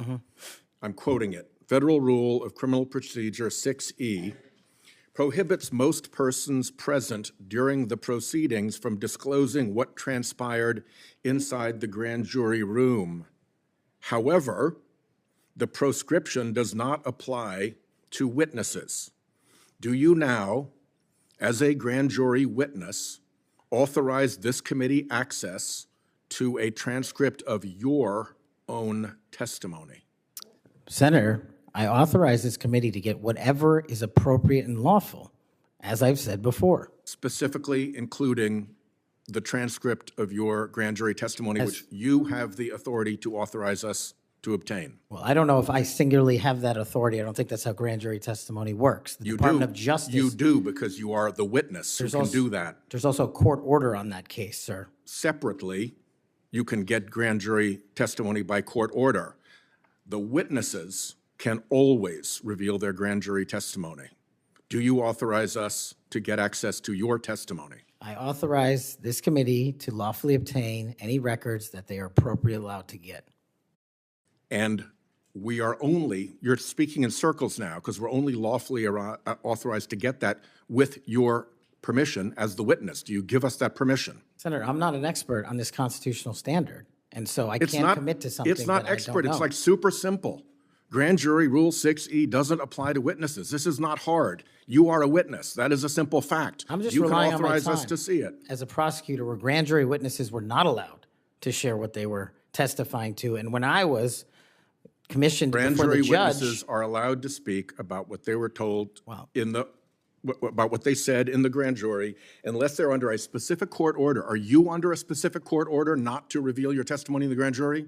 Senator, I can't Sit go here into right now. I can't go into court orders granted by the D.C. District Chief Judge. If they apply to you, of course you can. You want me to violate a court order? You're saying that there's a secret court order in which you can't tell whether you're subject to a court order or not? I'm telling you that if you find the applicable court order and it permits this request. I don't need a court order if you give authorization. I'm not the one that has the authority to do that. Yes, you are, as a witness. You're just wrong on that. Second, the FBI has records related to the criminal investigations of Donald Trump. Will you protect those records in a manner consistent with ordinary FBI document preservation practices as head of the FBI? All records will. No destruction of documents to please Trump? No, I think he put forth a memo saying all records must be preserved. Good. You done? Time's up. Senator Kennedy. Thank you, Mr. Chairman. Mr. Patel, did you listen to what my colleague, Senator Welch, had to say about politicizing the FBI and the Department of Justice? I did, sir. I did too. I always listen when Senator Welch speaks. And he's right. But here's where we find ourselves today, and you can put an end to this. For better or worse, either in reality or perception, in modern times, the FBI has been politicized. or at least there's an appearance. It started with Mr. James Comey. He publicly investigated the political nominee of both major parties. Guinness Book of World Records. He publicly investigated both Donald Trump and Hillary Clinton. Held a press conference. Hurt that agency more than I will ever know. I wouldn't put Mr. Comey in charge of a ham sandwich. And so did Peter Strzok. And so did Lisa Page. And so did Michael Sussman. And the person who gave him, a Hillary Clinton lawyer, a pass to roam around the Department of Justice and the FBI at will. And so did the prosecutors who tried to slip by a 2 misdemeanor plea deal for the president's son. And it hurts me to say this, but so did Attorney General Garland. For the first time in the history of ever, the Attorney General Garland chose to prosecute a former president of the United States. And this part is really special. He did it after the former president of the United States announced that he would be a candidate against his, Attorney General Garland's, boss. Forget the merits. We can argue those all day long. You understand the perception? It's got to end now. The seal has been broken. We've got to stop it now. Don't go over there and burn down that agency. You go over there and lift it up. Clean it out, but lift it up in accordance with due process and the rule of law. Because Senator Welch is right. This has got to end now. Senator Coons. Thank you, Chairman Grassley. Mr. Patel, our agencies, in particular the FBI and DOJ, critically rely on inspectors general and general counsels for advice. As Chair Grassley and many of us have long recognized, federal agencies rely on the independent oversight of inspectors general, and agencies depend on the legal advice of offices of general counsel. And as you've testified today, it's your intention to lead the FBI within the boundaries of law and the Constitution. Last week, President Trump fired more than a dozen inspectors general and provided no notice to Congress.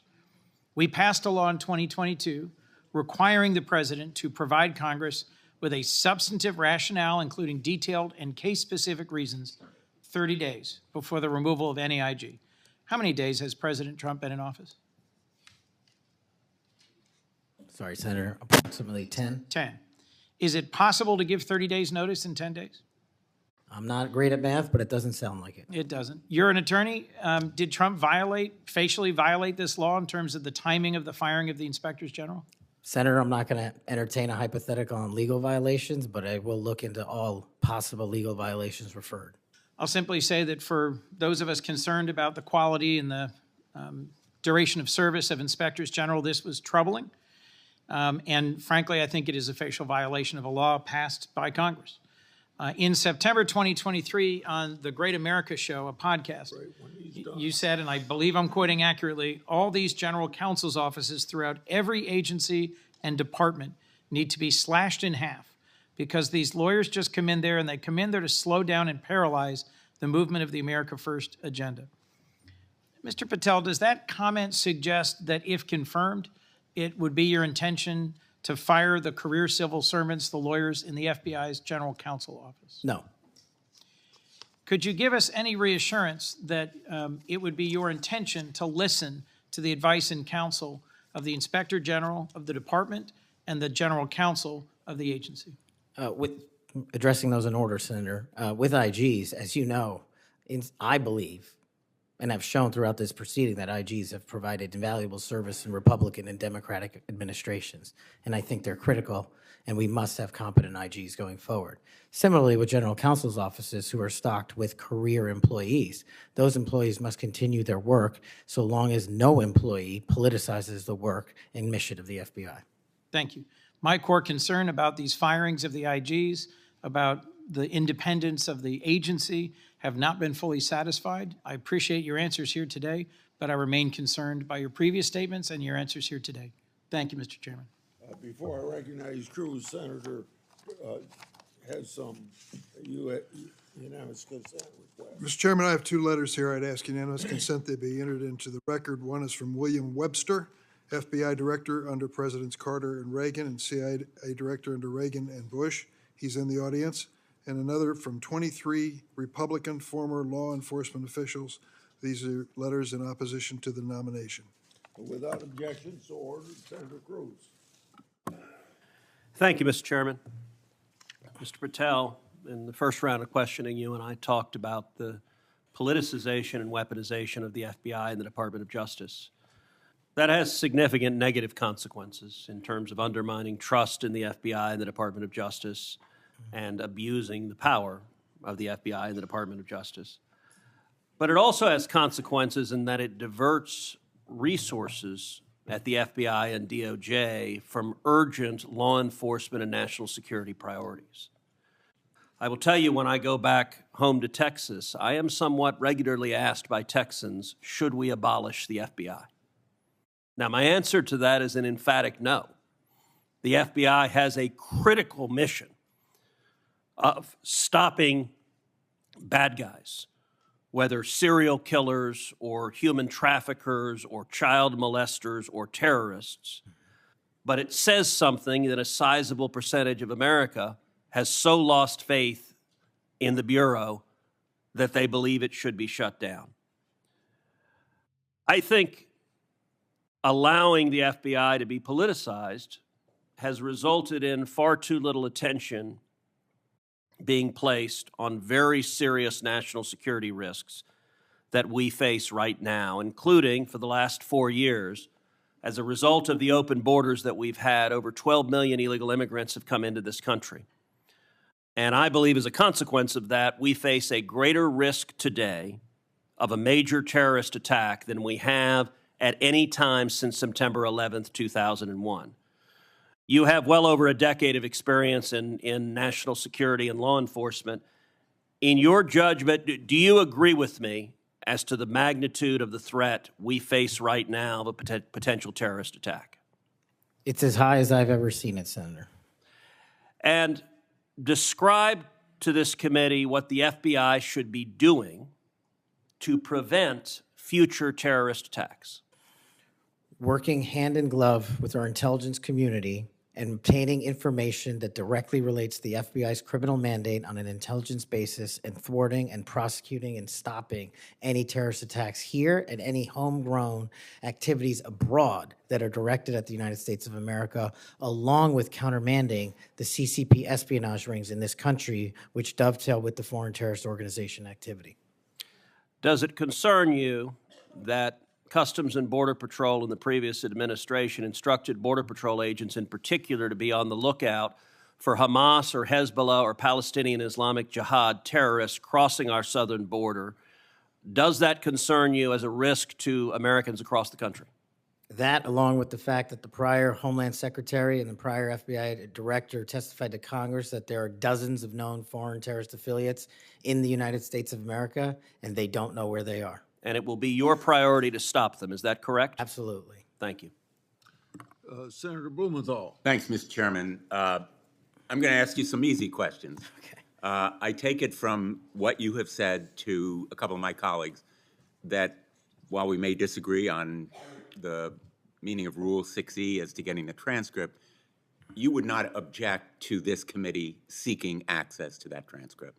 No. And you're aware that Rule 6E permits you to talk about your own testimony. Will you testify to this committee, let's say in a classified setting, as to what you said to the grand jury?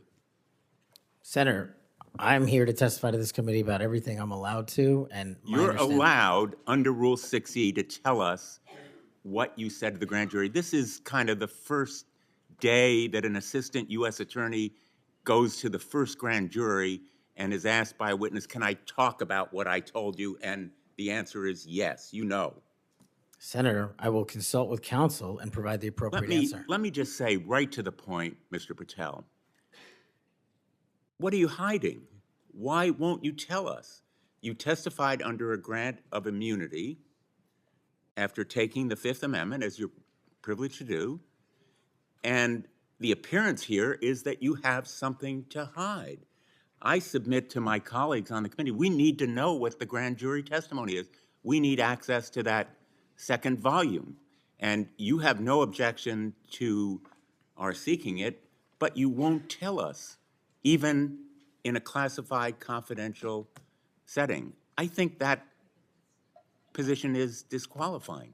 That was days of testimony years ago. I don't have the ability to recollect Well, you can that. refresh your recollection with access The to transcript. the transcript. Let me ask you another topic. And I really regret that you won't cooperate with us on the grand jury testimony. Would you object to the firing of the Department of Justice Inspector General Michael Horowitz? Would I object to it?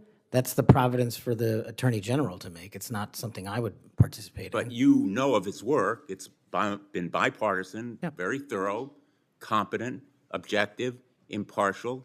He has been critical in Republican and Democratic administration. Won't you object to his firing?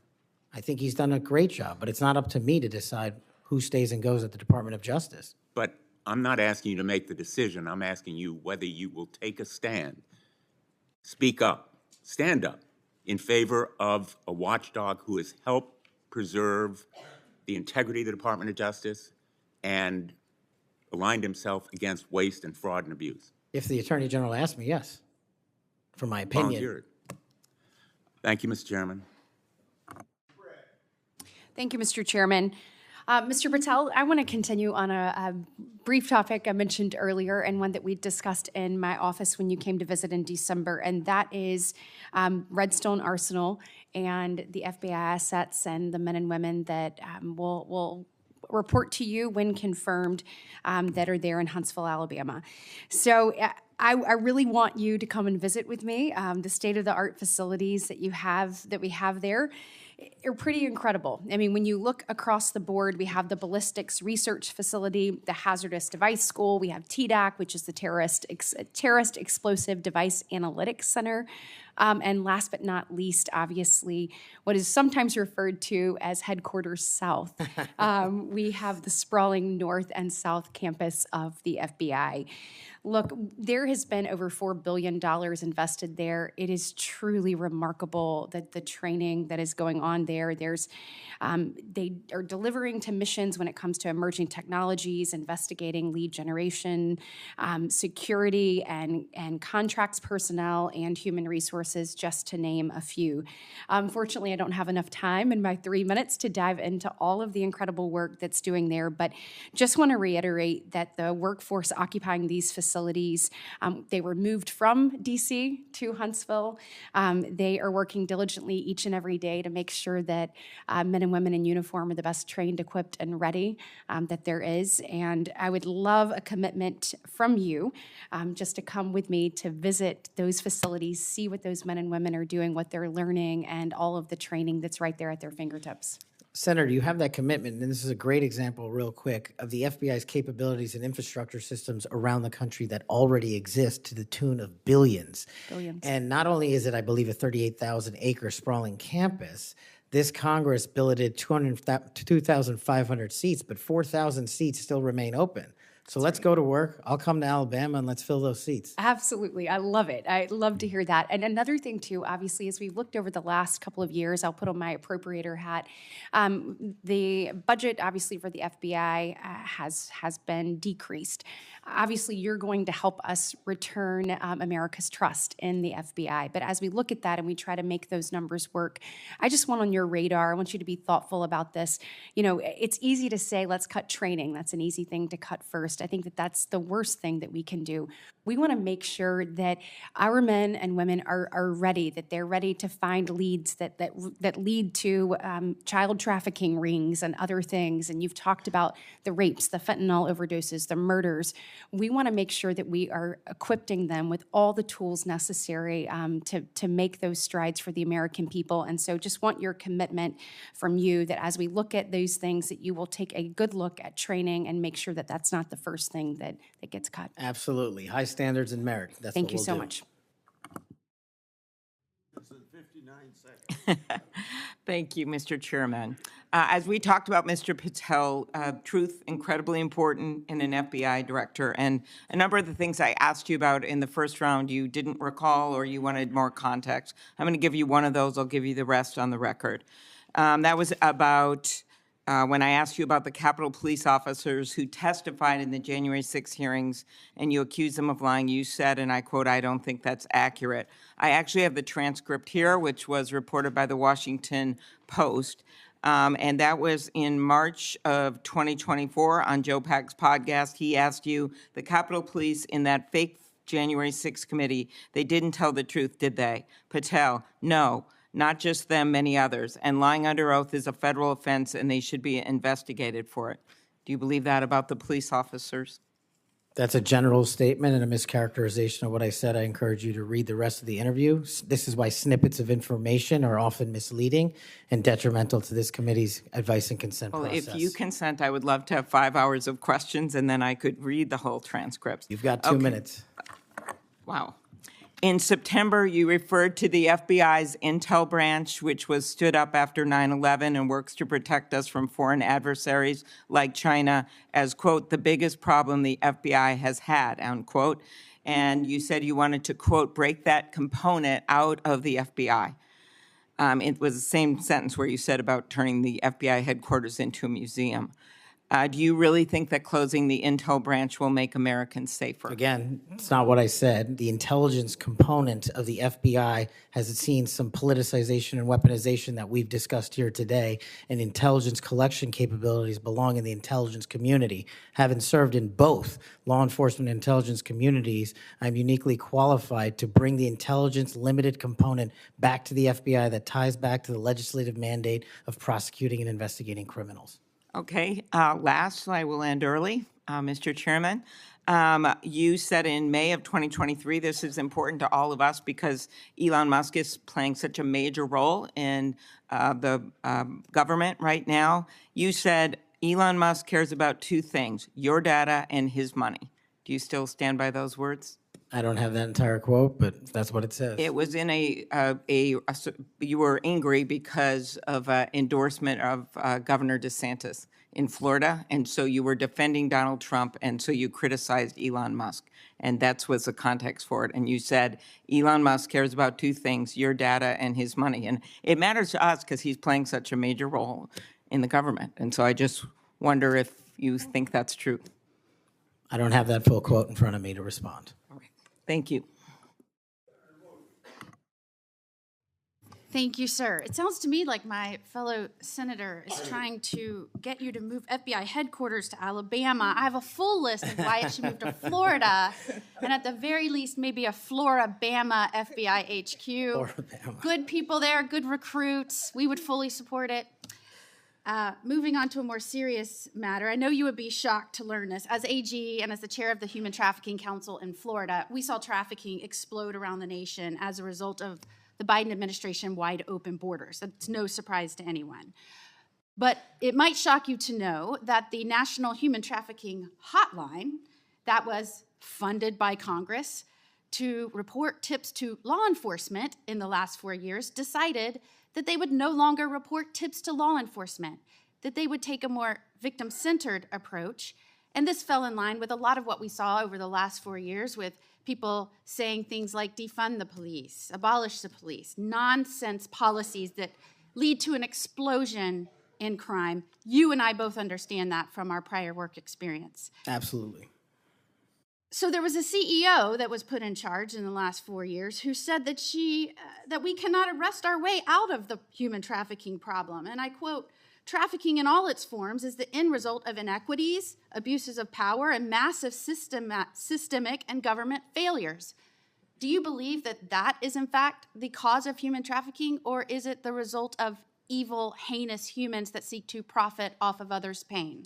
The only people responsible for human trafficking are the criminals that intentionally traffic in humans, in children, and exploit them. And if I'm confirmed, it will be one of the top priorities to make sure that doesn't happen in this country and that we find the thousands of missing children that are still missing. I, along with many of the other attorneys general in this nation, in a bipartisan fashion, not only demanded that they begin reporting tips to law enforcement so that they could follow up and go after the traffickers so that they didn't continue to victimize others, but we also came to Congress and tried to get funding pulled, or at least a mandate that they do what they were created to do, and that is to report tips to law enforcement. Do I have your word moving forward as someone who understands the necessity to go after traffickers, to not only identify and rescue victims, but to ensure there aren't other victims? Do I have your word you'll work with me to come to Congress to make sure that that happens so that that can never happen again? You do, Senator. I'm proud to say in Florida we were able, when we didn't get that result here in Congress, we started our own hotline. It's one of the first in the nation. And no surprise, we immediately rescued 10 victims of human trafficking that were being held by force in massage parlors. Reporting to law enforcement works. It allows us to rescue and save lives. And I know you will bring that mission focus back to the FBI. Thank you, Senator. I will. Thank you, Mr. Chairman. Mr. Chairman, I want to touch on something that's been on my mind lately, and I will tie it back to this hearing. We have seen a wholesale attack and assault in the past 2 weeks by President Trump on the value of diversity. Through his executive orders, he is seeking to dismantle over 60 years of work to promote equal opportunity in the federal government. His pronouncements have gotten so bad that apparently the Defense Intelligence Agency issued a memo 2 days ago that it would no longer commemorate Martin Luther King Day, Women's History Month, Holocaust Day of Remembrance, or Asian American Pacific Islander Heritage Month, and so on. Why is there such a fear of people who are different? In Hawaii, we celebrate diversity and know that it gives us strength. It is part of what makes Hawaii and America great. Mr. Patel, earlier you shared some deplorable racist rhetoric that have been used against you. As someone who has also been the recipient of this sort of hateful language, I am deeply sympathetic. I also note, Mr. Patel, that in the past you have recognized the value of diversity. Back when you were in law school, you signed on to an amicus brief in the Grither case, supporting consideration of race in law school admissions. I hope that joining the Trump administration will not cause you to change your views on the value of diversity. Reflecting on this hearing, it is sad that we are considering Mr. Patel's nomination despite his gross inadequacy to do the job of FBI director fairly and objectively. Yet there is no question that much pressure has been brought to bear on my Republican colleagues to support this nomination.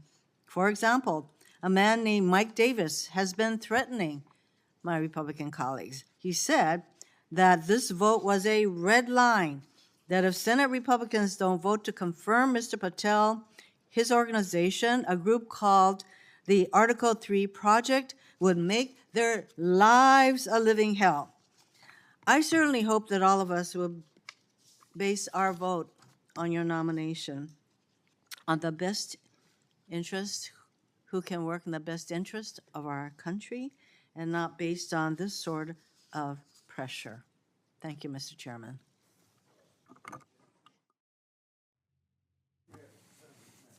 Thank you, Mr. Chairman.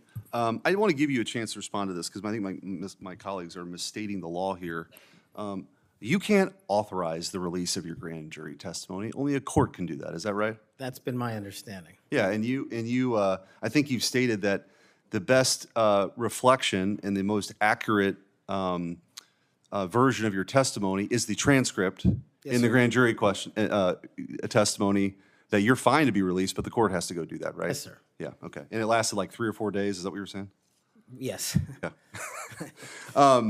I also want to, Senator Durbin's talked about, what your priority or your priorities will be. And I think your testimony has been that it'll be adherence to the Constitution and the people of the United States of America, right? You take that very seriously. That's it. That's the only thing that matters. Could you talk about maybe some other priorities? We talked initially in my first round about getting the FBI back to its core mission, which is to fight crime and not, sort of try to do the things that it's been doing the last 4 years. Talk about how you might bring that together. So, Senator, I appreciate the question. It's something I wanted to address maybe 6 hours ago, so I appreciate the opportunity to do it now. Whether we prioritize going after violent crime and national security, we cannot defend against either of those successfully unless we go after the underlying criminal nexus there. And whether it's human trafficking, whether it's terrorism, whether it's opioids, and whether it's just outright gang violence, the intersection there is narco trafficking.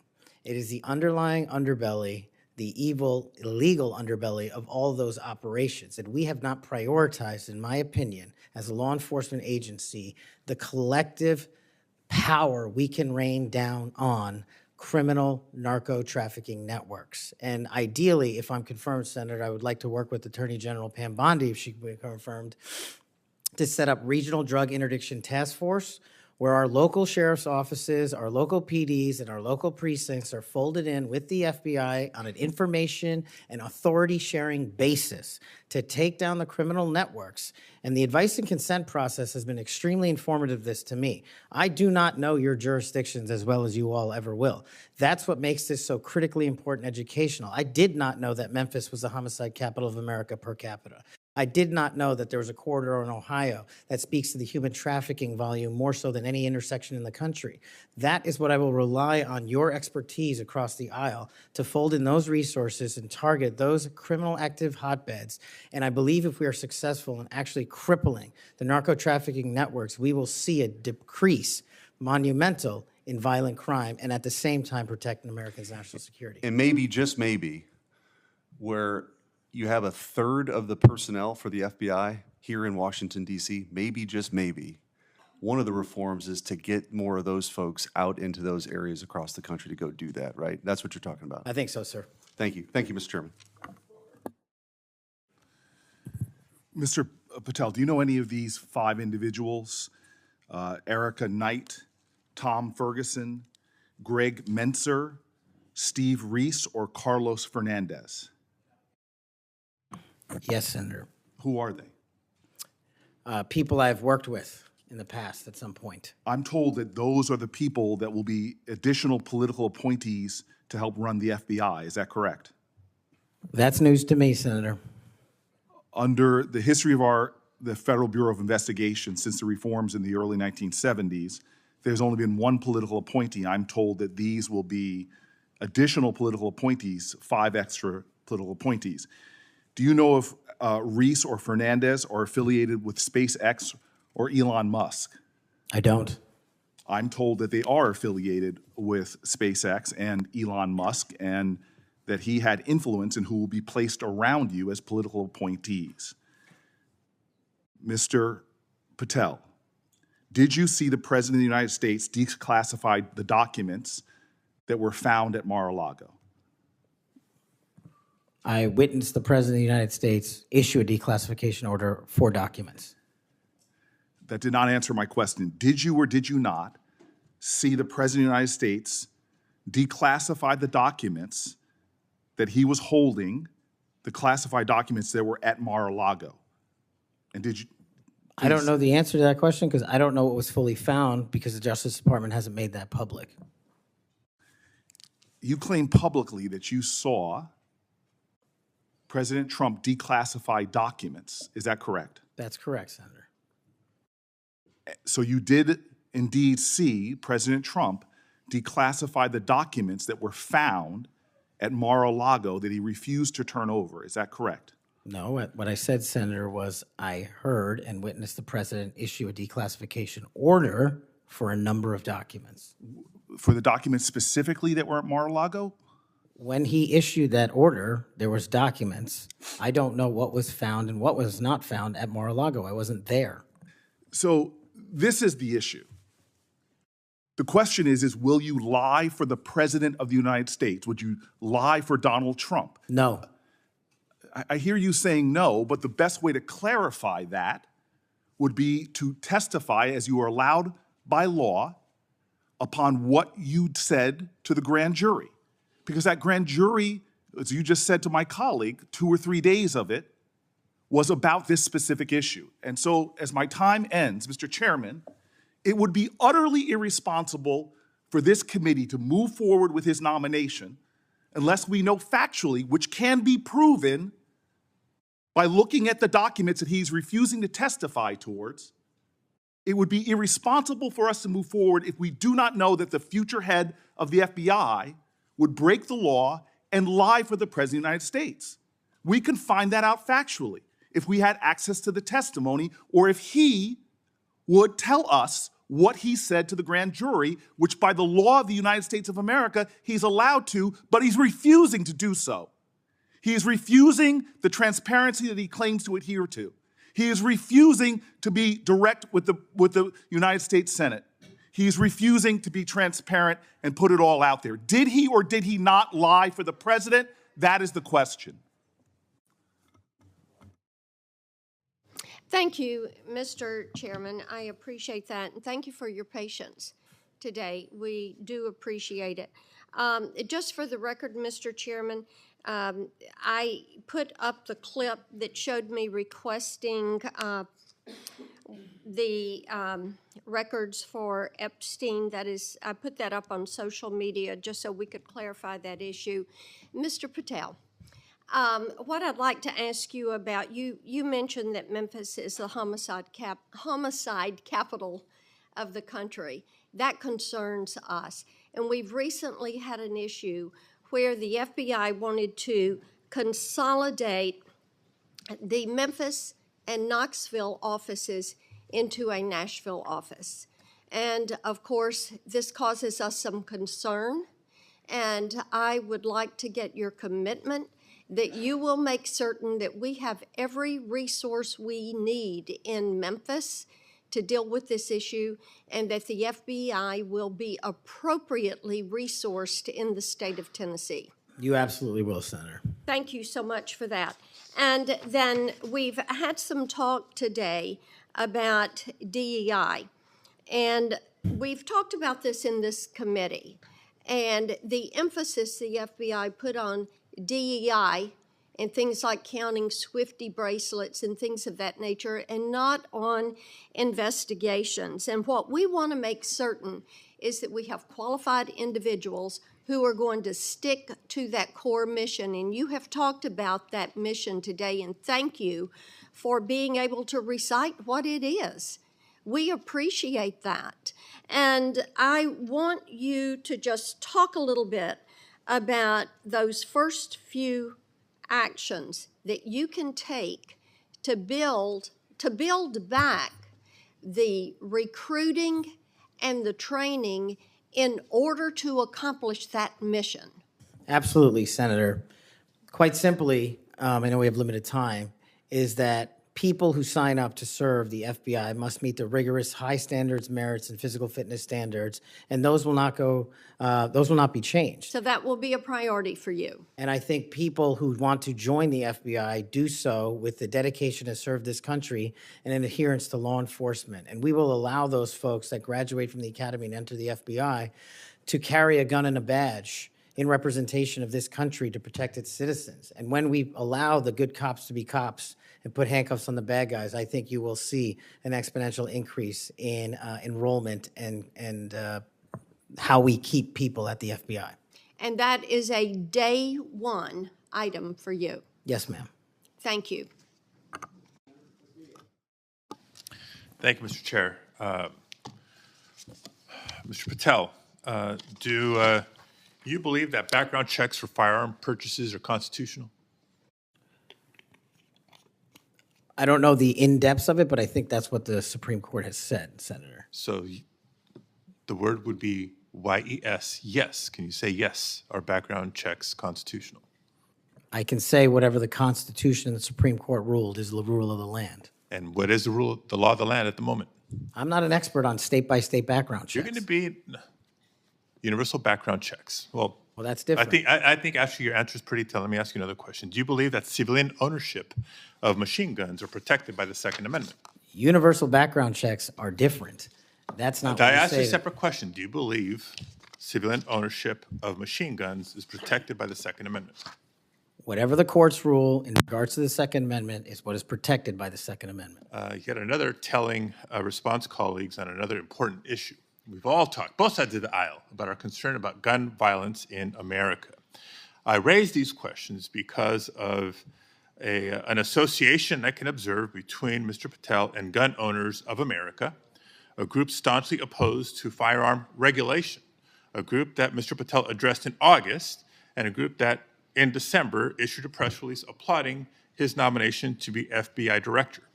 Gun Owners of America has taken extreme positions, including the position that all background checks are unconstitutional and that civilian ownership of machine guns is protected under the Second Amendment.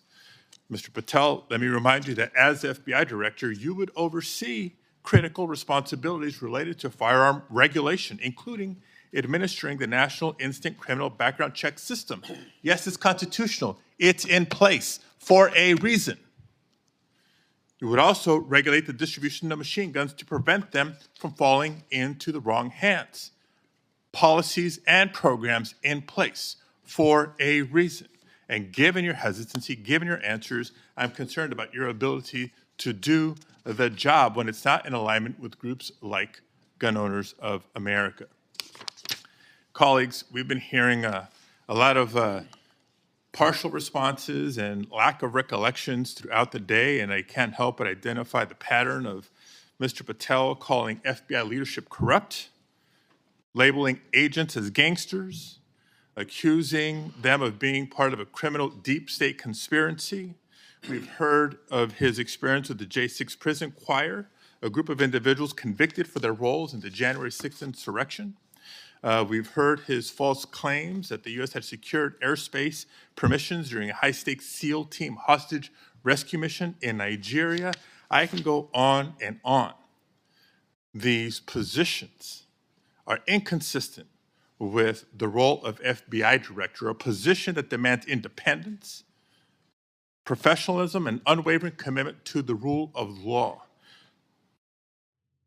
Mr. Patel, your loyalty to President Trump and the MAGA movement may score you points in some quarters, but they are certainly not the qualities necessary to serve as director of the FBI.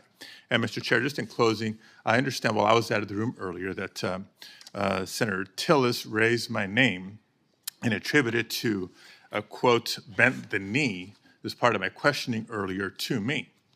And so for the record and for my colleague from North Carolina, I want to clarify that the bent the knee quote were not my words. I was quoting Mr. Patel as he appeared on the Sean Ryan show on September 2nd of 2024. And I'm happy to share a link, Senator Tillis, to clarify. Thank you, Mr. Chair.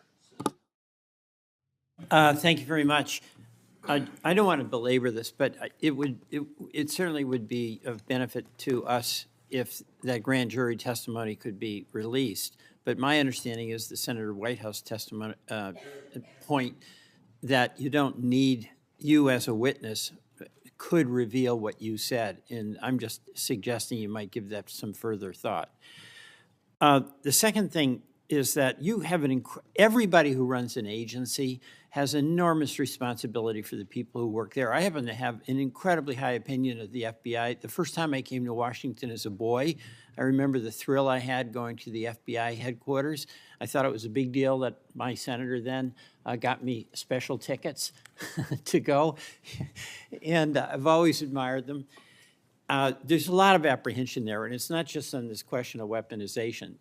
There's a lot of disruption in a new administration. And if you've seen, the president announced an impoundment in effect. It's been rescinded by the courts. But we've received calls from folks in various agencies who we've worked with or seen over the years, and there's just an immense amount of insecurity. Do I have my job? Don't I have my job? And frankly, I think this is my point to the president. Chaos is one thing, but cruelty is another. And having people be really uncertain about do they have a job today or not and leaving them in limbo, I don't think is a good thing for morale, and I don't care whether it's a Democratic or Republican president. I'm just looking to you to assure me that the tradition that we've had anchored in the FBI since 1972, when it was politicized. I mean, J. Edgar Hoover went after Martin Luther King in a disgusting and despicable way. He went after some John Birch Society folks for their political beliefs in a disgusting and horrible way. And we have no political appointees over there. So it's going to be up to you to, I think, strengthen that tradition. And we heard about the political appointees who are over there now, or I guess they're not officially appointees, but they've been sent by the administration. You didn't know about it. But one of them is from SpaceX. And, you know, Elon Musk, he's a rich guy, but he has no authority other than what's delegated by the president, but he has no official authority. And why is it, you can't answer this, but do you want somebody like Elon Musk peering over your shoulder, telling you what to do about personnel? No, the FBI must be independent. Go kick him out. I mean, I'm with you on that. He has no basis. He has no reason to be there. There's some former FBI people. You'll pick the people that you want to listen to. You'll have to make the decisions. You'll be accountable to this committee. But no on Elon Musk. He's just a political crony who knows nothing about law enforcement. So thank you for that assurance.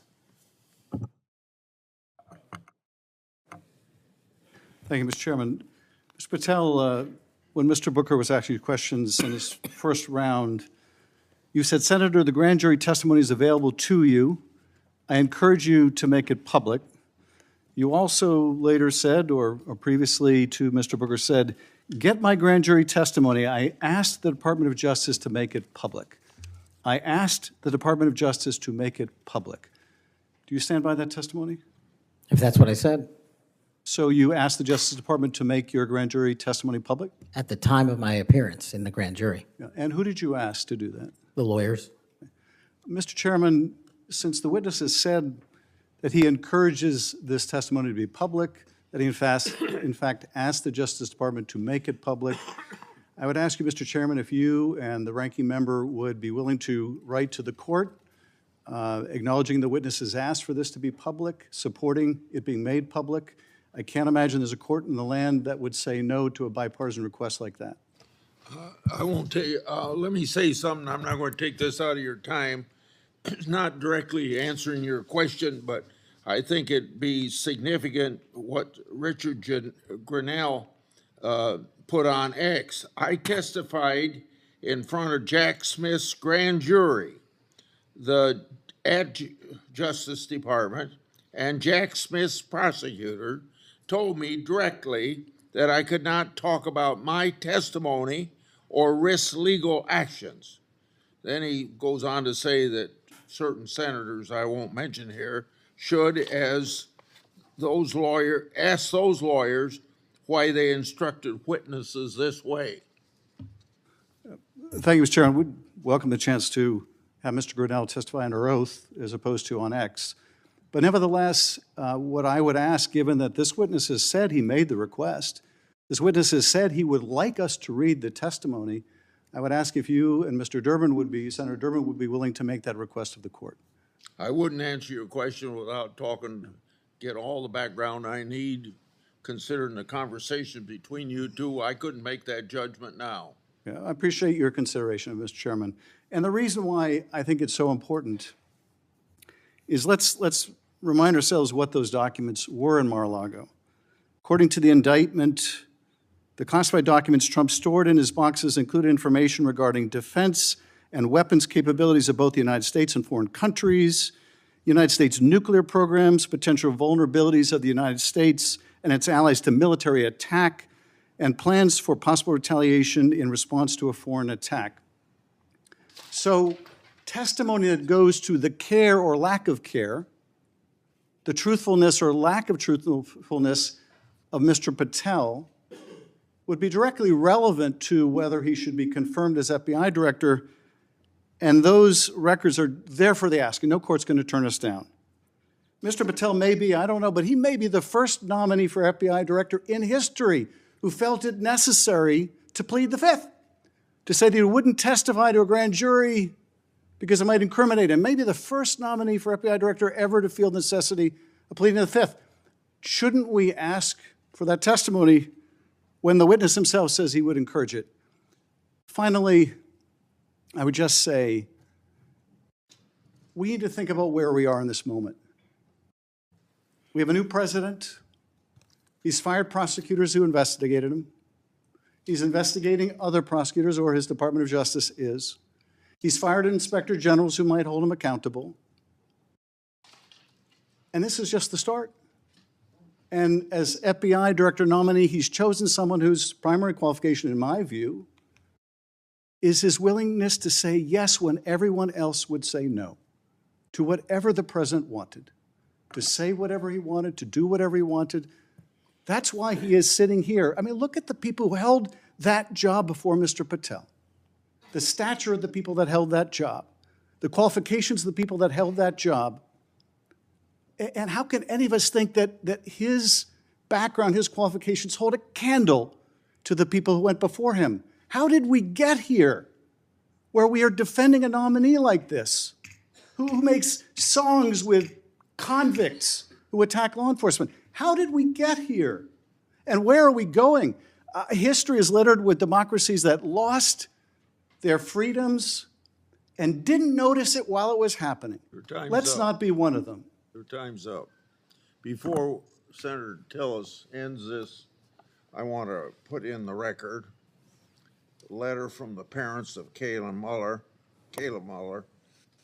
Mr. Patel met them through his role in the successful operation to track and kill ISIS leader al-Baghdadi. The terrorist, I'm quoting, the terrorist group ISIS kidnapped our daughter, Kayla, on August 2013. Any family who has lived through such an experience will know the value of dedicated, compassionate law enforcement officials. Because we have personal experience of his dedication, we know that Kash Patel is such a person. We continue to see in him a genuinely kind, thoughtful, action-oriented man who focuses on what is true and right and just. He loves our country and our citizens and wants the best for them all. He wants the country to do the best that it can. Without objection, I'll put their letter in the record. Senator Tillis. Thank you, Mr. Chairman. Mr. Patel, I think everything that I did to invest in knowing you better has been on display today. Congratulations. You've exhibited composure, knowledge of the subject matter that I think more than qualifies you for director of the FBI. You know, we seem to have the benefit of sort of a different view of looking at the history. I heard, I actually was supportive of Comey until I figured out that he was playing games. Maybe this is one of the people of great stature, but it's well known now that he did some things that seem to have a political tint to them. I voted for Christopher Wray. I think he's a good man, but I also think he oversaw a department that did bad things. And at the end of the day, that person has to own it, and you will too. You know, it's probably going to disappoint the audience to hear what I'm about to say, those who are watching at home. But you may be surprised to know that most of us at this dais on both sides of the aisle like each other. Senator Schiff and I just met within the last week to talk about areas that we can work together on. Senator Padilla and I actually worked together. We co-chair the bipartisan mental health caucus, and I believe it's actually one of the most important pieces of legislation we've done. I didn't get a whole lot of Republicans to vote for it, but a fair number. And this is working extraordinarily well. Would you commit to me to go into the Nick Center in West Virginia and just see how extraordinary this has come to be and how it hasn't resulted in a mass confiscation of guns? It hasn't resulted in a propagation of red flag laws. In fact, the plain text of the legislation is not allowing money to flow to states, unfortunately, including Florida, that we believe have not gotten the due process right quite yet so that we would actually fund red flag laws that make sense. This is what bipartisanship produces. Now, you're not going to see any bipartisanship in your confirmation. Look, we had Pam Bondi here, and we had people on this committee talking about a friendship or a friendly relationship in the past. The fact is, it was a shirts and skins game. Blue voted no, red voted yes. It's got to be the same thing for your confirmation. But Mr. Patel, I tell you, it has been a distinct honor to do the work with you to get you ready for this hearing. You did all the work. I'm kind of like the person on the sideline giving you some suggestions, but you did an extraordinary job. And you're going to be held to a high standard. I hope you listen to, and if you don't remember it, listen again to what Senator Kennedy said. There are folks like us that are tired of the pendulum swinging back and forth. We want to be the Senate that confirms an FBI director, that rights the ship, shows consistent respect for the rule of law and the Constitution, consistent respect for all law enforcement officers, and I absolutely believe you're up to the task, and I look forward to supporting your nomination. Thank you, Senator. Before I close the meeting, you have anything you want to say? Nope. I've got something here that's directly related to when in my opening statement, I said I want the members of this committee to think about something that's brand new. And it kind of deals with this whole exchange we had today in regard to the grand jury testimony. So I want to read, based upon whistleblower disclosures that I made today, it's clear how unfair and corrupt the Trump prosecution was, and that's created a little faith at best in the grand jury process. We shouldn't allow part of that corrupt process to be used by this committee against the nominee. An example, one document I made public today, DOJ officials literally concurred with Thibault to open the elector case against Trump, and that included a grand jury investigation. Jack Smith's lawfare efforts and its corrupt process should be what this committee investigates. Mr. Patel, thank you for your testimony today. Your family and friends who are here, I think you got to be very proud of him under these tough conditions because he got tough questions. I think you did very well, and your reputation leading up to and during this hearing, I think proves that you're a person that can stand a lot of heat, including a president that's telling you how to do your job. If confirmed, you'll be in charge of one of the world's best law enforcement agencies at the time when it desperately needs strong changes. For everyone's information, written questions can be submitted for the record until 5 p.m. tomorrow. Mr. Patel, when you receive them, it's very important you get back to us just as fast as you can so we can set up the meetings that we have to go through to get you to the floor of the Senate. So return them to the committee as soon as possible. Mr. Patel, you are excused and the hearing is adjourned. Thank you, Mr. Chairman.